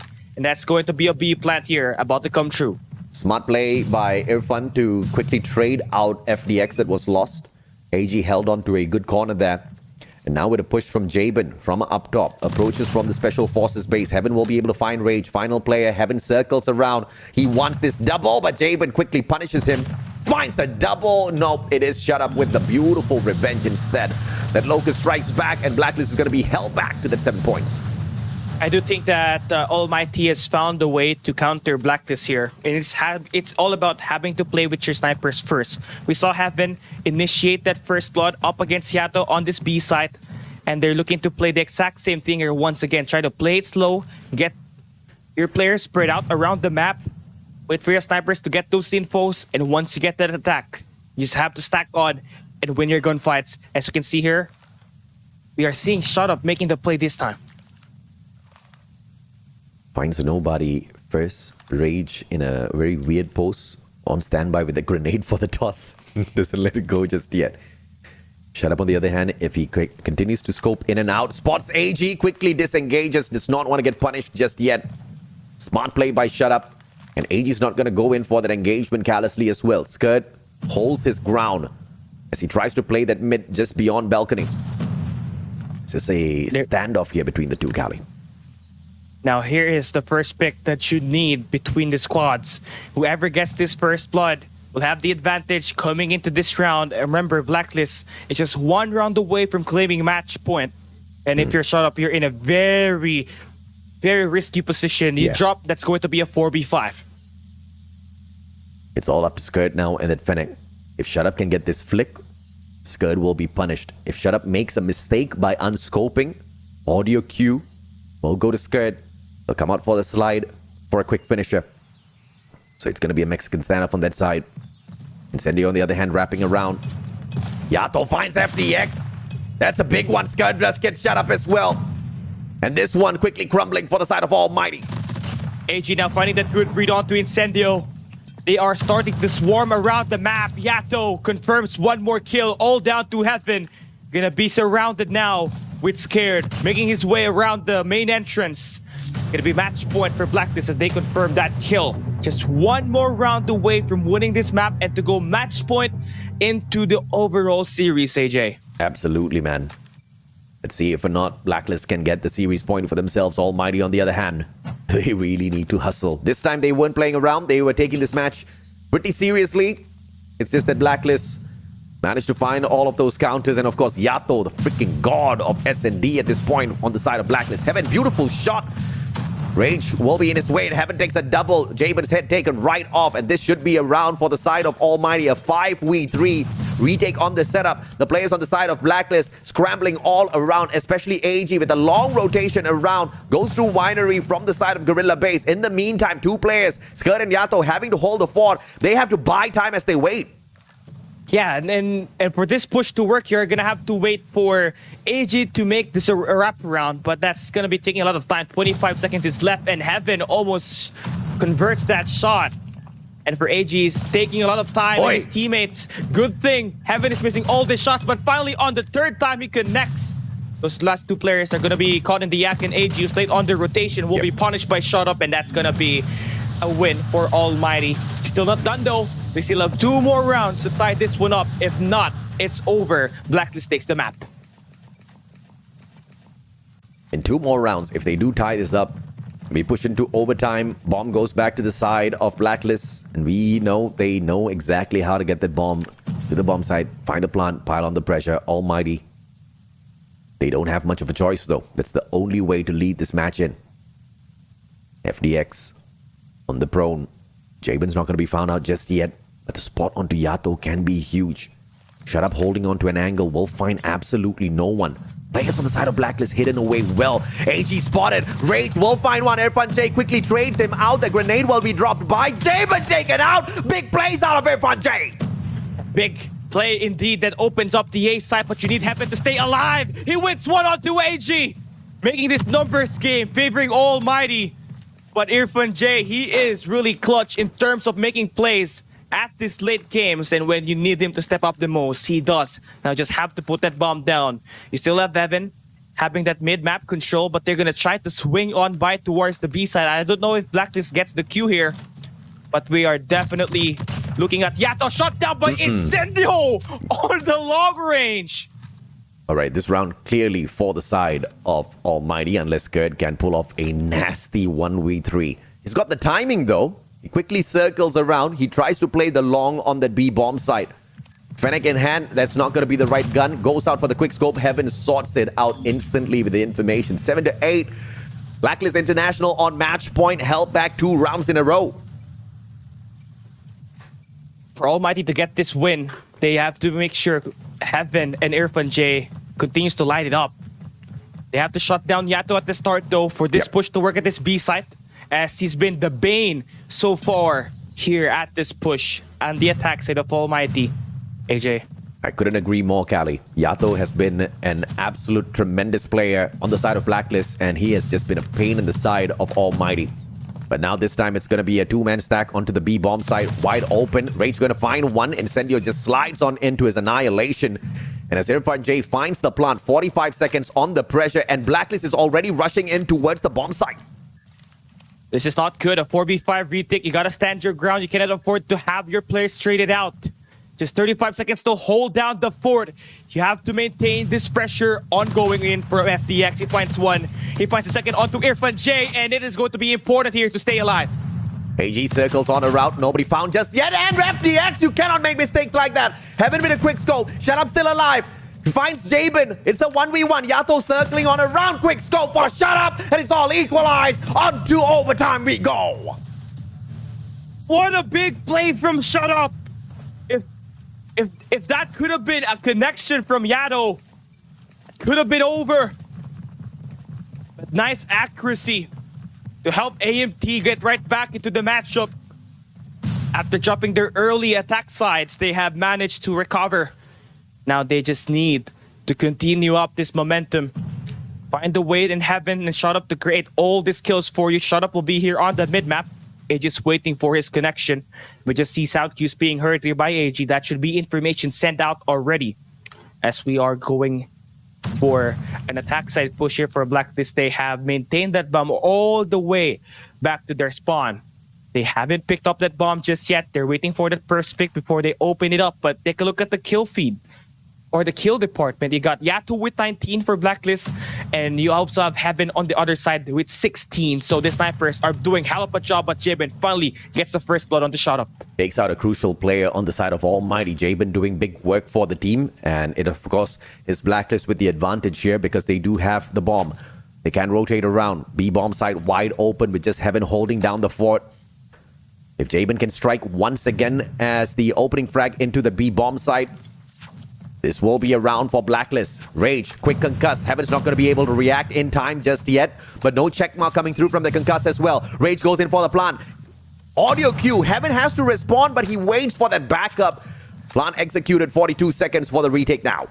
They're trying to play it too safe here for Heaven. He could have anticipated a bomb plant and could have prevented it from getting planted, but I'll take that safety over anything. But Jabin finds Incendio on the main entrance and AG off the flank. This team, Almighty, is going to be surrounded. Numbers game favoring Blacklist, and this should be a round win for them. With Jabin putting in the pressure, AJ. Irfan J, no matter how much he slides, he could not get away from the three players, but Jabin, that's just a crazy guy with the snipes, man. Initially, didn't even need a flick. Don't know how he found that snipe, but he got the kill. This guy's mental, man. It's turning it to J-God once again. And now, opportunity for them to close this one out here on the defensive side. AMT now will try to make a play all the way to the B side, but you can clearly see the adjustments being made by Blacklist. They send out two players there. That's going to be AG and Jabin. So range is not going to be a main thing here and a problem at this B side. Shut Up. Already spotted Yato. Too easy of a shot for him. Shut Up shoulder just sticking out, giving away that information first. Enabling Yato to just wait for that opportune moment. Grenade sent on fourth. One player out of the equation. Once again, Shut Up taken out. This is just bad news for the side of Almighty. Heaven needs to step up. Incendio needs to find a couple of frags. Solid ones. In order to allow Almighty to survive this and push it forth a little bit further. This risky play for FDX at that winery is going to be big, as well as for Incendios trying to open up the attack here at the main entrance. Has to pick the corner, but AG, the time to kill with the Fennec just too good right now. Heaven, though, trying to turn it around for Almighty. Needs one more to make this a 3v3 situation. Blacklist has to win this out. It's a 3v3 indeed as FDX shuts down Rage. Almighty, circle around. Irfan J finding that plant finally. Will be able to pile on the pressure, but the retake is going to be on pause for a moment as AG once again goes in for a very long rotation around. Heaven already on standby, awaiting his presence. Oh, he picks, he boos, he removes. At 3v2 now, Almighty looking to trade around up against Blacklist here as the clock keeps on continuing to tick. 20 seconds is left and Almighty Heaven swings right for one more time, takes Jabin off, and I think that should seal this one up. But a 1v1, AJ. 1v1, make that a 1v none. Blacklist International bags out Almighty in the SND at Tunisia. Took them a lot of rounds, though, 18 rounds to win this game, but it was not that easy. Applause for these two teams for going that far in that SND. But now, advantage for Blacklist, just one more map for them to win this series. And of course, if Almighty wants it, they literally need to pull a gentleman sweep. They need to go all the way, win out 3 back-to-back matches, bring us into game number 7, and show us exactly how they can play this spectacularly. If or not, Blacklist is going to allow them to go that far, I don't think it's looking great at all for Almighty. Yeah, I'm looking at the available maps that we can line up here for this best of 7. We do have Hacienda right up next. So I think that's going to be a 50-50 battle. But I'm looking over towards that control that we're going to have after this hard point.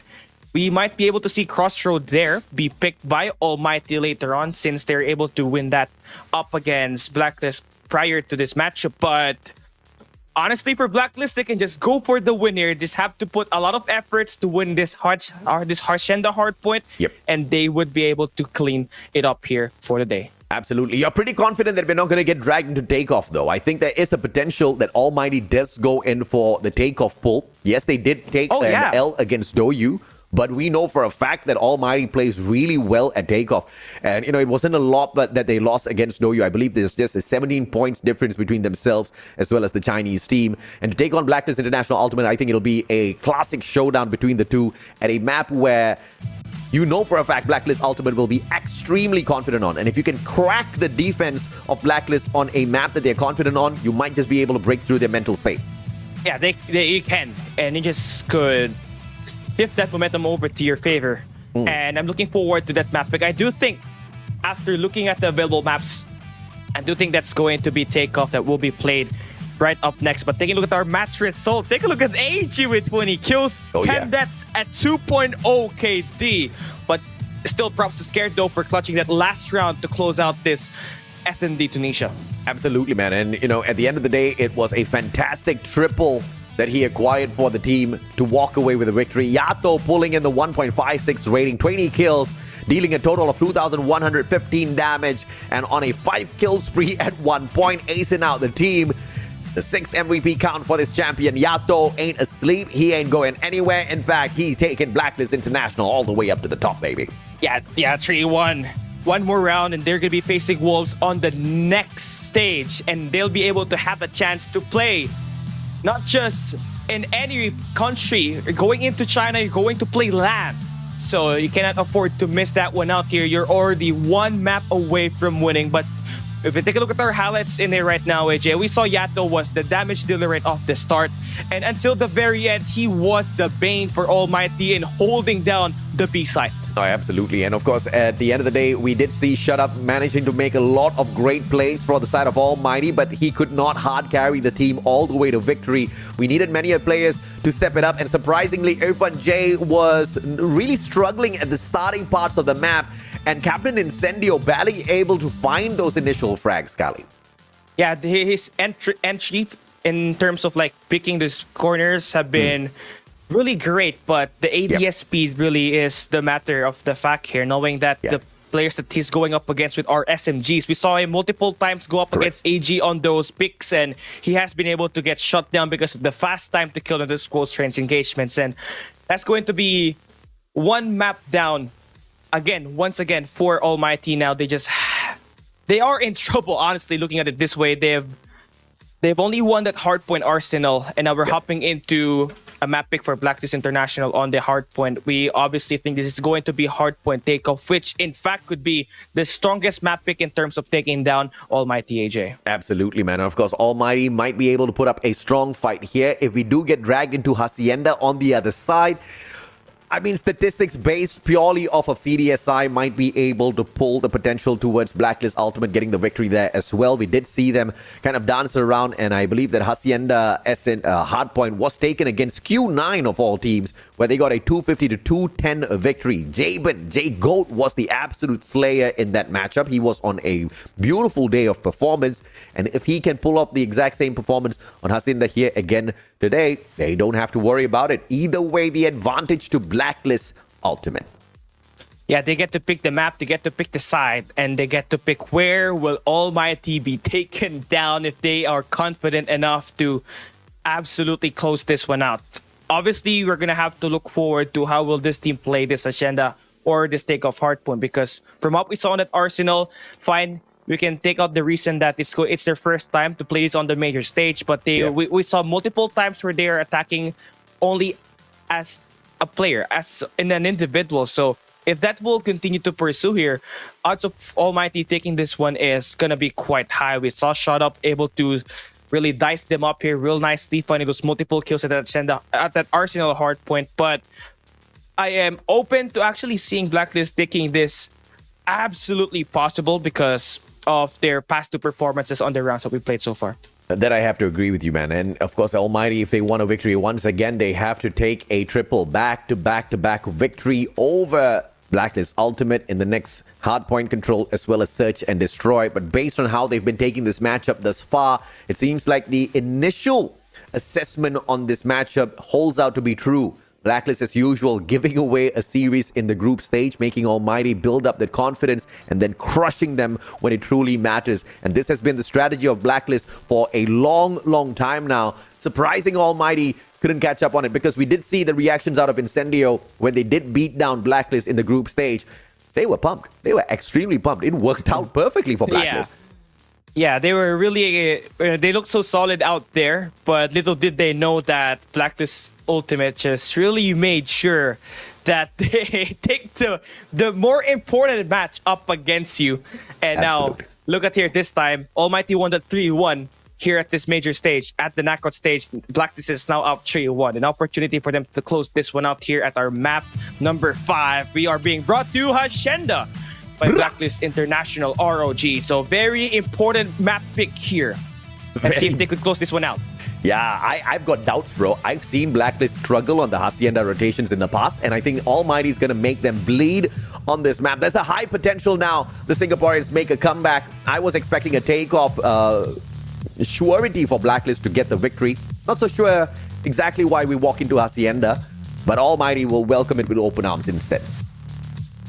I mean, either way, if you ever pick that Hacienda and Takeoff, you're looking at Almighty, who has 50% chance of win rate on those 2 maps. So I guess they just are looking in for an opportunity to break this team down even more by taking their chances here at this Hacienda hardpoint. As we started all off, AMT will start on the bad side, and they were going to be taking over the mid-map right off the bat. Briggs going to be hopping on into the hill first as the objective player. Everybody else on the side of Almighty getting slain out on the second floor of Mana. They circle around. They want to sort out the players first before they hop on through as well. And it's a good kill by Incendio as well, taking out the objective player off of the side of Blacklist. 5-7. This game hasn't run away just yet. First hardpoint is always going to be this scrappy. It's always going to be scrappy, and you can clearly tell how these players are lining up their positioning. They always want that second floor control just to make sure they can shoot the players down there below on the fountains. But so far, it has been so good for Blacklist in maintaining both of those sides, as they have number 4 in Yato holding down that point, and they also have Rage trying to set things up for the squad on the second floor and trying to find those early rotations on towards the next hill. It's going to be a great play here for Blacklist either way on this first hardpoint, as Almighty tries to scrap up the remaining points here off of the first hill rotation. Early ones for the side of Blacklist, playing the garage really smartly, but they don't take away the spawns and statues. Instead, they try to hold on to the observation deck. Backstab from the side of Almighty. Player number 5, Irfan J, wins out a big gunfight, and in the meantime, Heaven clears out the hill, but only for AJ to play a perfect defense. He holds on to the hill as the final man on the side of Blacklist. Yeah, he's a big guy, and he knows how to play these corners correctly. He is just a bane for Almighty on that first set of gunfights that Blacklist won all by himself. So as you can see here, we're going to be hopping into another push being made by Almighty, and they would soon be deleted once again by Blacklist here as they open up all the power positions in their favor. Last 28 seconds, still a lot of time for you to contest, and Almighty still stacking their resources in. And it looks like Blacklist has been doing a lot of work on their Hacienda hardpoint, because this is a very different Blacklist that we are seeing. But FTX just stomps on in, shutting them down one after the other. Bleeding has been stopped, but Scared pulls one back to their side. Heaven goes down, and that breaks the hill yet again to the favor of Blacklist International. Challenge comes on through. It's going to be player number 4, the one and only Shut Up with the CBR4. Final few seconds yet again, trickling in the scrap points for the side of Almighty. Very rare that you see that happen one too many times. And now here, hopping into our third hard point, we're going to be able to see AMT FTX playing the route man. He's be able to remove the players from Blacklist, going in for those early rotations. They're going to be able to claim the early time, but they do not have the spawns for the moment, and Scared able to trickle in the attacks at the back, and they're going to be able to help his team buy some time. But they all go down, so that means more time for Almighty here at P4. Big Sparrow plays coming through for FDX, manages to get one, and that's a big kill coming on through. He aims for mana yet again. Heaven, on the other hand, purifying the souls of the Blacklist players, and Almighty catches back up on the scoreline. 58 to 59, all equalized now as the bleeding finally stops. Purifier on the play. Finally, Jabin does manage to find Heaven, but the damage has been done already as Shut Up manages to win out yet another gunfight. The attack from the back. Captain Jabin trying to hold down this hill, stops the bleeding. FDX prevents him. The X-player on the side of Black doing a lot of deed now for Almighty. He's got 14 kills in this game. He has just been lighting it up along with Heaven with 13. Now it's all about this next rotation and Shut Up finding up 2 big kills to open up this P4. They only have to worry about Rage, who's off the rotation. It's the only guy that you have to worry about, and eventually finally get dealt with. You're going to be spawning Blacklist all the way to the rest of the minimap, and once you're able to do that, it's going to be quite a lot easier in terms of eliminations. 51 seconds to go, and of course it's going to be Yato with the Sparrow on the play. Yet another Slay. Irfan J taken out of the equation. Shut Up on the slow prowl. Will be spotted out. Yato tries to take him off of his perch, but now he waits for that backup. Backstab now. Shut Up, big plays coming on through. Manages to get a double for himself. Beautiful hill break for Almighty. Blacklist International has a good chance here to pull away the final 20 seconds, but it's all about this next attack. A 3v3 on the stack. 2 players up from top on mana. Shut Up will be taken down. Skirt gets a double. Irfan J sorts him out, but the backstab will find the hill for Black yet again, which gives room for Almighty to circle around and play the next hard point, albeit not too far away from the 4th hill. Yeah, but honestly here for Almighty, they are looking into contest those final bit of scrap time up against Blacklist, and they do not have any initial time here, and in the initial power positions that's being held right in time for P1 to open up. So it's still going to be a P1 back-to-back scrap here for both of these squads. But one thing for sure, we do have AFD in this favorable side ready for that P2. As we open up this hill, we're going to be having Heaven playing inside the point along with his teammate in Incendio. So far, they've been able to claim time, but the contest does come true now for Blacklist. That should be them now going in for the contest. But the gunfights doing a lot better now for Almighty. It's a game that's neck and neck indeed. Blacklist International has improved a lot on this Hacienda hardpoint, but Almighty showing that they are still players who know their way around this map no matter what. But look at Yato with the triple. Finally gets sorted out by Shut Up from up top. Now, nobody's playing that mana hardpoint just yet. Blacklist just suckering in all of the Almighty players, and they get exactly what they want. But now player number 5, Irfan J holding on to the fort, trying to prevent the capture onto the hill, but they still do manage to get that. Heaven stepping on in with the CBR4. Finds that back up through the one and only Shut Up as well. It's a 1v2 against AG. AG taken out. Final scrap points for Almighty to stay in front. A big play here from Jabin at the back of the statues, as he's going to be able to drop 2 players from AFD who's trying to flip the spawns. And that's still going to spawn out. AFD on the right side of the minimap. And Yato now able to get that good read off of that rotation. They're going to be able to open up this P2 once again. This is where they claim most time on that first set of rotation, and they're looking to do the exact same thing once again. Sparrow does come true for FDX, but the same thing can be said for Yato as they're trying to go for the brick here once again. Let's see if or not the Sparrow plays can fare well for the side of Yato. FDX has been taken out. He was playing the Sparrow. Yato manages to sort him out instantly, but Almighty still with the break, and they have to deal with this pincer maneuver now. Coming through from the side of Blacklist, FDX sorting out the observation deck just means that they can all focus onto 2 sides, lobby as well as the statue area. But look at the flank coming on through from Blacklist. This is a big play, pinch play coming through from Rage, and Rage gets taken out of the equation, and the flank will be successful only for a couple of seconds, with Skirt finding the break, finding a big kill as well. Can he find the third? Absolutely not. And the final 9 points to the side of Almighty as Blacklist rotates over their warehouse. Yeah, scrap time in the hands of Almighty here. Blacklist gonna have 3 players stacked in there. You only have Heaven looking to play that rotation for Almighty. He needs to find 2 players here inside the point, but only dealt with 1. But still, that's going to be big as Almighty is trying to find their way back to break this hill. You do have Irfan J playing the hill, but Blacklist stacking this hard point very well. They're going to be able to open up with them claiming the first 10 seconds. And this is where you kind of see those operators gets invested, but so far, none has been made yet. Almighty just outslaying Blacklist at this point. No operators on the investment just yet. Irfan J could have whipped it out, but he chooses to not do so. They knew that this was a very winnable gunfight for them. And on the break on the hill, 28 more seconds. Blacklist International will find a quick break in. Player number 1, Heaven, circling around with the CBR4 inside of Mana as he trickles down towards the backyard. Can find his backstab onto 2 players, but in the meantime, the rest of Almighty, especially FDX, getting the dirty done. 27 kills already. Heaven on the 25. They are on the prowl, but Skurd can save them. Yato is streaking up as well here, Cali. Yeah, they have been crazy. Skurd, this guy is already about to approach 30 kills for him as they open up this B5. They're going to be early on rotation. They're going to be able to win their gunfights. And the only thing worrying about right now is FDX is going to try to stick around way behind his statues, but eventually Rage will be there to clean him up. Wow. But it's been a back and forth scrappy. Good investment for Irfan J as he finds the triple. That will be 5 going down for Blacklist, and he has been connecting the claw. Crazy here, AJ. Absolutely, man. Well-timed operator investment coming through from the Clutch King Irfan J. Manages to get 4 kills and then streaks it up with a 5 as well as he whips out his primary. 190 to 132, the break from the side of Blacklist yet again. Hunter Killer Drone on the prowl. 3 players on the push, and Heaven wins back the hill just with a Purifier on the play. The rest of the players on the side of Blacklist International slowly circling around from the side of Mana. Yato shut down. A beautiful slide in from Skurd will be able to sort out Heaven, but can they deal with the numbers? AG with a pincer maneuver will be able to find one. Shut up, stopping the bleeding here, not allowing Blacklist to take away all of these points, but Rage shows up, gets concussed halfway through. Heaven shuts him down, and it is going to be Almighty making sure Blacklist does not catch back up just yet.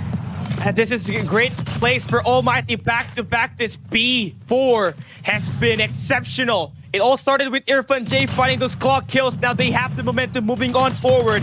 The gunfights have been exceptionally well, and Blacklist has been showing signs of struggle as they try to kind of dealt with it here at this B4. Now as we move it towards the next hill, we are going to be seeing AMT now. Going to be late on this rotation. It's going to be Blacklist claiming all this early time, but Irfan J decides to invest a Predator missile. Nothing will connect. That's going to be a waste of score streak, but nonetheless, he still have a big lead. Shut up from afar will be able to find one, but instantly traded out. Incendio and Irfan J both popping off, and now the hill back to the side of Almighty yet again. 35 points to bring this match to a close. Man is just going to be absolutely scrappy, but Almighty keeping up the pace. This is what I meant when walking into Hacienda just wasn't a great plan at all for the side of Blacklist. They should have just taken takeoff and get a sure victory. They wanted to flex on Almighty. They're going to be paying a big price here at Hacienda. 10 more seconds to go. Blacklist breaks the hill, but Almighty will say thank you very much, sir. Off to P2 we go.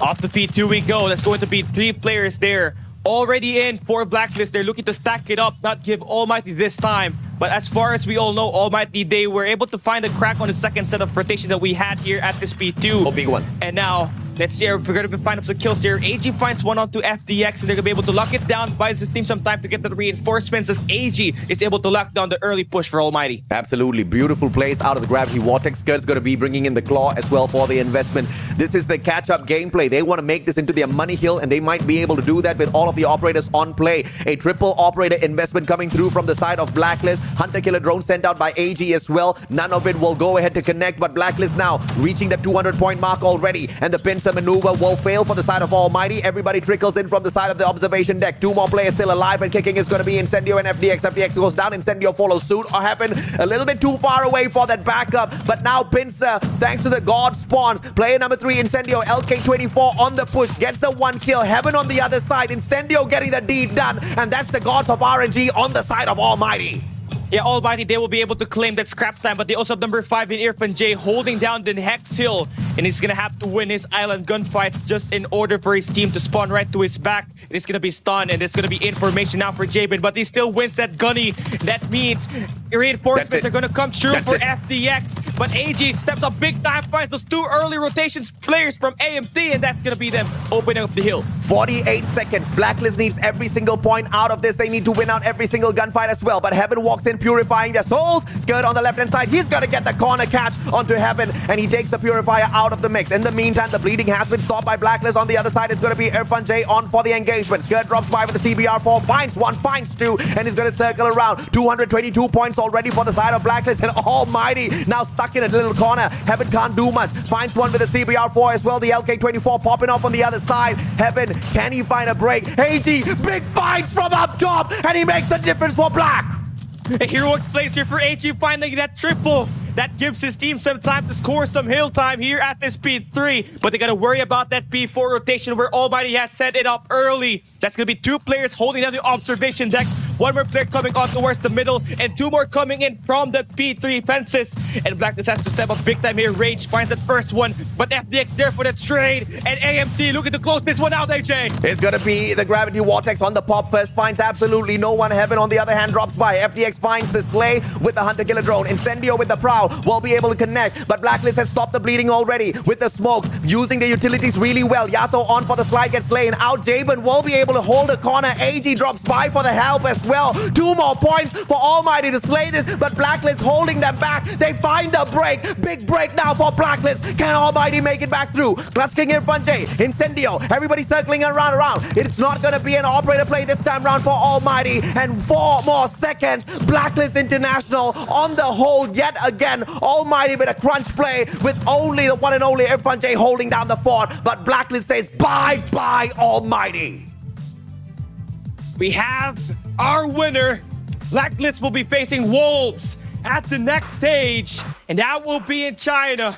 A LAN event. What a stand down there at that P4 hardpoint, AJ. Oh my god, bro. This is Blacklist proving on 2 sides at the same time. Number one, their strategy of letting go of the initial series in the group stage proved out to be the perfect advantage, just bringing the hopes and confidence of Almighty up and smashing them down instantly, walking them into Hacienda, a map that Blacklist has shown weakness on so many times in the past. In fact, the kind of weakness Blacklist has shown kind of, wrote them off of this map, but they brought that in and they whooped Almighty, but it was way too close for comfort. A little unfortunate for the Singaporeans, Cali. Yeah, a little bit of an unfortunate there, because at that last hard point, we did not see any operators available for Almighty. And for Blacklist, their rotations of that operator skills came in true clutch. I mean, AG with that Gravity Vortex, you got Jabin with an Annihilator as well as that Purifier pop-up at the end. That really helped them get those skills locked in towards those close-range engagements, and that sealed it up. A 250 to 248 finish. Blacklist will face Wolves on the next stage. And at I believe that was P3 that we were talking about, where we went into warehouse and I said, this is it. It was mainly because AG just showed up from nowhere up top, doesn't use an operator, just with the CBR4, slays out the players on the side of Almighty, and they just had an open hill there. Rotating in towards the final hill wasn't going to be a problem at all, but it's called this is it mainly because the operators were all wasted already by Almighty on that point. And Heaven's Purifier got equalized by such a fantastic hold. I believe it was Skirt that was holding onto the angle. He knew his players were getting purified. He knew the angle of trajectory that Heaven was moving on from as well. Information gameplay. You got to respect the communication on the side of Blacklist, and they whoop out Almighty from the competition. They absolutely do so in a very solid manner. At the end, they prove why they are a tough team to beat in terms of holding down that hard point. I mean, the stand down on that gameplay, the continuous stack for Blacklist, the ability to persistently put in the numbers on that P4 helped them secure this win up against a very solid AMT squad, and that's going to be a 250 to 248 finish. AG gonna get that 40 kills, but Yato and Scared put up big time score. Scared with 49 with 1.26 KD, but Yato with 42 and 31 with a 1.35 KD. They will be able to close this one out. On the flip side, Incendio bottom fragging. There's just only one way that this boy can go, and that is up, because he is down in the dumps at the moment. Hopefully he does not lose confidence, but instead uses this as a great platform to step up his gameplay before we get into the next Garena Masters as well as Stage 5. A 1.68 rating coming through for the one and only Skirt. This was the guy that prevented the Purifier play from Heaven, because Heaven could have been a huge damage dealer down at that P3 warehouse. If Heaven had made it in there with that operator, things would have been so different. Skirt said hell to the no, sir. Got that information off the communication, sorted him out, and from then on, it was just scrappy gunfights back and forth. What was it, man? A 2-3 point differential in this matchup for Blacklist to walk away with it? Super nail-biting clutch. Super nail-biting clutch, and I really love how this one ended up. You really got to give it up for these two teams fighting it out until the very end. We got the back-to-back rounds of non-stop action on the S&D Tunisia. We saw an overtime. We really saw Almighty try to fight this one out. They just got outlasted by Blacklist International ROG at the very end. This team is ready for that next level. And it's just going up until this point. You know, they've been the underdog up against Almighty. Then moving on to the next stage, they're still going to be the underdog up against the Wolves on a LAN event, AJ. Absolutely, man. For all of you guys who have been patiently waiting for your redemption code, please do go ahead to take a screenshot and get this redeemed for yourself. At the very start, Cali, it was a great opportunity for Almighty to walk away with a victory, but unfortunately for them, they dropped the ball on that meltdown. They started off very cheeky, only allowing Irfan J to hold on to a site with a Fennec on the sniper's nest, and that just pretty much gave 3 free rounds away to the side of Blacklist, and that could have been a world of difference because the scoreline came down to 7-9, and then later on, of course, Almighty pulled one solid game back at Arsenal. That was their ace pick of the top of their sleeves, and then Control was very scrappy back and forth. Very well played by Blacklist International. Where things could have been different once again was, of course, Tunisia with who was the player that was kind of bottom frag? And FDX, I believe, wasn't really finding those hits, which was just so unfortunate, right? You can't underperform in games like this, especially when you are from Blacklist Ultimate. You should know their gameplays in and out. Yeah, absolutely. And he was able to lock it down at the start, but then his performance actually dropped down at the middle of the game, and that's where it kind of was in trouble for Almighty to get right back to it. And Incendio wasn't really hitting his shot as well there. I believe he ended up with 7 kills in those 18 rounds of action. So those S&Ds could have been a lot better for Almighty. But hey, this may be the end of your road, but you still got a lot of times for you to worry back because Guerrilla Regional Qualifiers is right around the corner, AJ. Absolutely, man. And of course, with Incendio bottom fragging 2 out of these few rounds, I believe it's going to take quite a mental toll on him as the captain of the squad, but he can't let that keep him down, man. They have to manage somehow to train their way right back up to be prepared for this next stage of competition. CDSI is all done and dusted for Almighty, but when we want to look at the champions, Blacklist International Ultimate, they now book a matchup against the victors earlier on that took the victory over Volt. It's going to be the one and only Wolves. That's going to be a showdown none of you want to miss. Yeah, that's going to be next week, and that's going to be on China. That's going to be a LAN event for the first time since the World Champs. Yeah, boy. This is going to be an interesting take, and we're going to be taking a look at the brackets because we have already settled down the last 4 teams here at this championship, and it's going to be Volt officially out of the picture as they were able to get shut down just a little bit earlier, and just recently it's going to be Almighty. So we got WPM, DYG on the upper bracket, we got Blacklist and Wolves down at the lower bracket, and there's 2 Garena teams, 2 Chinese teams, and it's going to be a square fight, AJ. Amen, brother.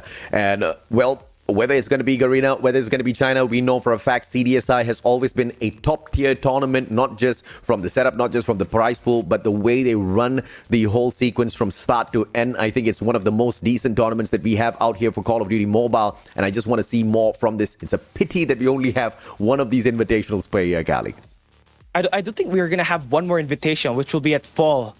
So I do think if that's going to happen, it's going to do a lot of wonders, not just for Garena and Chinese teams, but also to the Eastern teams that's actually trying to compete for the world stage. Because at this point, where you have all of the best teams, you get to see what your mistakes are, you get to see what your weaknesses are, and those game modes are going to be coming up big when you try to play for the world stage.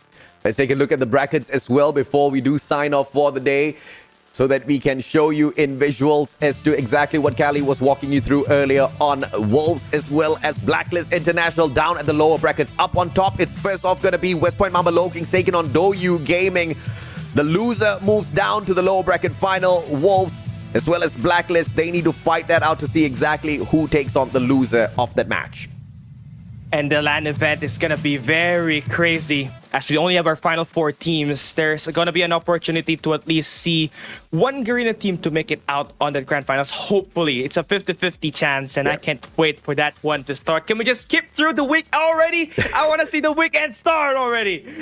I know, man. I know exactly how you feel, but we're not going to be able to rush time just yet. All of the teams, they do need good time to prepare for what can be the biggest showdown. And anyway, they need to fly into the country first, Cali. So we can't rush it just yet. But ladies and gentlemen, boys and girls, you guys have been absolutely amazing, except for a few in the comment section. But of course, we wish to see you guys back here next week as well. On behalf of Broadcast Cali, as well as, of course, myself, Mustachio AJ, thank you so much for joining us. Good night and goodbye.